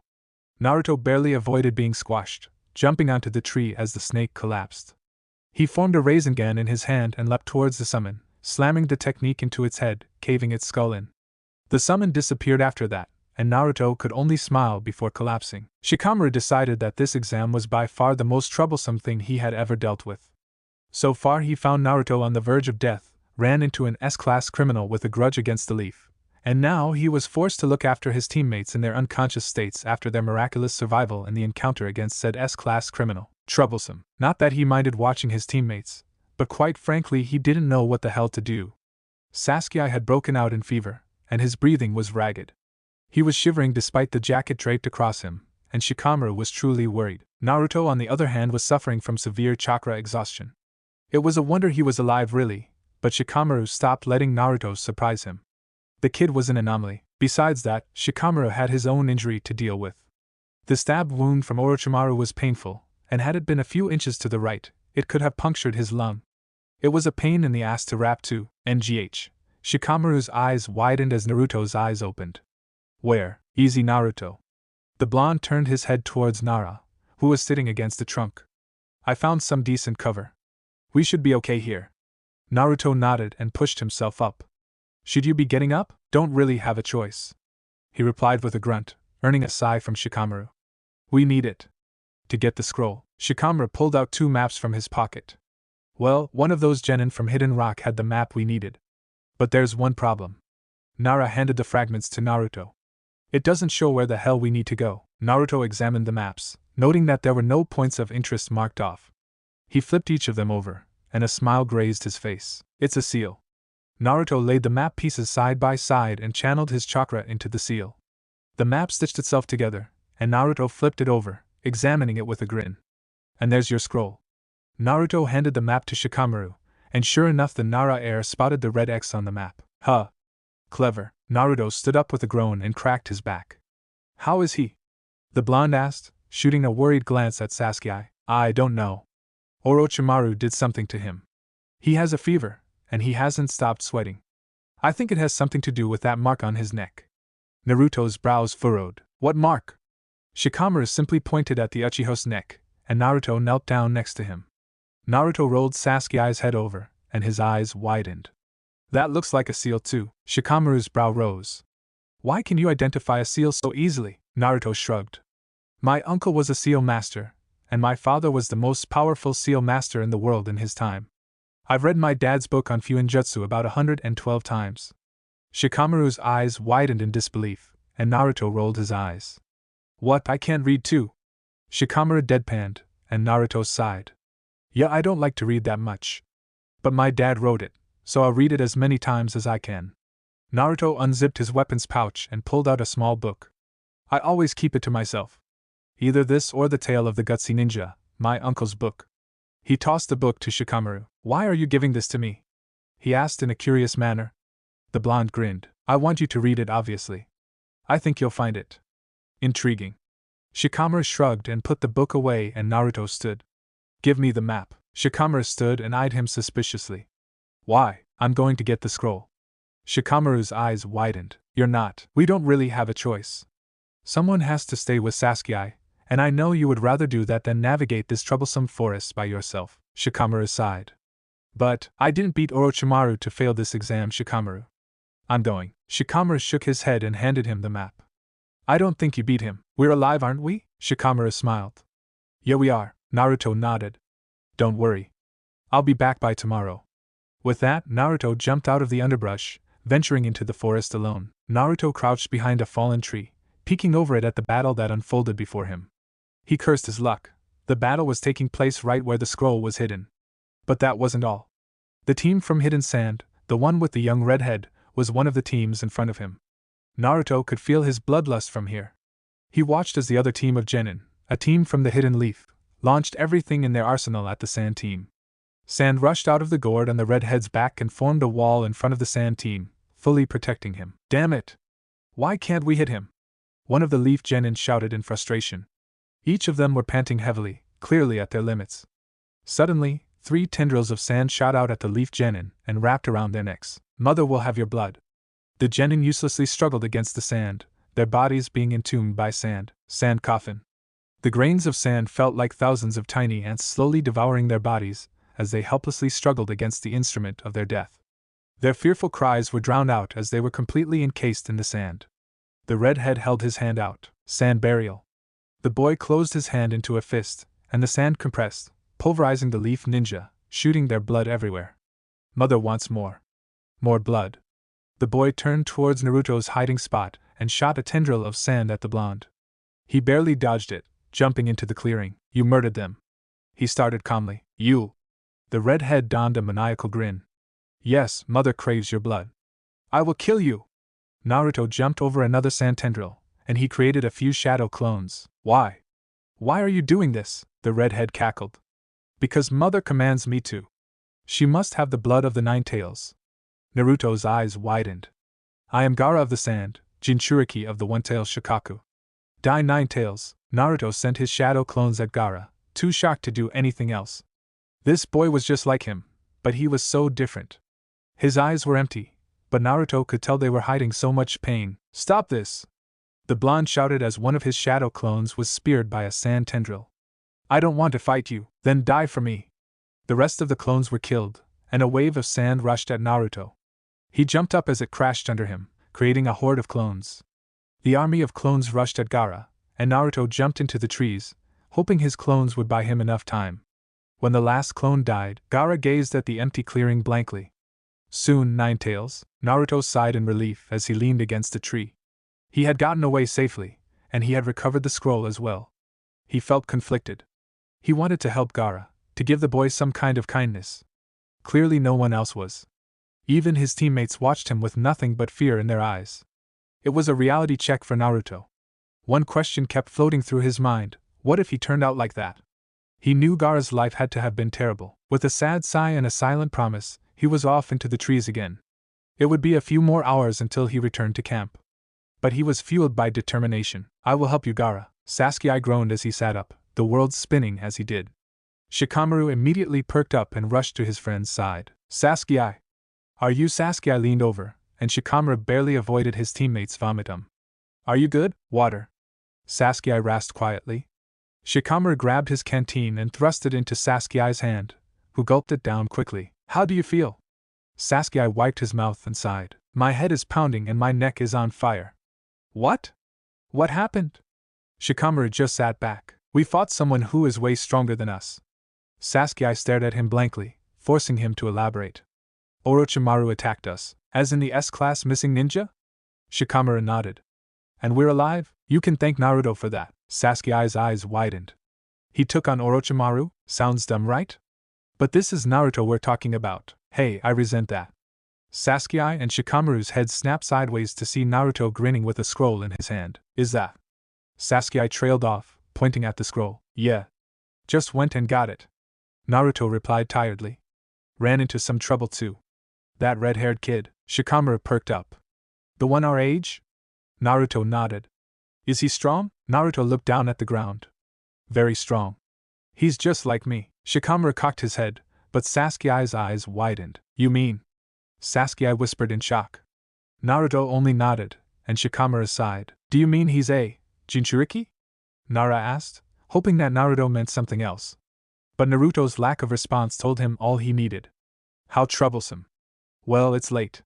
Tomorrow morning when it's still dark we'll leave for the tower. That'll give Sasuke some time to recover and me some time to sleep. Sasuke rolled his eyes. Thanks. I think.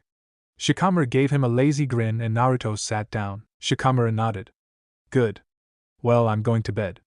Naruto, you take the first watch. Wake me in 5 hours.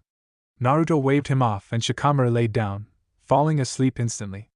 Sasuke shook his head. I kind of envy him for being able to do that. Naruto laughed and nodded. Yeah. Hey Sasuke, can I ask you something? Uchiha nodded. Naruto took a deep breath. Do you know anyone with one Sharingan besides Kakashi? Sasuke eyed him curiously. No, I can't think of anyone else. But all of the Uchiha are dead, remember? Naruto shook his head. I know that. It's just. Okay, this is highly classified information. Not that I don't trust you, but you get what I mean. Sasuke's brow rose. The night of the Ninetales attack was the night of my birth. During my birth, a man with a single Sharingan attacked my parents. He killed my mother and unleashed the Ninetales on the village, forcing my dad to sacrifice himself. Sasuke's eyes were wide at Naruto's tail. There was someone behind the Ninetales attack? Naruto nodded. How powerful do you have to be to control the Ninetales? As powerful as Madara Uchiha. Sasuke froze. Madara Uchiha was a legend in the Uchiha clan, and if his father's stories were anything to go by, the strongest Uchiha to have ever lived. Do you think that's who it was? Sasuke asked. Naruto sighed. I don't know. He's supposed to have died a long time ago. So how could it have been him? History says that he died at the Valley of the End at the hands of the first Hokage. Naruto stated. History also says the Ninetales attack was a natural disaster. I guess we can't believe everything from the academy textbooks. Sasuke replied in exasperation. This is beyond our ability, Naruto. How are we even going to find a man who is strong enough to fight with your dad and control the Ninetales? He's probably a ghost. Naruto's fist clenched. You're right. But that won't stop me. It's his fault that my parents are dead. His fault that hundreds of Leaf Ninja and civilians alike died that day. So, for the sake of the village, and my parents, I will find him. Sasuke nodded at his friend's determination. I'll be there. I can't let someone desecrate the Sharingan like that. Naruto smiled and Sasuke turned his head to Shikamaru's sleeping form. I'm sure he'll be there too. Either that or watching the clouds. Naruto nodded at the Uchiha. Yeah. I wouldn't go anywhere without you guys. Trust me, we know Naruto. Have you been awake this whole time? Team 7's morning trek to the tower was thankfully uneventful. They arrived as the sun was breaking over the horizon, immediately rushing past the Chunin proctor straight to Guy. Naruto. What can I do for you? Naruto took a deep breath. I need you to get my sensei and the Hokage. It's really important. Guy curled his gigantic brow as he studied the three boys' appearances. They were caked in mud and there were various bloodstains on their clothes. Sasuke seemed like he would collapse any second. What happened to you three? Please. Just get the Hokage. I'll explain everything. Guy's enormous brows furrowed, but he snapped his fingers and an Anbu appeared behind him. Please get Lord Hokage and Kakashi Hatake. It is urgent. Guy commanded, earning a quick salute before the black-clad ninja disappeared. About a minute later, the Hokage and Kakashi appeared behind Guy. You summoned me, Guy? The Hokage asked. Yes, these children asked me to. The Hokage examined the three boys, noting their conditions. Are you three all right? Naruto shrugged. Somehow. We ran into your old student. Hiruzen's eyes widened. You can't be serious. Naruto grabbed Sasuke and exposed his neck, showing the mark left by Orochimaru. What is that? Naruto asked, pointing at the mark. The curse seal. He really was here. Hiruzen removed his hat and ran an old hand through his white hair. Umbu. Immediately 6 Anbu appeared by his side. Mobilize teams Alpha, Gamma, Theta, Delta and Epsilon. Orochimaru has been spotted in the village. He must be captured before he harms any more competitors. The ANBU agents stiffened at the mention of the snake Sannin. This information is not to be made public. Go! The ANBU scattered at the command, and Hiruzen turned to Team 7. You boys have done a great service. Orochimaru is not a man to be taken lightly, and yet 3 genin were able to fend him off. I suggest you take a long rest, you earned it. Then he turned to Kakashi. Will you take care of Sasuke? Kakashi nodded. I'll get started with the sealing array right away, Hiruzen nodded. Then I leave it in your hands. I have much to prepare for. Damn you, Orochimaru. Hiruzen disappeared in an instant, leaving the tired genin with their sensei. Come Sasuke, we must do something about the cursed seal right away. Naruto, Shikamaru, I'm proud of you, all of you. I'm not sure that I could handle Orochimaru on my best day. He smiled and patted his students' heads. Go rest. He turned around and headed for the exit, Sasuke following close behind. Naruto and Shikamaru both watched with worry etched on their faces, but they could do nothing, and they resigned to let Guy lead them to a room. Chapter 12, Turning of the Leaf. Are these the only teams that made it? Naruto asked as he looked around.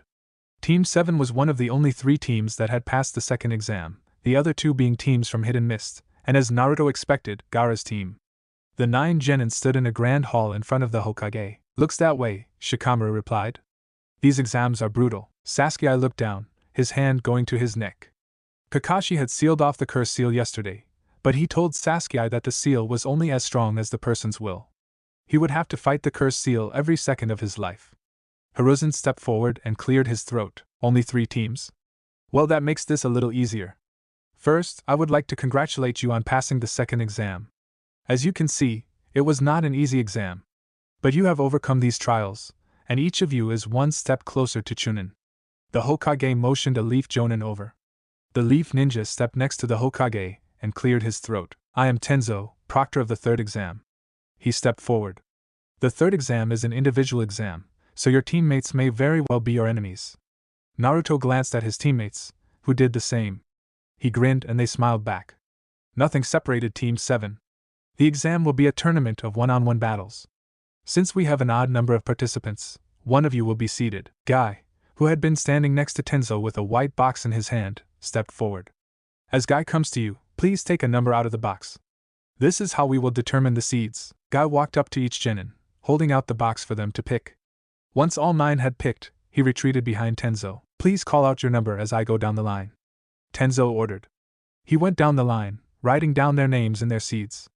At the end, the bracket looked like Temari vs Shikamaru Nara, Sasuke Uchiha vs Nanami, Gaara vs Daisher, Naruto Namikaze vs Kankuro. By Furin. I have to go first?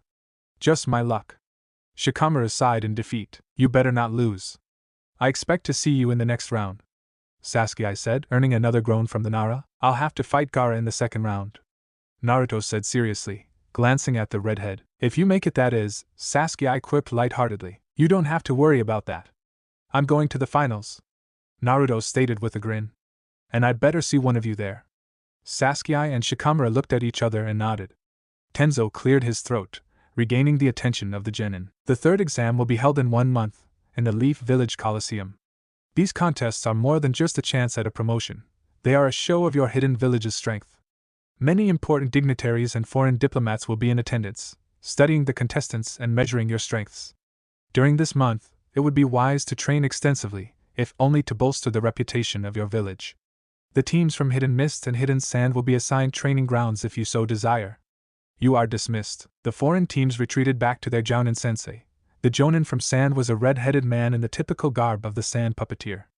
But he was one of the most famous puppeteers in history, being the grandson of and trained by the honored Lady Chiyo.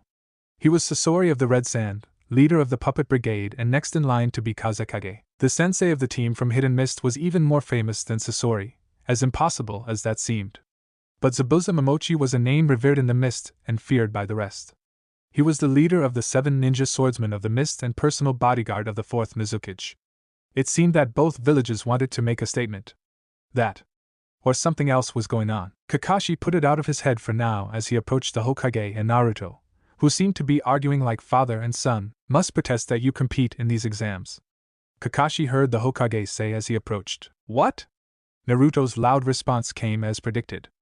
I'm not gonna give up because some stupid snake has a thing for little boys. Hiruzen looked around, noting the confused expressions on people's faces. Please, Naruto, keep your voice down. This is extremely sensitive information. Naruto's eyes widened before he chuckled and scratched his head in embarrassment. I understand how much you want to compete, but it's extremely dangerous. We don't know what my old student is planning, but whatever it is, it revolves around your teammate, and you too by extension. The old Hokage explained, motioning at Naruto and Shikamaru. Understand, Naruto, I only say this because I worry about you. I could never look myself in the face again if I failed Minato's final request. Naruto looked down at the ground. It doesn't matter.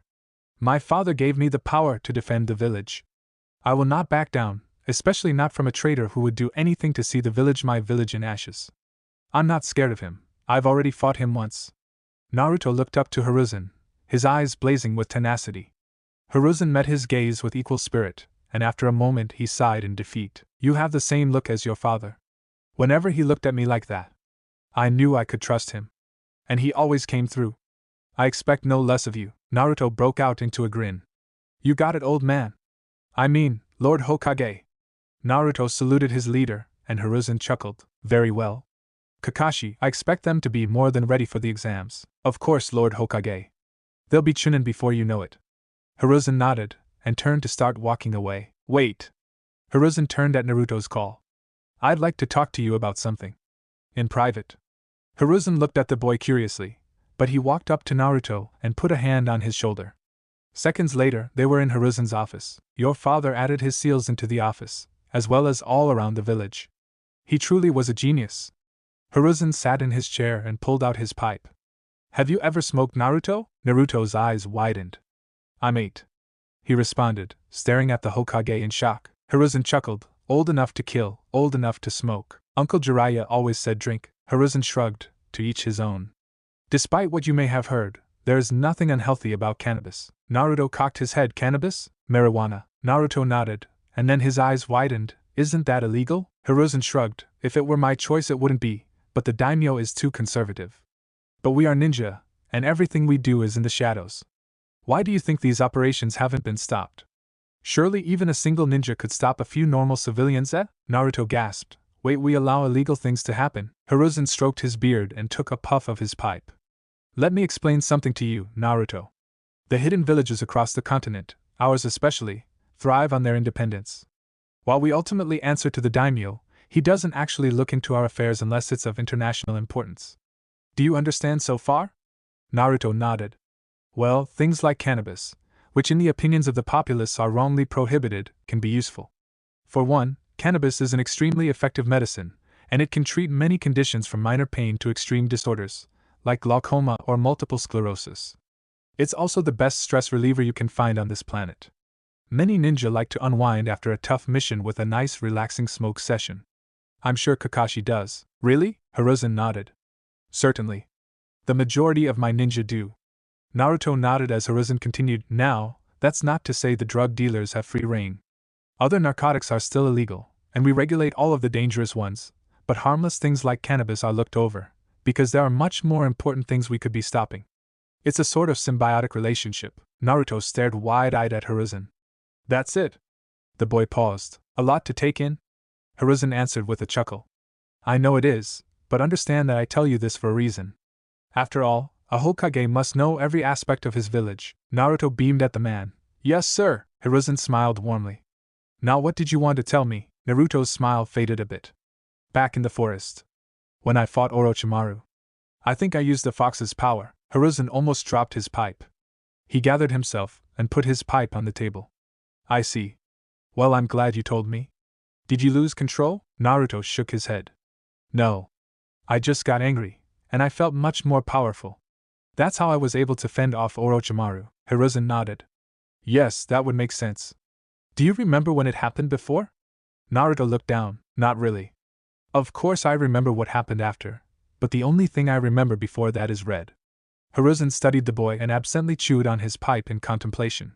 Finally, he set it down and sighed. I'll be honest with you, Naruto. I don't know what this means. Your father developed this seal himself, and you can bet that means no one else alive will understand it. Even I have trouble making sense of everything.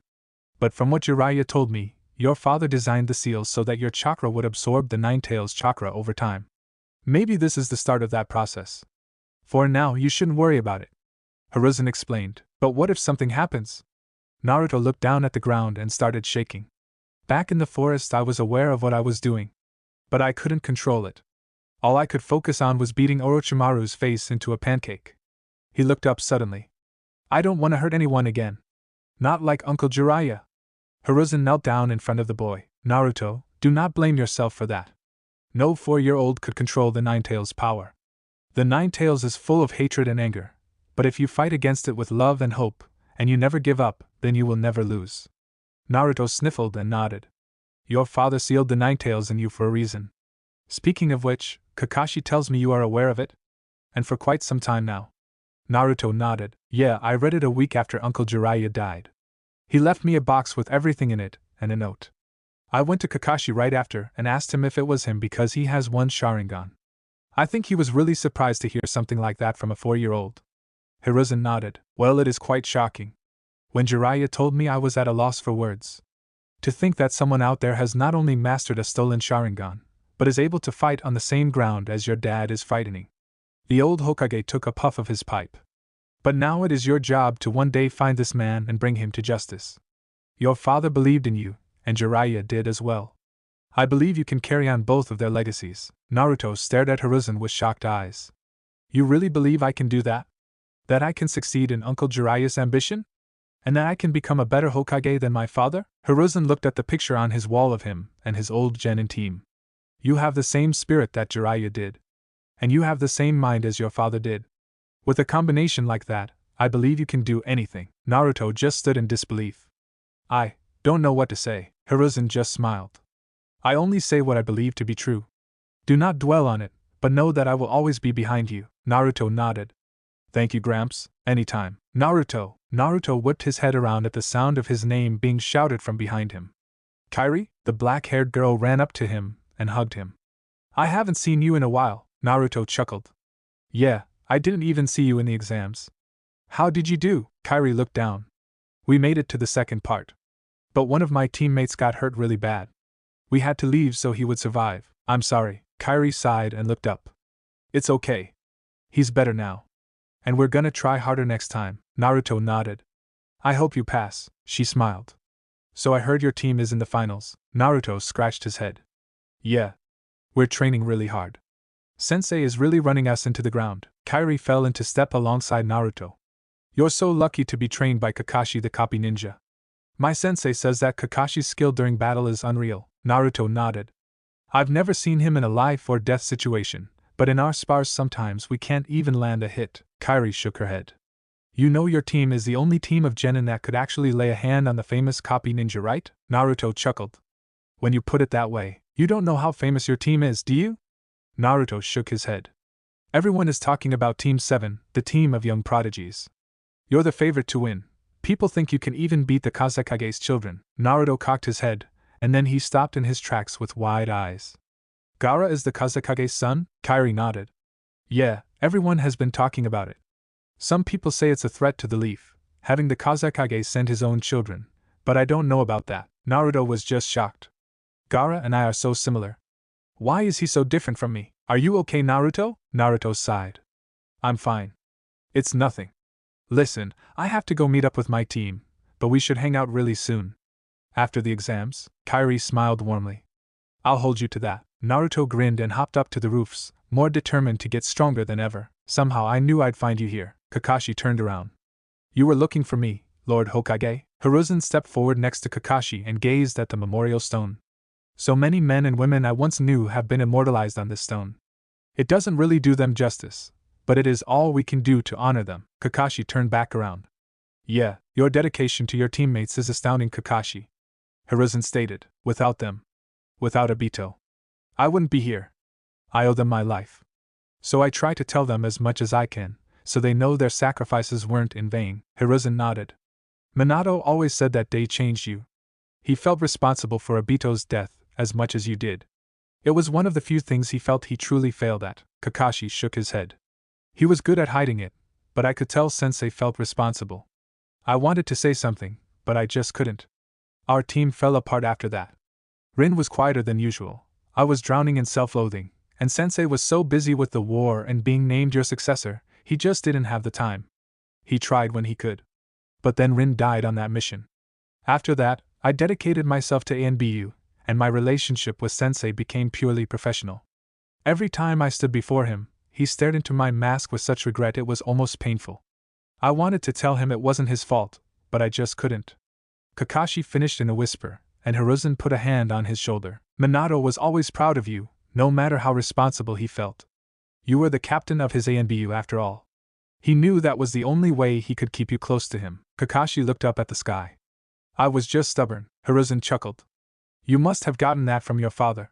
He was as thick-headed as they come. Kakashi turned his head to Hiruzen. Did you know my father well? Hiruzen nodded. Yes, since he was just a boy. He and Jiraiya were the best of friends. I think that's why Sakumo was always able to stay on par with my students. He wouldn't let Jiraiya beat him at anything. Kakashi's eyes widened. My father and Lord Jiraiya were best friends. At this, Hiruzen guffawed. Oh yes, those two were quite the pair. That damn brat shaved my head once. My father shaved your head? Yes. For over a month they called me the bald Hokage. Kakashi stifles his laughter. I can't believe my father was so mischievous. I only remember the serious, compassionate side of him. When he reached Jonin he mellowed out. I think it was your mother. He loved her dearly. Kakashi nodded. Yeah, I always remember them together. My father would hold her hand or stroke her face, and she would always smile at him. They never fought either.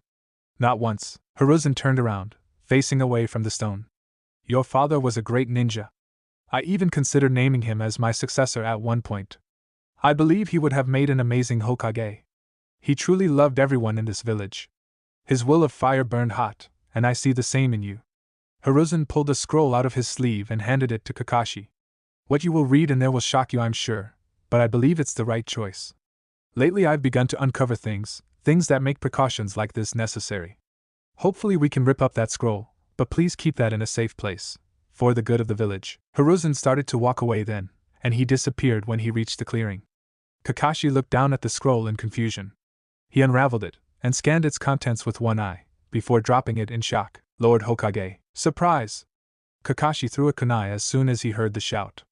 There was a yelp and a thud, and he stared at the fallen Naruto. What the hell are you doing in my apartment?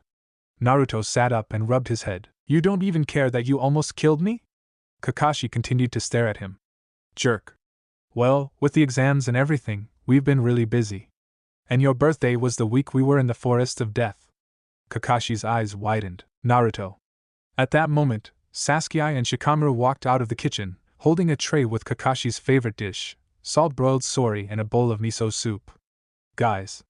You didn't have to do that. They all shrugged. So? You're our sensei. We wanted to do this. Naruto replied. Plus, we wanted a chance to see you without your mask. Shikamaru added hopefully. Kakashi looked at the three of them, sighed, and collapsed onto his couch. You three. Thank you, Naruto beamed. That's not all, sensei. We got a present for you too, Kakashi groaned. Guys, I appreciate it really, but Naruto shoved a wooden box into his hands, about 2 feet long. For your own benefit, sensei, shut up. I guarantee you'll love this. Naruto insisted, stepping away eagerly. Kakashi met the excited gazes of each of his students, before sighing again and lifting the lid. He looked in, and his eyes bulged in astonishment. This. What is this? He looked up at his wall, where the replica was perched perfectly on the wall. That's a replica, Naruto said, motioning at the fake. It's a long story. But our first mission, the mission to Chakramantine Town, was for this specifically. Kakashi just stared. I don't. This is. He looked helplessly between his students. Finally, he pulled his mask down and smiled. Thank you? Naruto, Sasuke, and Shikamaru stared at Kakashi's face in awe. Then Naruto touched his face, making Kakashi swat him away. What are you doing? I just had to make sure it was real. Kakashi rolled his eyes. What? Wasn't it you who taught us to look underneath? Kakashi seemed taken aback. I guess I did. I didn't realize you actually listened, Naruto scoffed. Come on, you don't think that little of me, do you? Shikamaru cleared his throat, and Naruto launched a peanut at him, courtesy of the bowl on Kakashi's coffee table. No one asked you, Nara? Nara shrugged. Well, I can't believe you guys did this. It's amazing. I never fixed it myself because of what it represented, but I'm glad you guys did." His students just smiled. After that, he dug into his favorite meal, wondering which of his students had made it. "That would be me," Sasuke answered when Kakashi voiced his question. "My mom taught me how to cook." "That's quite surprising, Sasuke. Have you ever considered becoming a ninja chef?" Kakashi asked with a grin. Naruto and Shikamaru broke into laughter, while Sasuke grumbled something about Kakashi fillet. About 2 hours passed before the genin of Team 7 decided to leave. Kakashi was surprised at how fast time had flown by, and he was sure this was the longest anyone had been in his apartment, besides perhaps his sensei. As he closed the door behind his charges, a smile couldn't help but bubble up onto his face. "Right this way, Lord Danzo." A black-clad, masked ninja led an older man through a dimly lit hall. The older man walked with a cane, and half of his face and most of his body were covered in bandages. He reeked of professionalism, and his mind had been molded and hardened by many years of service to the Leaf. He was a military extremist to the extreme, believing that war paved the way to peace and prosperity. His name was Danzo Shimura, and he was a man that lived in the shadows and struck from the darkness. He did the dirtiest work in the Leaf Village, and no one, not even the Hokage, had access to his files. His organization, named Root, was an extremely well-kept secret, and although the Hokage was aware of its existence, Danzo was so good at covering his own tracks that Hiruzen didn't have a chance at finding proof. After all, deception was Danzo's specialty. "He's in here, Lord Danzo." Danzo walked into the room, his lackey staying outside. When he walked in, there was a hooded man standing in the center. "So he's sent you this time, has he? He must be getting serious," Danzo stated, standing across from the man. "Well, as you may imagine, Lord Orochimaru is quite eager to get his revenge." The hooded man dropped his disguise, revealing the face of a young, silver-haired man. "I'm sure he is Kabuto. But does he truly believe he can defeat Hiruzen? He may be old, but even I would think twice before challenging my old friend to a fight," Kabuto scoffed. "Lord Orochimaru is not to be taken lightly, Danzo. As long as you follow through with your end of the deal, our invasion will be successful," Danzo grunted. "Overconfidence will lead to your downfall, and underestimation will lead to yours." Danzo's eyes narrowed.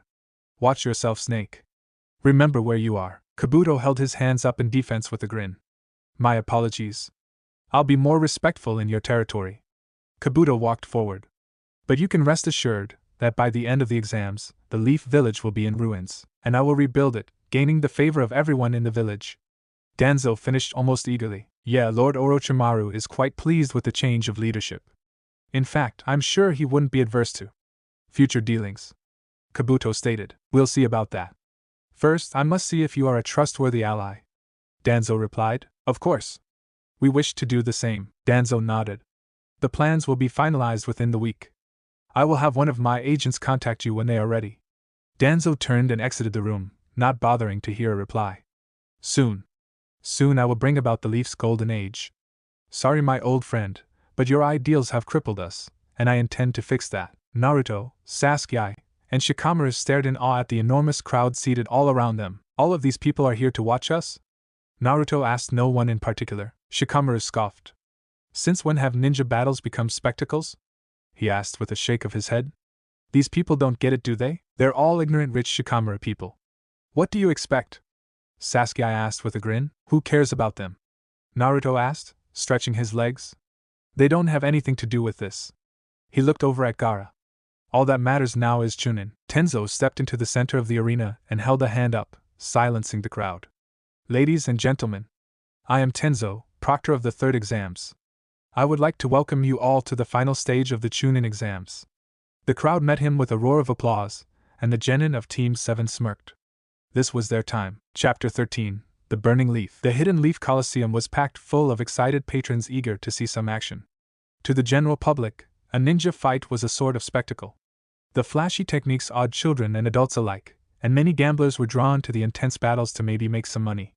Even nobles attended these exams, to study which villages were the strongest, and which would give the best business. The Hokage oversaw it all from his special suite high above the stadium. Since 3 villages had teams in the finals, a rare feat indeed, 3 kings were in attendance.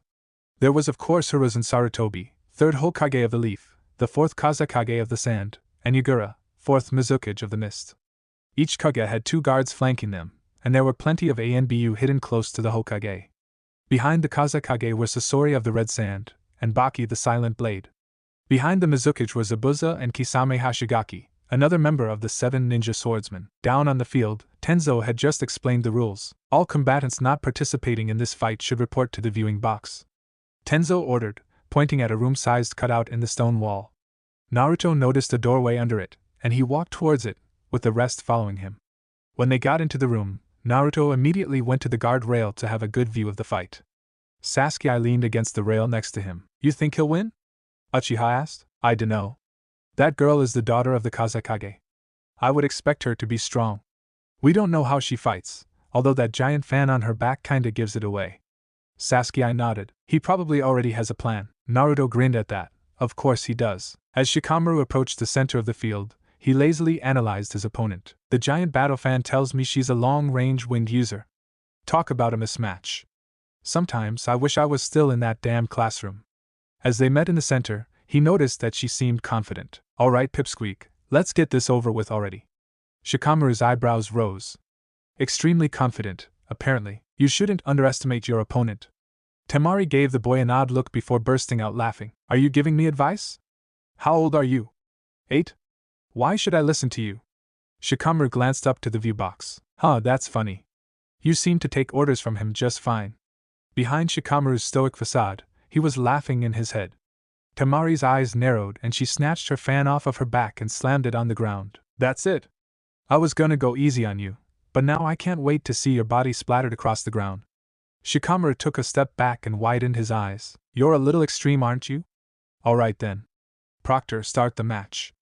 Tenzo gave Shikamaru a look before clearing his throat. The first match of the Chunin exams between Shikamaru Nara of the Leaf and Temari of the Sand will now begin. On my mark. He took a breath. Begin. Temari swung her fan in an arc and shot a blast of wind at Shikamaru as it unfurled. The surprised genin barely had time to dive out of the way, leaving a tiny trail of blood from his ankle. He rolled and started running as she continued to send wave after wave of wind at him, giving him no time to retaliate.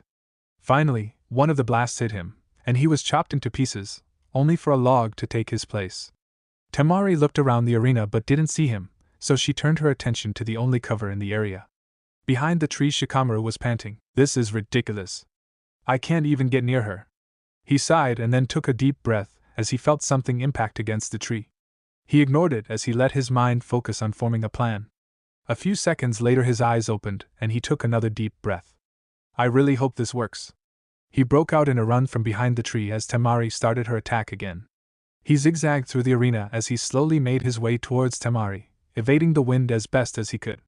He jumped and twisted through them, but after jumping over one, he landed on a rock and stumbled, giving Temari the opening she needed. He heard her grunt as she launched an especially powerful blast straight at him, and he brought his hands together in desperation. Tendrils of shadow whipped up around him and spun a barrier around him, which easily protected him from the blast.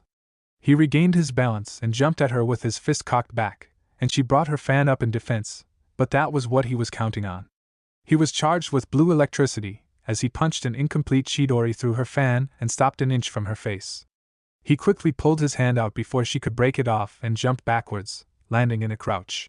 She threw her fan away in rage and pulled a short blade from a hidden sheath on her leg before charging at Shikamaru. He evaded her wild slashes easily, but he left openings to other kinds of attacks, and she kicked him away with a shout of satisfaction.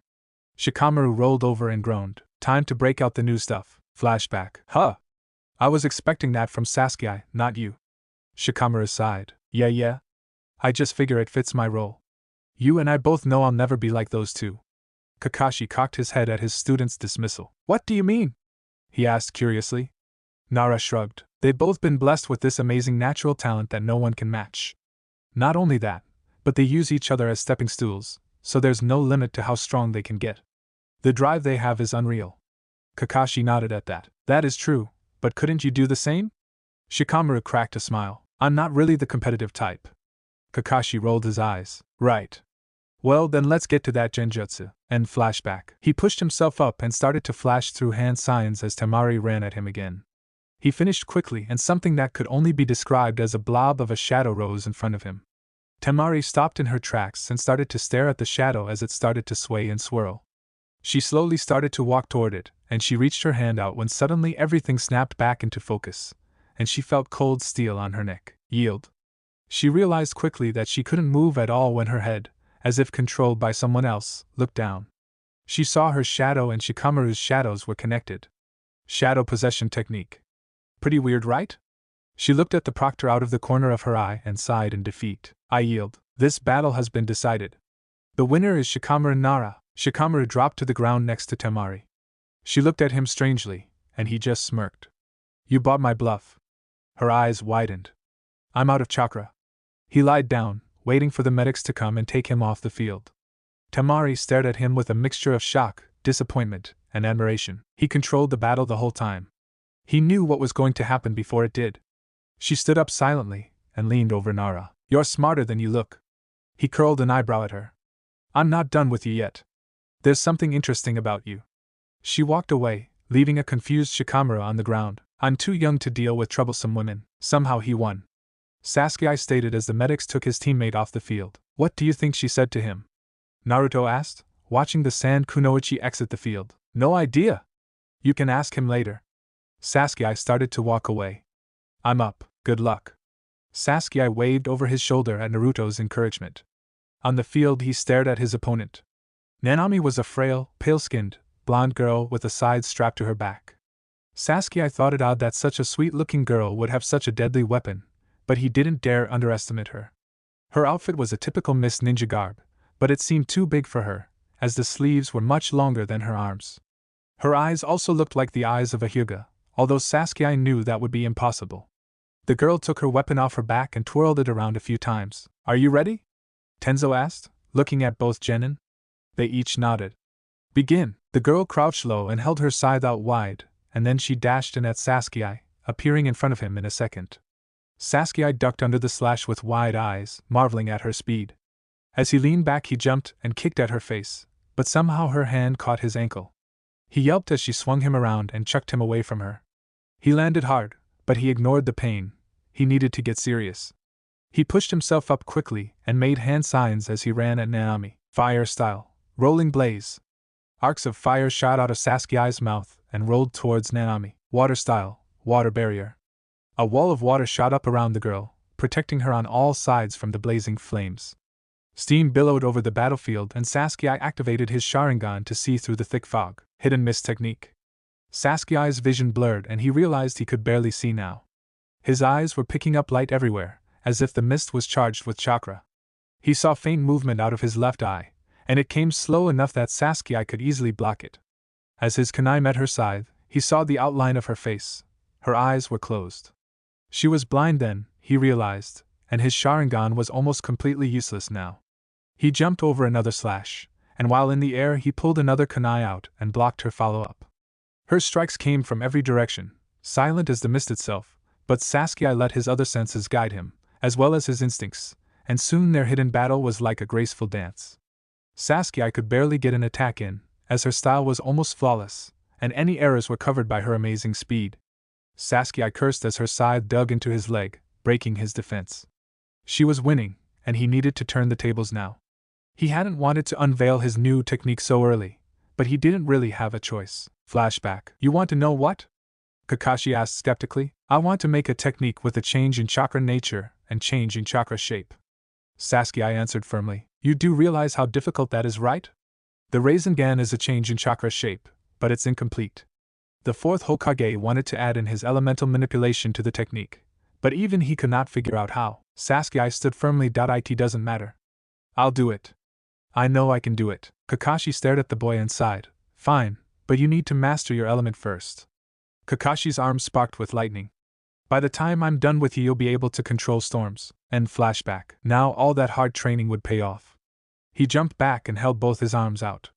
They began to crackle with electricity, and the mist around him began to dissipate because of the heat. 2 blades of solid blue lightning extended from Sasuke's arms, and most of the mist was blown away from the power of the technique. His opponent was clearly surprised, judging by her expression. She couldn't see the lightning blades, but she could definitely feel them and hear them. She charged back in and started slashing around wildly, hopping around and striking at every angle. Sasuke was able to keep up with her attacks, and his weapons were big enough to give him some leverage this time. He was still on the defensive, but he was slowly creating openings and tiring her out.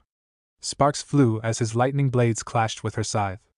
Their fight was so intense that at this point, the civilians could only see the sparks from their clashes and the faint traces of Sasuke's weapons. Finally they met in the middle, Nanami's side tangled in both of Sasuke's blades. They were deadlocked in a power struggle. Sasuke wrenched his arms to the side, flinging the scythe to the side with a loud crack. Nanami's arm hung limply at her side. Sasuke pointed his blade at her. Yield, she charged at him, attacking him with a flurry of kicks. She used only her legs, but Sasuke was surprised at the ferocity of the attacks.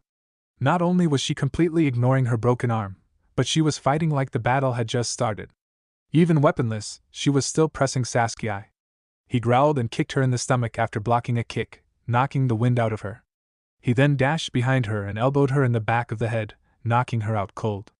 His lightning blades dissipated and he stared down at the girl and then at her weapon 10 feet away. It was sticking out of the ground, almost straight up, shimmering in the light. Sasuke turned around and walked out of the arena, not bothering to hear himself announced as the winner. Look at him, walking like he's so cool. Naruto muttered. He's acting like that was easy. Shikamaru shrugged. After his battle, the medics had taken him to the infirmary, where Shikamaru insisted he was fine, and that he only needed some bandages. They protested vehemently, but Shikamaru told them he'd walk out of there with or without the bandages, so they patched him up. I think he's just thinking. Whoever that girl is, she's good. And I'm pretty sure she's blind. Naruto's head snapped over in surprise. Blind? How can she be a ninja then? Ninja are supposed to be masters of each of the 5 senses. She can function just as well, if not better than you. Naruto and Shikamaru turned around and came face to face with one of Nanami's teammates. That's insane. How does she do it? Naruto asked. She is very in tune with the world around her. She can feel nature as if it were a living soul. It's a gift of hers. Shikamaru nodded. That's quite impressive.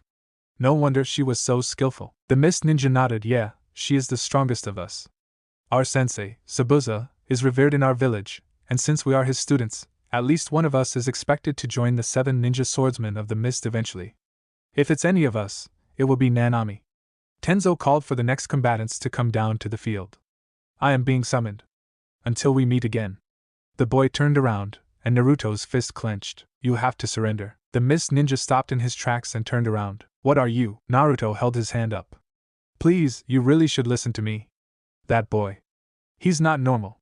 He'll kill you. The Mist Ninja didn't seem fazed. I am no coward, nor am I weak.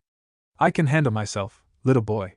Daisho walked away then, to what Naruto suspected was his doom. Sasuke came back to them then, silently leaning against the railing. After a moment he spoke. Does that kid have a chance?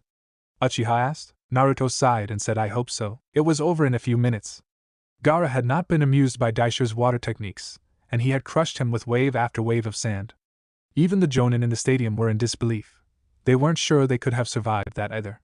There were no remains to clean up, for they had been ground to powder by Gaara's sand.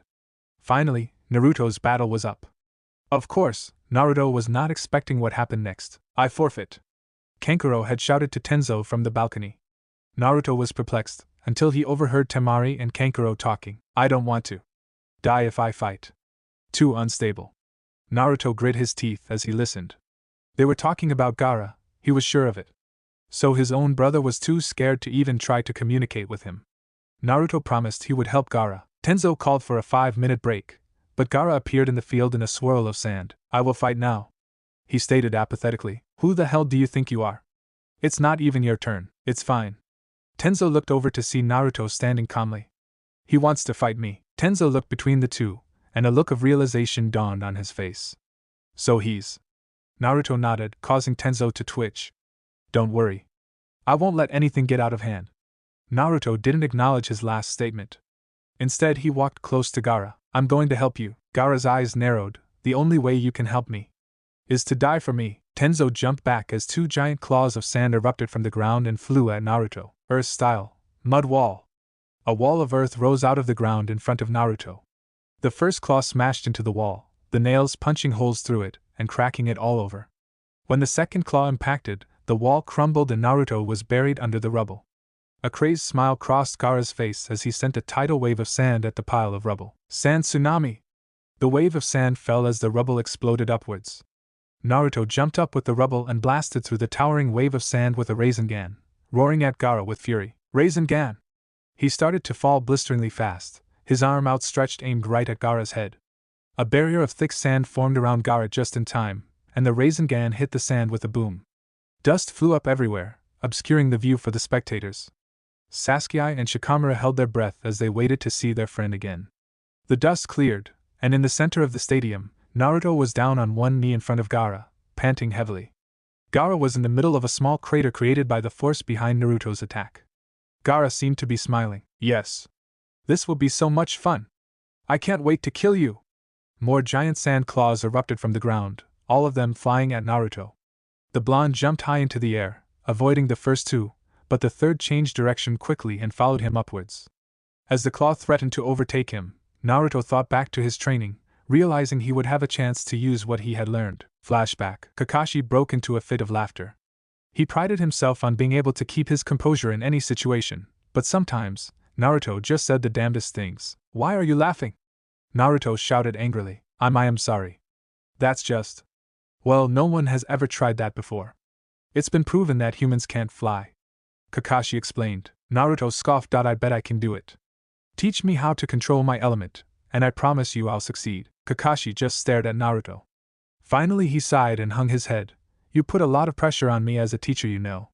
First Sasuke and his new technique, now you want to make one too? Even Shikamaru asked me to help him create a technique.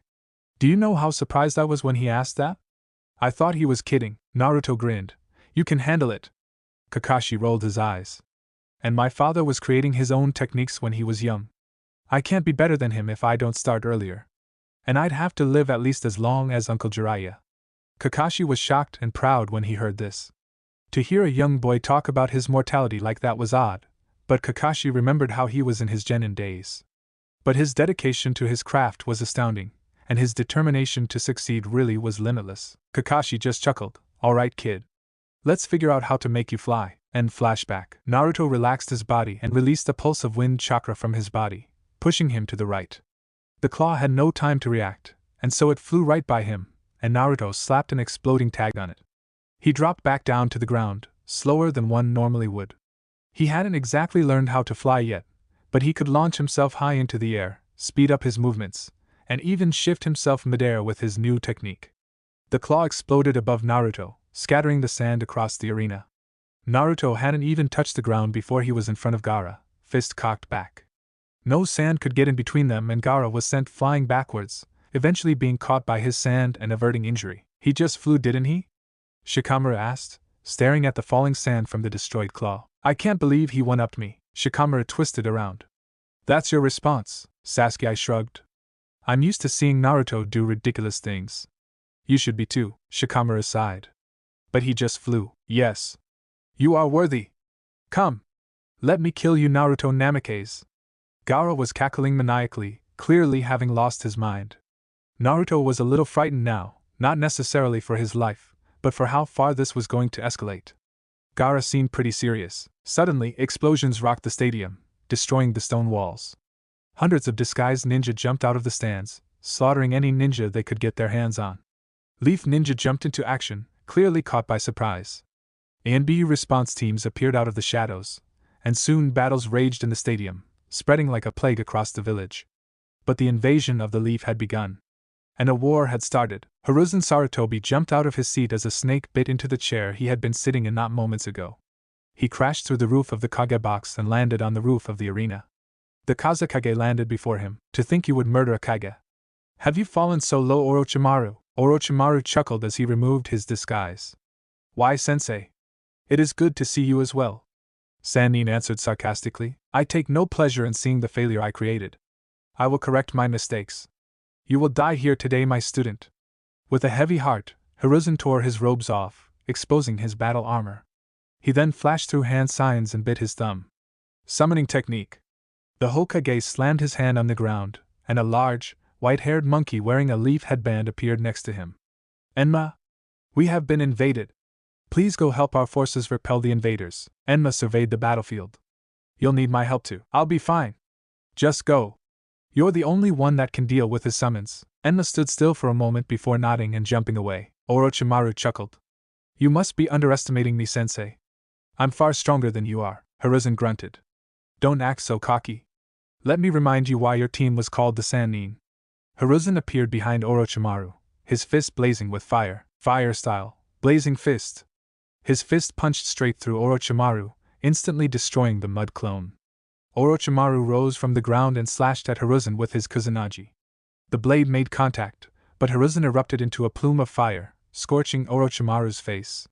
The snake Sannin roared in pain, and Hiruzen capitalized on the opportunity and charged at his student. He pummeled him with wild haymakers and kicks, sending him crashing through the ceiling with an axe kick. You were the Sannin because I made you the Sannin, wind style, great breakthrough. The ceiling exploded upwards, sending Hiruzen along with it. Debris sliced into him as he fell back towards the roof. He righted himself at the last moment and landed in a low crouch. Don't try to take the credit, sensei. I have learned far more on my own than I ever could have learned here. You've forced my hand, Orochimaru. No matter what, I will end your ambition. They charged at each other, knowing the fate of the leaf rested on this battle. Wow, that escalated pretty fucking fast. Kisame noted with a smirk. Say boss, can we get in on the action? I don't know who these fuckers are, but I was enjoying the exams. Zabuza chuckled. You're too eager, Kisame. This could be just as entertaining. Yagura rolled his eyes at his bodyguards. We will stay neutral for now. Let this play out for a bit. His bodyguards nodded. But if the sand is behind this, they will pay for Daisher. Naruto looked around as the attack commenced. He couldn't believe his village was being attacked. But he was too preoccupied to do anything about it. Yes. Look at all of your dying comrades. You will join them. Sand started to slither up Gaara's body, and it formed a thick armor around him. A single tail formed on his back, his hands transformed into claws, and he had half of a raccoon-like mask on his face. What the? Naruto barely had time to study Gaara's new form as his giant claw of sand came crashing down. Naruto rolled out of the way, but he was swiped away by the other claw. Gaara was so fast now Naruto could only see the large claws flailing around him. He felt helpless as he was relentlessly battered by Gaara's giant arms, each strike breaking at least one bone. Gaara on the other hand was high on adrenaline and bloodlust, laughing crazily with every blow. Naruto wasn't sure he could take much more, but then he heard the sound of chirping birds, and the attack stopped. He collapsed to the ground, his body numb from the beating. I'll kill you for interfering. I'll make your blood stain the earth. Naruto looked up to see Sasuke jump over a sand claw and slice it off with a chidori. He then looked over to see Shikamaru yelling something at him, but he couldn't hear. He slowly got up, ignoring Shikamaru's prodding. I'm fine, he answered, a newfound strength rushing through him. We can beat him.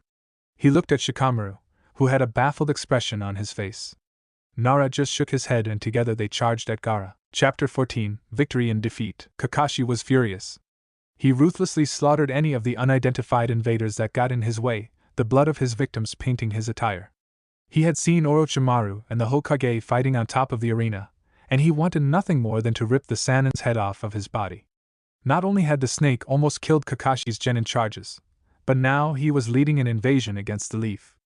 Every cell in Kakashi's body was calling for Orochimaru's death, and not even an army would stop him from getting the Sannin's head. Naruto and Shikamaru charged forward, only to be sent tumbling backwards by Sasuke's body. They collectively groaned as Sasuke rolled off of them. You are weak, Naruto Namikaze. Fight me with your full power. I want to feel alive. Team 7 collected themselves and stood up. Damn, he's strong. Sasuke murmured, rubbing his side. Naruto. Can you use the fox's power? Shikamaru asked quickly. Naruto's head snapped over to Shikamaru with wide eyes. What? Why would I? Shikamaru interrupted him. This kid is a Jinchuriki too. He's obviously using his tailed beast's power. The only thing that can compete with a tailed beast is another tailed beast. There is no time to talk. There is only time to kill. Gaara sent a barrage of sand bullets at Team 7, forcing them to scatter. Stop running. A grin full of insanity spread across Gaara's face. If you won't come to me, I'll have to make you. He turned around then, and with a great leap he disappeared over the crumbling arena wall. Where's he going? Sasuke shouted. He's going to wreak havoc in the village. It's like he said, he's making us come to him. Shikamaru explained. He turned to Naruto. Can you do it? The blonde sighed and looked down. I don't know how, he said dejectedly. What about in the forest of death? You used it there, right? So try and remember what that felt like. Naruto looked up at his friend. Shikamaru nodded at him, and Sasuke did the same. The blonde stood up straight and closed his eyes, thinking back to the day in the forest. He remembered the rage and fury he felt when Orochimaru had branded Sasuke with the cursed seal. He remembered seeing crimson, and he remembered the murderous thoughts that had rampaged through his mind. He remembered seeing his uncle's blood on his hand. Then he thought of Gaara, and the threat he posed to the village. The bloodthirsty maniac was on the loose, and Naruto had to stop him. Kill. Red chakra started to seep out of Naruto's body, causing Sasuke and Shikamaru to take a step back. The chakra formed into a sort of armor, and as it fully formed, there was no mistaking the shape of a fox. The pointed ears, the claw-like hands, and the single, fiery tail waving behind Naruto, Shikamaru had no doubt what was happening. Naruto let out a thunderous roar before vaulting over the wall after Gaara. Sasuke and Shikamaru looked at each other, before nodding and chasing after their teammate. Hiruzen's eyes went wide as he dodged one of Orochimaru's snakes. He felt a massive explosion of chakra from the arena, and he had recognized it in an instant. How could he not have, when he had faced that vile chakra face to face so many years ago? Not just him, but so many valiant leaf warriors along with him. The chakra of the nine-tailed fox was burned into the memory of everyone who survived that day. Hiruzen could only hope that Naruto was mostly in control, for this was the worst possible time for a Jinchuriki to go on a rampage, let alone two. But there was nothing he could do at the moment, because his former student was just as much of a threat. Fire style, flame dragon missile barrage. Hiruzen inhaled a great amount of oxygen, before exhaling a giant stream of fire that split into 5 blazing dragons. They twisted and whirled through the air, going straight for Orochimaru. Summoning technique, Rashomon. A giant, demonic-looking gate sprang out of the ground in front of the Sannin just in time to intercept the fire attack.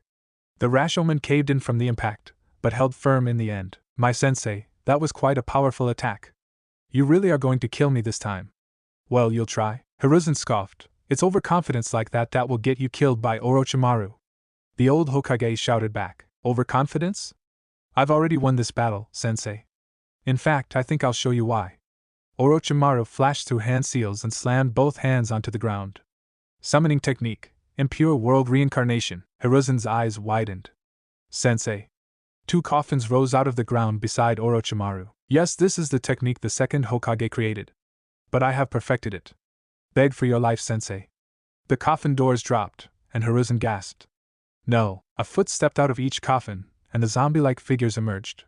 Huh. How am I alive? Sensei, is that you? The first man asked. Well, I'll be damned. This sure as hell ain't heaven. And why are you here, sensei? Don't tell me you croaked too.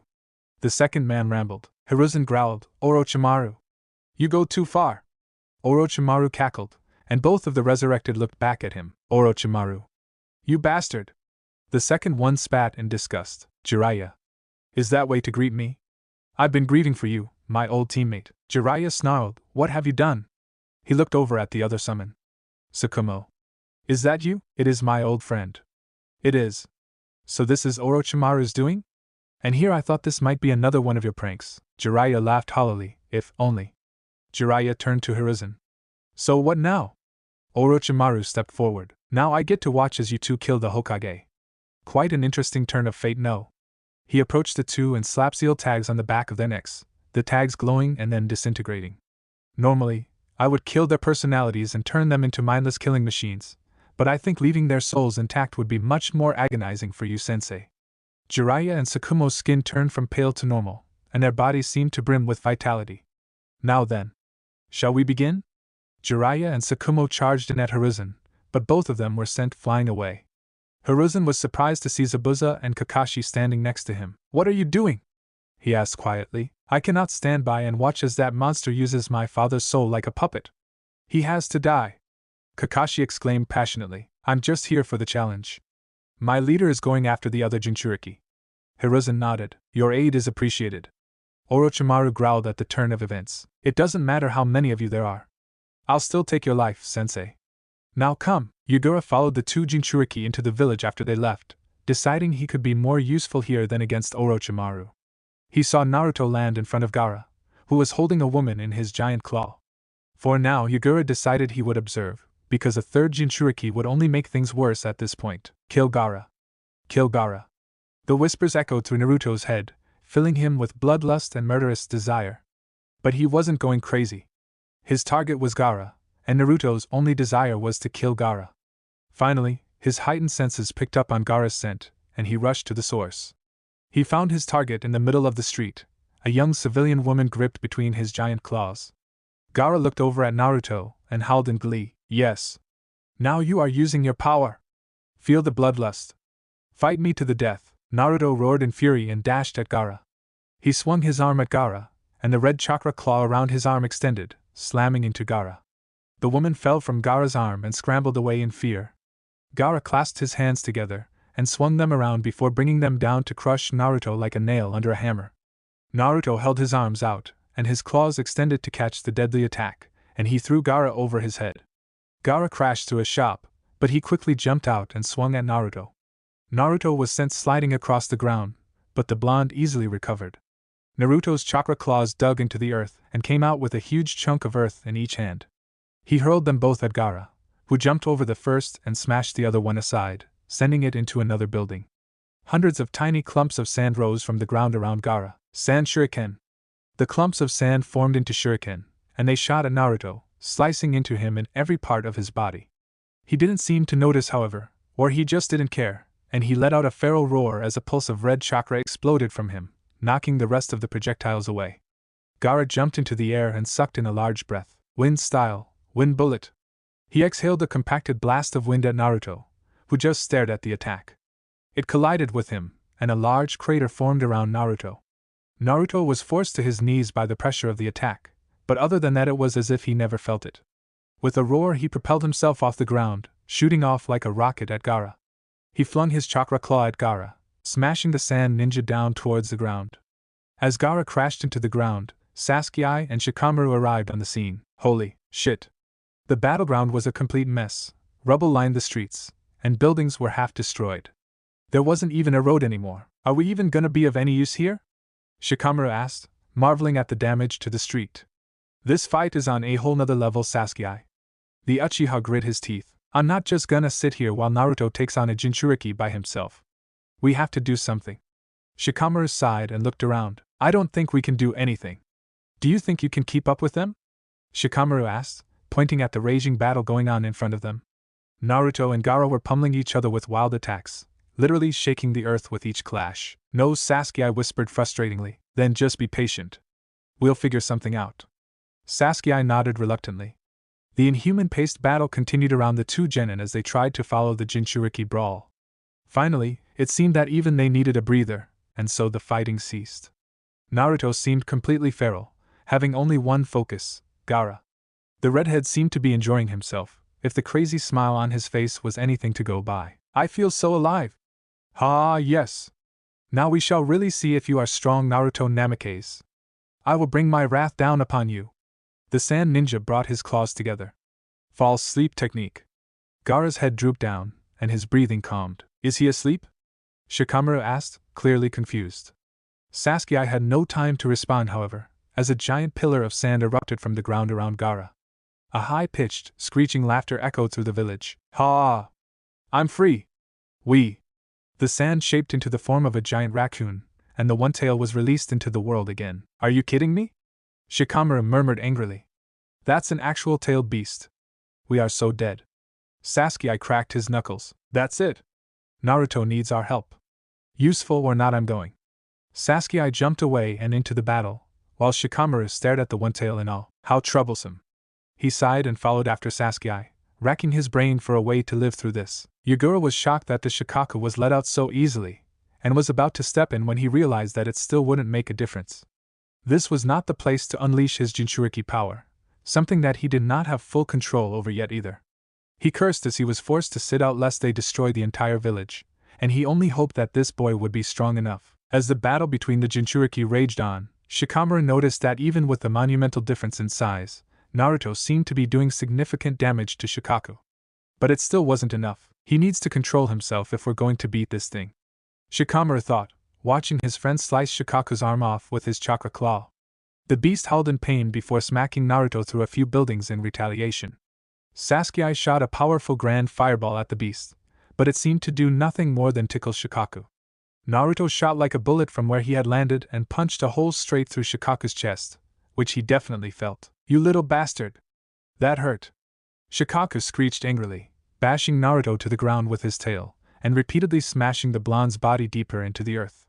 Another burst of red chakra erupted from Naruto, throwing the tail away, giving him time to escape. Shikamaru watched from afar, knowing there was nothing he could do besides think of a plan. He looked at Shikaka's head and noticed that half of Gaara's body was protruding from the beast's scalp. He seemed to be sleeping, so he is asleep.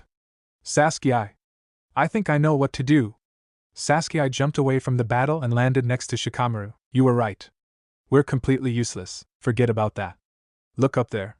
Sasuke looked up at Shikaka's head and noticed the red head. What is he doing? He's not moving at all, my guess is sleeping. And I bet you if we wake him up we can stop his rampage. Sasuke stared up at Gaara. How do we wake him up? Shikamaru sighed. I don't know. This would be easier if Naruto could control himself. We'll just have to rely on him to distract the damn thing. Do you have exploding tags? Sasuke nodded. Good. That's the only thing in our arsenal that might hurt that thing. Do you have a plan? Sasuke asked. Run up there and punch him in the head. Sasuke chuckled. Fine with me. Let's go. Shikamaru and Sasuke ran at the towering figure, running up his legs using their chakra. Tiny tendrils of sand slithered out of Shikaka's skin in an attempt to stop the two genin, whipping at them and trying to grab them. Sasuke flashed through hand seals and his lightning blades sprung from his hands. He slashed and hacked his way through the tendrils as he made his way up Shikaka's body. Shikamaru weaved through every tendril as he wrapped 3 exploding tags around a kunai. Jump! At Shikamaru's command, Sasuke leapt straight up as Nara flung his kunai at the creature's knee. It exploded on contact, and the combined force of the 3 tags blew Shikaka's knee off. He roared in pain as he crashed to the ground, unable to keep his balance. Naruto capitalized on this, launching a barrage of attacks at the beast. Sasuke and Shikamaru wasted no time in running to the head, where Gaara lay unconscious. As they closed in, a dome of sand started to form around Gaara in an attempt to protect him. Sasuke leapt forward, cleaving the dome into pieces with a cross slash, and Shikamaru followed with a vicious kick to Gaara's head. There was a resounding crack, and Shikaka screamed in fury. No! How can 3 children defeat me? Damn you! I will kill you all! The body started to crumble, until there was nothing more than a large pile of sand. Gaara stood slowly, now back to his normal form. He looked at the members of Team 7 with something akin to fear on his face. No, how could I have lost? Naruto growled and crouched as if ready to pounce. Stay back. I will not let you erase my existence. He screamed defiantly and pillars of sand erupted around him. Sasuke and Shikamaru took a step back, but Naruto dashed forward, charging a Rasengan in his hand. The Rasengan was a crimson red, and it seemed to almost drip with malevolent chakra.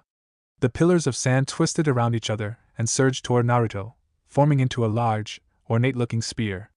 Naruto's attack clashed with the spear, and a brilliant flash of red and yellow exploded over the area, sending shockwaves of red and yellow chakra in every direction. Sasuke and Shikamaru were blown away by the intense explosion, even though they were farther away. When the dust finally cleared, there was a larger crater wider than the street. Any building within 30 feet of the explosion was no more than a pile of rubble now. The area was destroyed. Naruto lay on the ground at the center, his eyes focused on the clouds. The chakra from the fox was gone now, and Naruto felt like someone had taken a sledgehammer to every part of his body. He was aware of what had just happened, he saw every second of it. But he hadn't been in control for a moment of it. All he remembered were the frenzied, chaotic, sinister screams that had reverberated through his head. Kill, kill, kill, kill. It had become his mantra, his one purpose for living. To kill. It was as if he didn't have a conscience. Just instinct. The instinct of a killer. He would have shuddered if he could, but he was still in way too much pain to move. He heard movement to his left, and he willed himself to tilt his head slightly. He could just see Gaara out of his peripherals. He too seemed to be paralyzed with pain. Naruto let out a soft sigh. Is that what it's like? To hear screams of murder and death? Naruto asked quietly. Yes. Gaara answered after a moment. He never stops. Not until now. I'm sorry. I understand your pain. I didn't know who I was. Naruto stated sympathetically. I've never known who I am. My existence is to kill. I am dead in human form. Evil in spirit and mind. Gaara admitted hollowly. Hated by all and loved by none. I don't hate you. Gaara's eyes widened. I couldn't hate you. You are the same as me, brother. We are the power of the sacrifice. You. Gaara was at a loss for words. Let's be friends, Gaara. I'll help you. And I know others will too. Your brother and sister. They may be scared of you, but they don't hate you. Naruto said softly. Gaara looked at Naruto with wide eyes. A tear of blood dripped from his eye. Naruto Namikaze. We will be friends. Naruto smiled. That's good. Naruto heard the sound of footsteps. Are you okay? Shikamaru asked, appearing above him. His clothes were charred, and ash covered his body. Sasuke was in a similar state. I'm great. Never better. I can't move though. Shikamaru sighed. We'll carry you. We're going back to the arena. Naruto's eyes widened as Shikamaru lifted him and wrapped his arm around his shoulder. Gramps.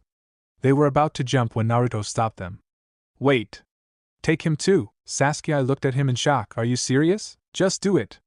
It's not his fault. Sasuke looked at Shikamaru, who just shrugged. With a sigh, Sasuke hoisted Gaara up, and the four of them made their way to the arena as fast as they could. Orochimaru growled at his former sensei. He had not expected Hiruzen to have been in such good shape in his old age. He was still a shadow of his former self, but Orochimaru knew he wouldn't have been able to take on the god of shinobi in his heyday. The traitorous Sannin had been counting on Hiruzen's skills to be dull, but it seemed that was not the case. And to make it worse, the Mizukage had stepped in. Fighting two Kage, even with his resurrected summons, was not favorable. Watch out, sensei. Orochimaru scowled at Jiraiya's warning. It had been a mistake to keep Jiraiya and Sakumo personalities intact as well. They had been a hindrance almost as much as a boon. Hiruzen easily dodged the Earth Dragon missile thanks to Jiraiya's warning. Orochimaru was furious. He needed to end this now. That's it! He shouted angrily. I'm tired of this game. I will show you my true form. Orochimaru's jaw seemed to unhinge itself, and it literally dropped to the ground. A large, white-scaled snake jumped out at Hiruzen. He jumped over it as it crashed through the roof where he had stood. You are no longer human, my student. You are an abomination. He turned to see Sakumo flying at him, white chakra saber poised to kill. Kakashi intercepted him at the last moment with his own white chakra saber, and kicked him down to the roof. Kakashi then flashed through hand seals and his hand erupted with lightning. Raikiri. He sped towards his father through the air, Raikiri in one hand, white chakra saber in the other. Sakumo leapt off the roof with blistering speed. He formed a wind blade in one hand and brandished his own blade in the other, clashing with Kakashi mid-air. Kakashi was knocked backwards and he fell to the roof with a thud. Sakumo began a string of hand seals, but was forced to stop when Zabuza appeared in front of him. He blocked his slash with his blade and knocked him back down to the roof. He landed next to Jiraiya, and both of them charged at Zabuza. He clipped his sword on his back and blocked each of their attacks and engaged them in a taijutsu battle. He easily kept up with the two of them, in strength and speed, something that impressed both of them. Jiraiya and Sakumo jumped back and both started forming hand signs: fire style, flame dragon missile, wind style, heavenly gale. Jiraiya spewed a large fire dragon from his mouth, while Sakumo exhaled a stream of sparkling wine. The flames converged with the wind, and they superheated, turning a silvery white. The dragon burned with the intensity of the sun as it sped towards Zabuza. He started to blur through hand signs: water style, super water colliding wave. Zabuza spat out an unreal amount of water that rushed towards the flaming dragon. The dragon left a trail of steam as it tore through the wave, finally dissipating only a foot from the mist ninja. Kakashi dashed past Zabuza, a streak of white light shining behind him. He kicked Jiraiya away and slashed at his father, who barely learned under the blow. The roof started to rumble, and Orochimaru crashed through the roof from behind Sakumo, diving down at Hiruzen, who had been going through a long string of hand seals. Hiruzen cursed, and dove out of the way. He appeared behind Sakumo with the body flicker technique and smacked him away with a spinning kick. He hopped next to Kakashi. I need you to hold them off. I can get rid of those imposters, but only if I have time. Kakashi nodded and turned around. They're not imposters. That is my father. Hiruzen sighed. I'm sorry, Kakashi. For what happens now, and what happens after this? Kakashi's eyes widened, and the Hokage nodded. I will protect you with my life, Lord Hokage. Hiruzen smiled. You don't have to call me that anymore. Kakashi's hands lit up with a Raikiri in each. Thank you, Lord Hiruzen. Kakashi jumped into the air as Orochimaru dove at him. As they came together, Kakashi spun his body around and slashed the giant snake across the eyes. They both fell to the roof, but Kakashi jumped up again over Orochimaru's head. The snake Sannin was blind to his final moments. Kakashi dropped down straight on Orochimaru's head and punched both of his Raikiri through his skull. He landed on his head and slashed his hands outward, flaying the Sannin's head. He ripped his blood-soaked hands out of the skull and looked over at Hiruzen, who had 2 shadow clones next to him. He completed a long string of hand seals with a tired look on his face. Sealing technique, dead demon consuming seal. Kakashi's eyes widened. The 2 shadow clones jumped over to Jiraiya and Tsukumo and took hold of them. It looks like our time is up, Jiraiya stated, smiling at Hiruzen. Too bad it's come to this, sensei. Hiruzen nodded wearily. Yes, Jiraiya, I'm truly sorry for what Orochimaru had done to us. It is my fault as his teacher, and I will bear the burden. Don't blame yourself, sensei. He did it to himself. We never blamed you. Tsunade acted like she did, but she blamed everything. I would have let him go too. Hiruzen chuckled. Thank you, Jiraiya. You know, I always did say you two would be the death of me. The bodies of Jiraiya and Tsukumo started to lose their color. I'm sorry for all the trouble, Lord Hokage. This is like nothing I could have imagined. Tsukumo stated grimly. It's over now, Tsukumo. We can all have peace at last. Hiruzen replied. Kakashi walked up to his father as the death god started to extract his soul. At the same time, Naruto, Sasuke and Shikamaru landed on the roof. Naruto, despite his injuries, ran up to Jiraiya. Uncle Jiraiya. He collapsed in front of him, looking up at him with wide eyes. What? Stand up, boy. Let me see how you've grown. Naruto pushed himself up and stared at Jiraiya. Jiraiya smiled. You look just like him. It was good to see you again, kid. Jiraiya tousled his hair and his arms started to crumble. Tsukumo looked at Kakashi. There is much I wish I could say to you, son. But I'm out of time. Kakashi shook his head. It's fine. I just want you to know that what you did was the right thing to do. Tsukumo smiled. I'm grateful to hear that. I'm just so sorry for leaving you on your own. But you turned out okay, huh? Jiraiya and Tsukumo bodies crumbled as their souls were sealed. Hiruzen smiled. I shall see you soon, boys. The death god sealed Hiruzen's soul, and his body fell over, lifeless. Kakashi walked over to him, knelt down, and shut his eyelids. He stood and turned to the Zabuza. Thank you for helping. Your actions today will not be forgotten. Zabuza nodded, just following orders. If it means anything, he died a fitting death for a Kage. Kakashi looked down at the Hokage and nodded solemnly. Yes, but there will be time to grieve later. First, we clear these vermin out of my village. Zabuza nodded as a team of ANBU appeared on the roof. Captain Kakashi! One of the men shouted as he ran up to him. Lord Hokage. He murmured, seeing Hiruzen's body. Kakashi sighed. He did it for the village. Tell me, how are we faring? Tenzo stared at the Hokage's body for a moment before snapping to attention. The invasion has failed. By some miracle we won. Prisoners are being sent to ANBU headquarters now. We'll know everything by tonight. Teams Gamma and Beta along with 5 medic teams are sweeping the village now, looking for injured in Kia. Kakashi nodded. Good work. We have a long day ahead of us, so you better be ready. Tenzo saluted, and Kakashi returned the gesture. The village may have been damaged, but the will of fire was burning brighter than ever before. Chapter 15, Regrowth. A sea of black covered the streets of the Leaf Village. Everyone was dressed in ceremonial black robes, and everyone was in attendance at the funeral. On top of the Hokage mansion were close friends and family of all the deceased, grieving for their loved ones. Pictures of all of the Leaf Ninja who had lost their lives were blazoned for all to see, and great, beautiful flower arrangements of all types of colors decorated the memorial.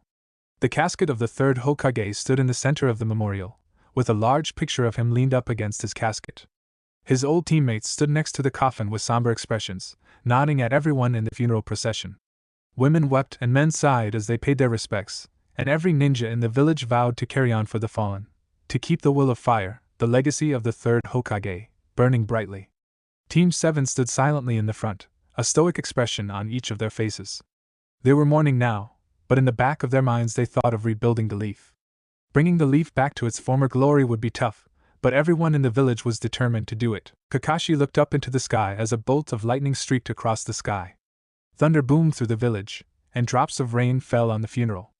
The cold rain was welcomed by the mourners. It was numbingly cold.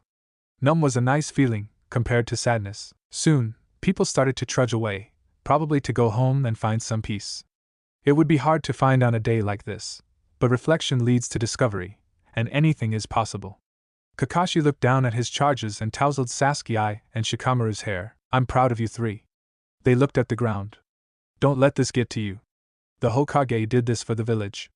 He died with honor. Sasuke looked up. What happens now? The other 2 looked up as well, and all 3 stared at Kakashi helplessly. Now. We rebuilt. Lots of changes are coming, boys. Will you have my back in the days to come? Their expressions shifted to confusion. Of course, Shikamaru answered. What kind of question is that? Kakashi smiled. Good. I have things to do. We'll meet up tomorrow at the usual time. He turned away and shoved his hands in his pockets, walking away as if it were a casual day. What was that all about? Naruto asked cluelessly. I don't know, but whatever it is, it's something big. He seems nervous.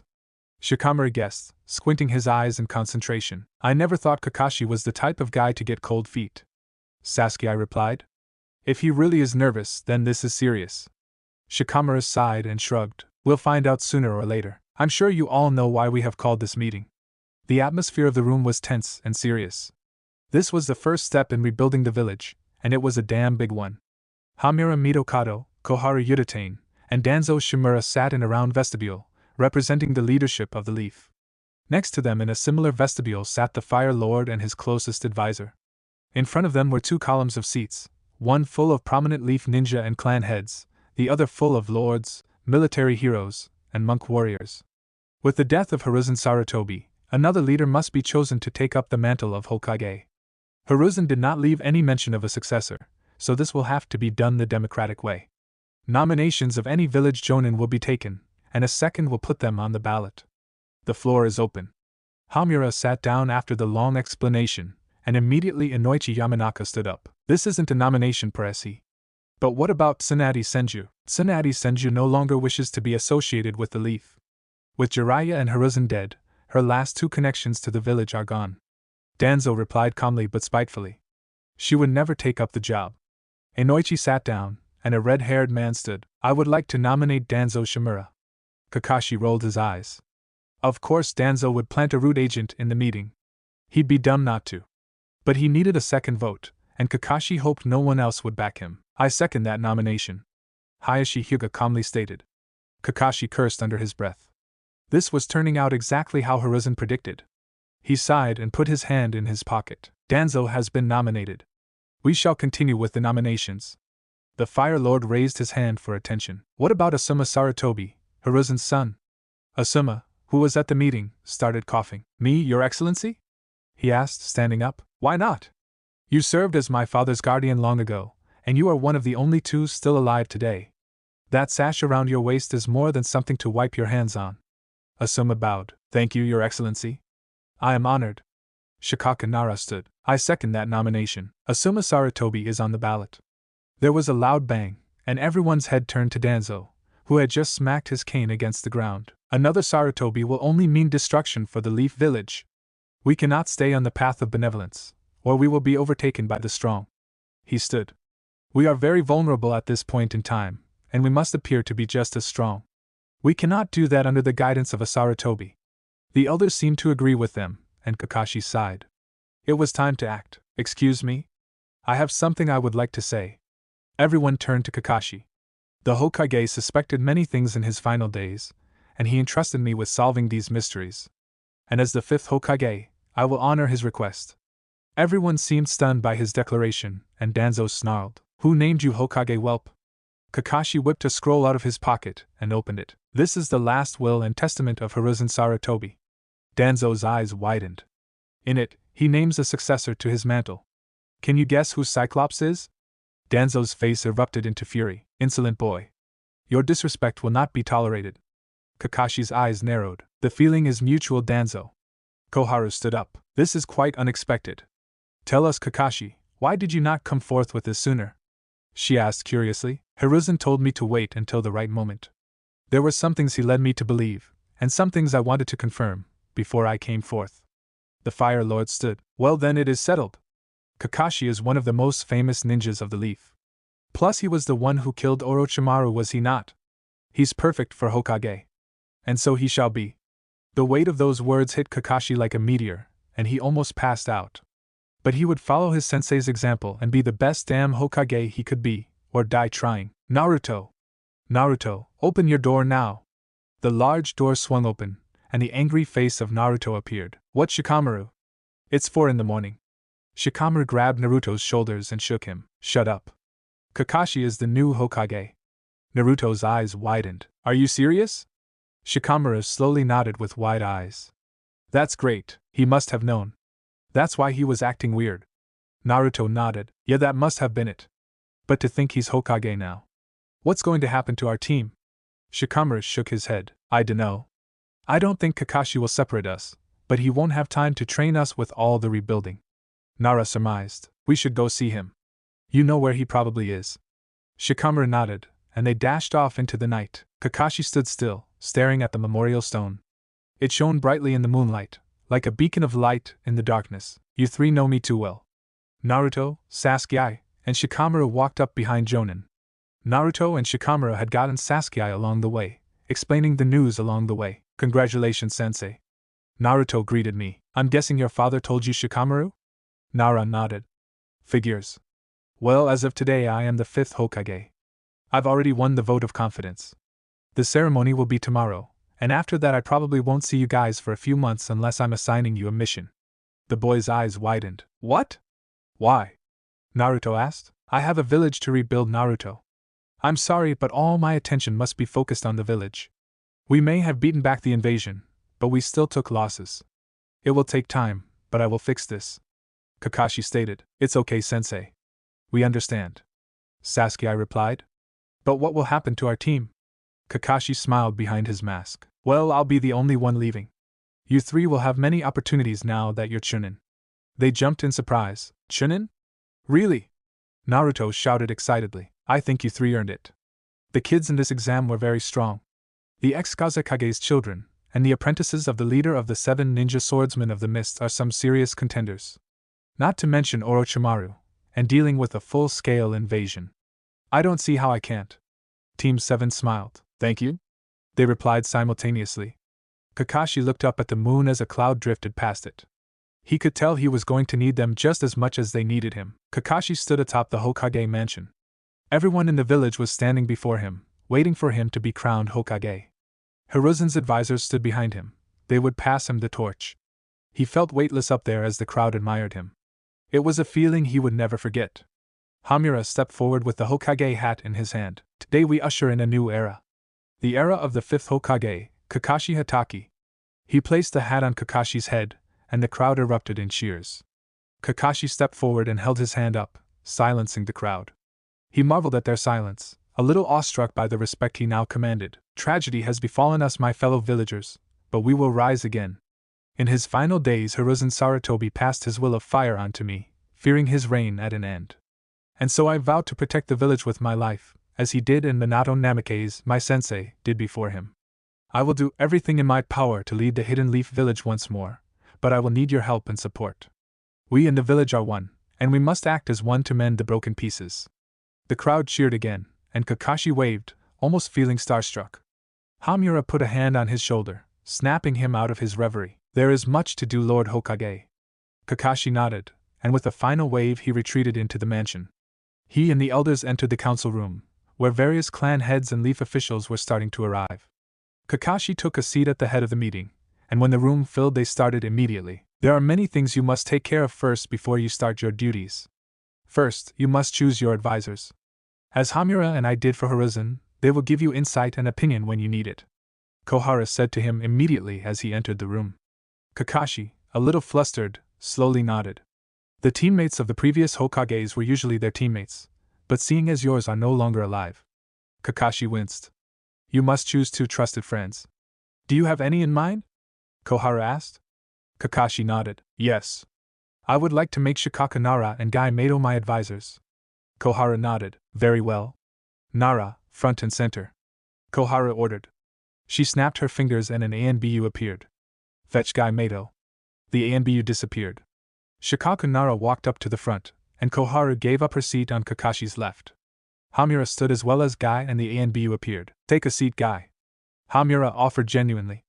Gai sat down and looked at Kakashi curiously. What is this about, Kakashi? I have made you one of my advisors. Do you accept it? Gai's eyes widened. Of course. How could I not accept such an honorable position from my rival? I swear I will advise you with as much youth as I can muster. Kakashi smiled with relief at Gai's antics, while others seemed to ignore it. Hamura and Kohara sat next to the new advisors. Next, you must pick your ANBU captain. Kakashi shook his head at this. Tenzo is the most capable in our forces to lead ANBU. He will remain captain. Tenzo smiled. I won't disappoint you, Lord Hokage. Koharu cleared her throat. Right. Well, now that that's settled, we can get on to the restoration. Kakashi nodded, and the room got even more serious. The most damage occurred in the Arena District and the Southern Civilian Center. That was where the brunt of Orochimaru's forces attacked from. There's also, of course, the giant crater in the Market District left by the tailed beast and your student. Kakashi sighed. They stopped him, didn't they? Koharu huffed. I'm not here to discuss this issue with you. There are more important things to deal with. Kakashi rolled his Sharingan eye, a funny trick he had taught himself. How many construction workers have we hired? Kakashi asked. Just about every damn one in the village, and some from the capital. We have the budget for it, but it doesn't leave us with a lot left. Hamura explained. Were any points of interest damaged? He asked, and Tenzo grinned. He was turning back into the clever, methodical ANBU captain he had been before. The hospital, ANBU headquarters, barrier core, academy, gold stores, archive library, and clan compounds are all unharmed. There is mostly destruction in the area around the arena. Unfortunately, the armory was demolished, and nothing could be salvaged. Furthermore, the metal stores themselves were destroyed as well, leaving us with no resources. Koharu explained quickly. How much money is left on the budget? Kakashi asked, leaning forward. 300,000 ryo. Hamura answered. Right. Kakashi took out a piece of paper and scribbled on it. He then snapped his fingers. An ANBU appeared beside him, and he giggled. Damn, it's cool that I can do that. The ANBU coughed. Right. Take this to the bank and withdraw about 750,000 from my father's fortune. If they give you any trouble, take it out of your account, and I will pay you back plus the pay for an S-rank mission. Everyone's eyes widened. You can't be serious. Danzo shouted. Kakashi shrugged. I am. I have no use for it. Serves the village better than me. That's it. Very generous. Lord Hokage. Hamura stuttered. But also highly illegal. You cannot force a leaf ninja to spend his own money on a mission. Kakashi looked at the ANBU. Do you have any problem with my orders? The ANBU straightened. No, Lord Hokage, that would be stupid. Kakashi smirked. Genma was always good at getting the elders riled up. My point exactly. So go. Genma disappeared from the room to fulfill his S-rank mission. I said 750,000 ryo, right? So now we have 1,050,000 ryo. How much money do we usually spend on a full stock of kunai? 200,000 ryo. Shikaka answered. Okay. Commission 300,000 ryo worth of kunai, and 100,000 ryo worth of exotic weapons. We should also start negotiations with Hidden Waterfall for metals. Set aside 200,000 ryo for that. The rest of the money can be used to buy a surplus of food from the various countries we trade with, or possibly to invest in some newer defense technology. Or both. Koharu seemed a little taken back. That sounds like a fine idea, Lord Hokage. Kakashi nodded triumphantly. Good. Now, do we have any intel on the invasion?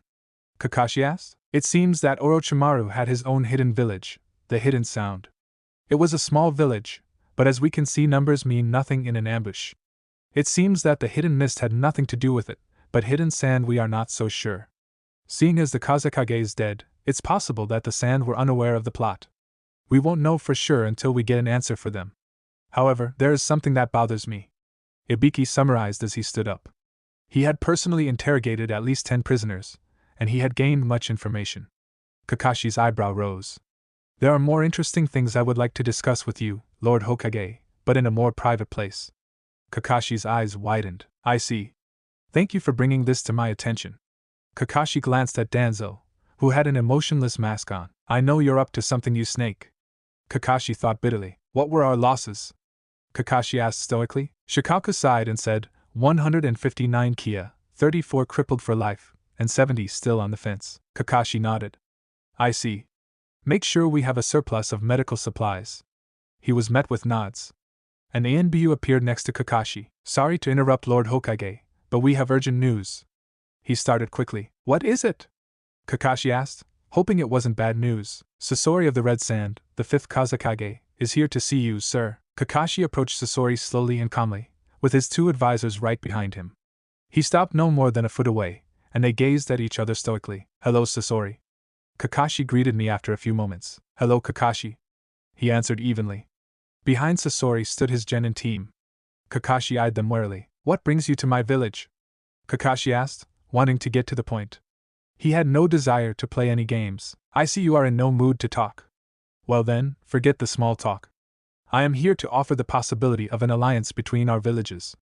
Sasori started smoothly. Kakashi's eyes widened. So then you didn't have anything to do with the invasion, did you? Sasori nodded. No, our previous Kazekage was killed by Orochimaru on his way to the exams. I was already here. Kakashi nodded sympathetically. I see. Well, I would love to begin negotiations with you, Kazekage, but I am extremely busy at the moment. Before I think of other villages, I must think of my own. Sasori smiled slightly. Of course. That is the job of a Kage. Sasori seemed to be thinking for a moment. What if I send some of my ninja over to help?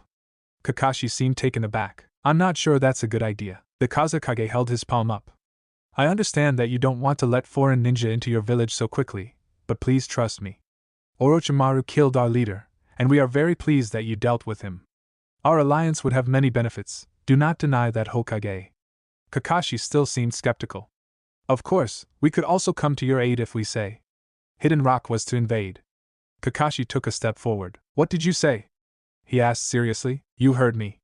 My spies don't lie, Kakashi cursed in his head. Since Jiraiya had died, the Leaf spy network had become non-existent, since Hiruzen had died before he could pass it on to anyone. Something like this could not go unnoticed. It was too dangerous. Kakashi looked around. It was too out in the open for something like this. Okay, you've convinced me. The Hokage admitted quickly, earning a grin from the Kazekage. You may send no more than 15 ninja here, and one of them will have to be your liaison. May I leave my 3 students here now? I need no escorts, and Gaara has specifically requested to be on this mission. Kakashi looked at the Jinchuriki. Why should I let him into the village? Kakashi asked with a tinge of anger in his voice. Sasori sighed as he replied. Gaara has changed thanks to that boy, your student. Somehow he healed Gaara's heart, and now Gaara fights for the benefit of others. Kakashi wasn't sure if he believed Sasori or not, but he had already been convinced he needed their aid. He wasn't going to refuse now. Fine. But until I know I can trust him, he'll be under 24-hour ANBU surveillance. Kakashi told him bluntly. I expected that anyway. Very well. Precious students of mine, welcome to your new home for a while. But don't worry, you won't be alone for long. With that, Sasori was gone, and the Sand team stepped forward. Please, give us your orders, Lord Hokage. Gaara asked apathetically, sending chills down Kakashi's spine. Thanks for listening. I do hope you enjoy it. If you want the next part of this video, turn on that bell notification. Like, subscribe, and comment down below. And also check out the others' videos I have created and enjoyed it. See you guys next video.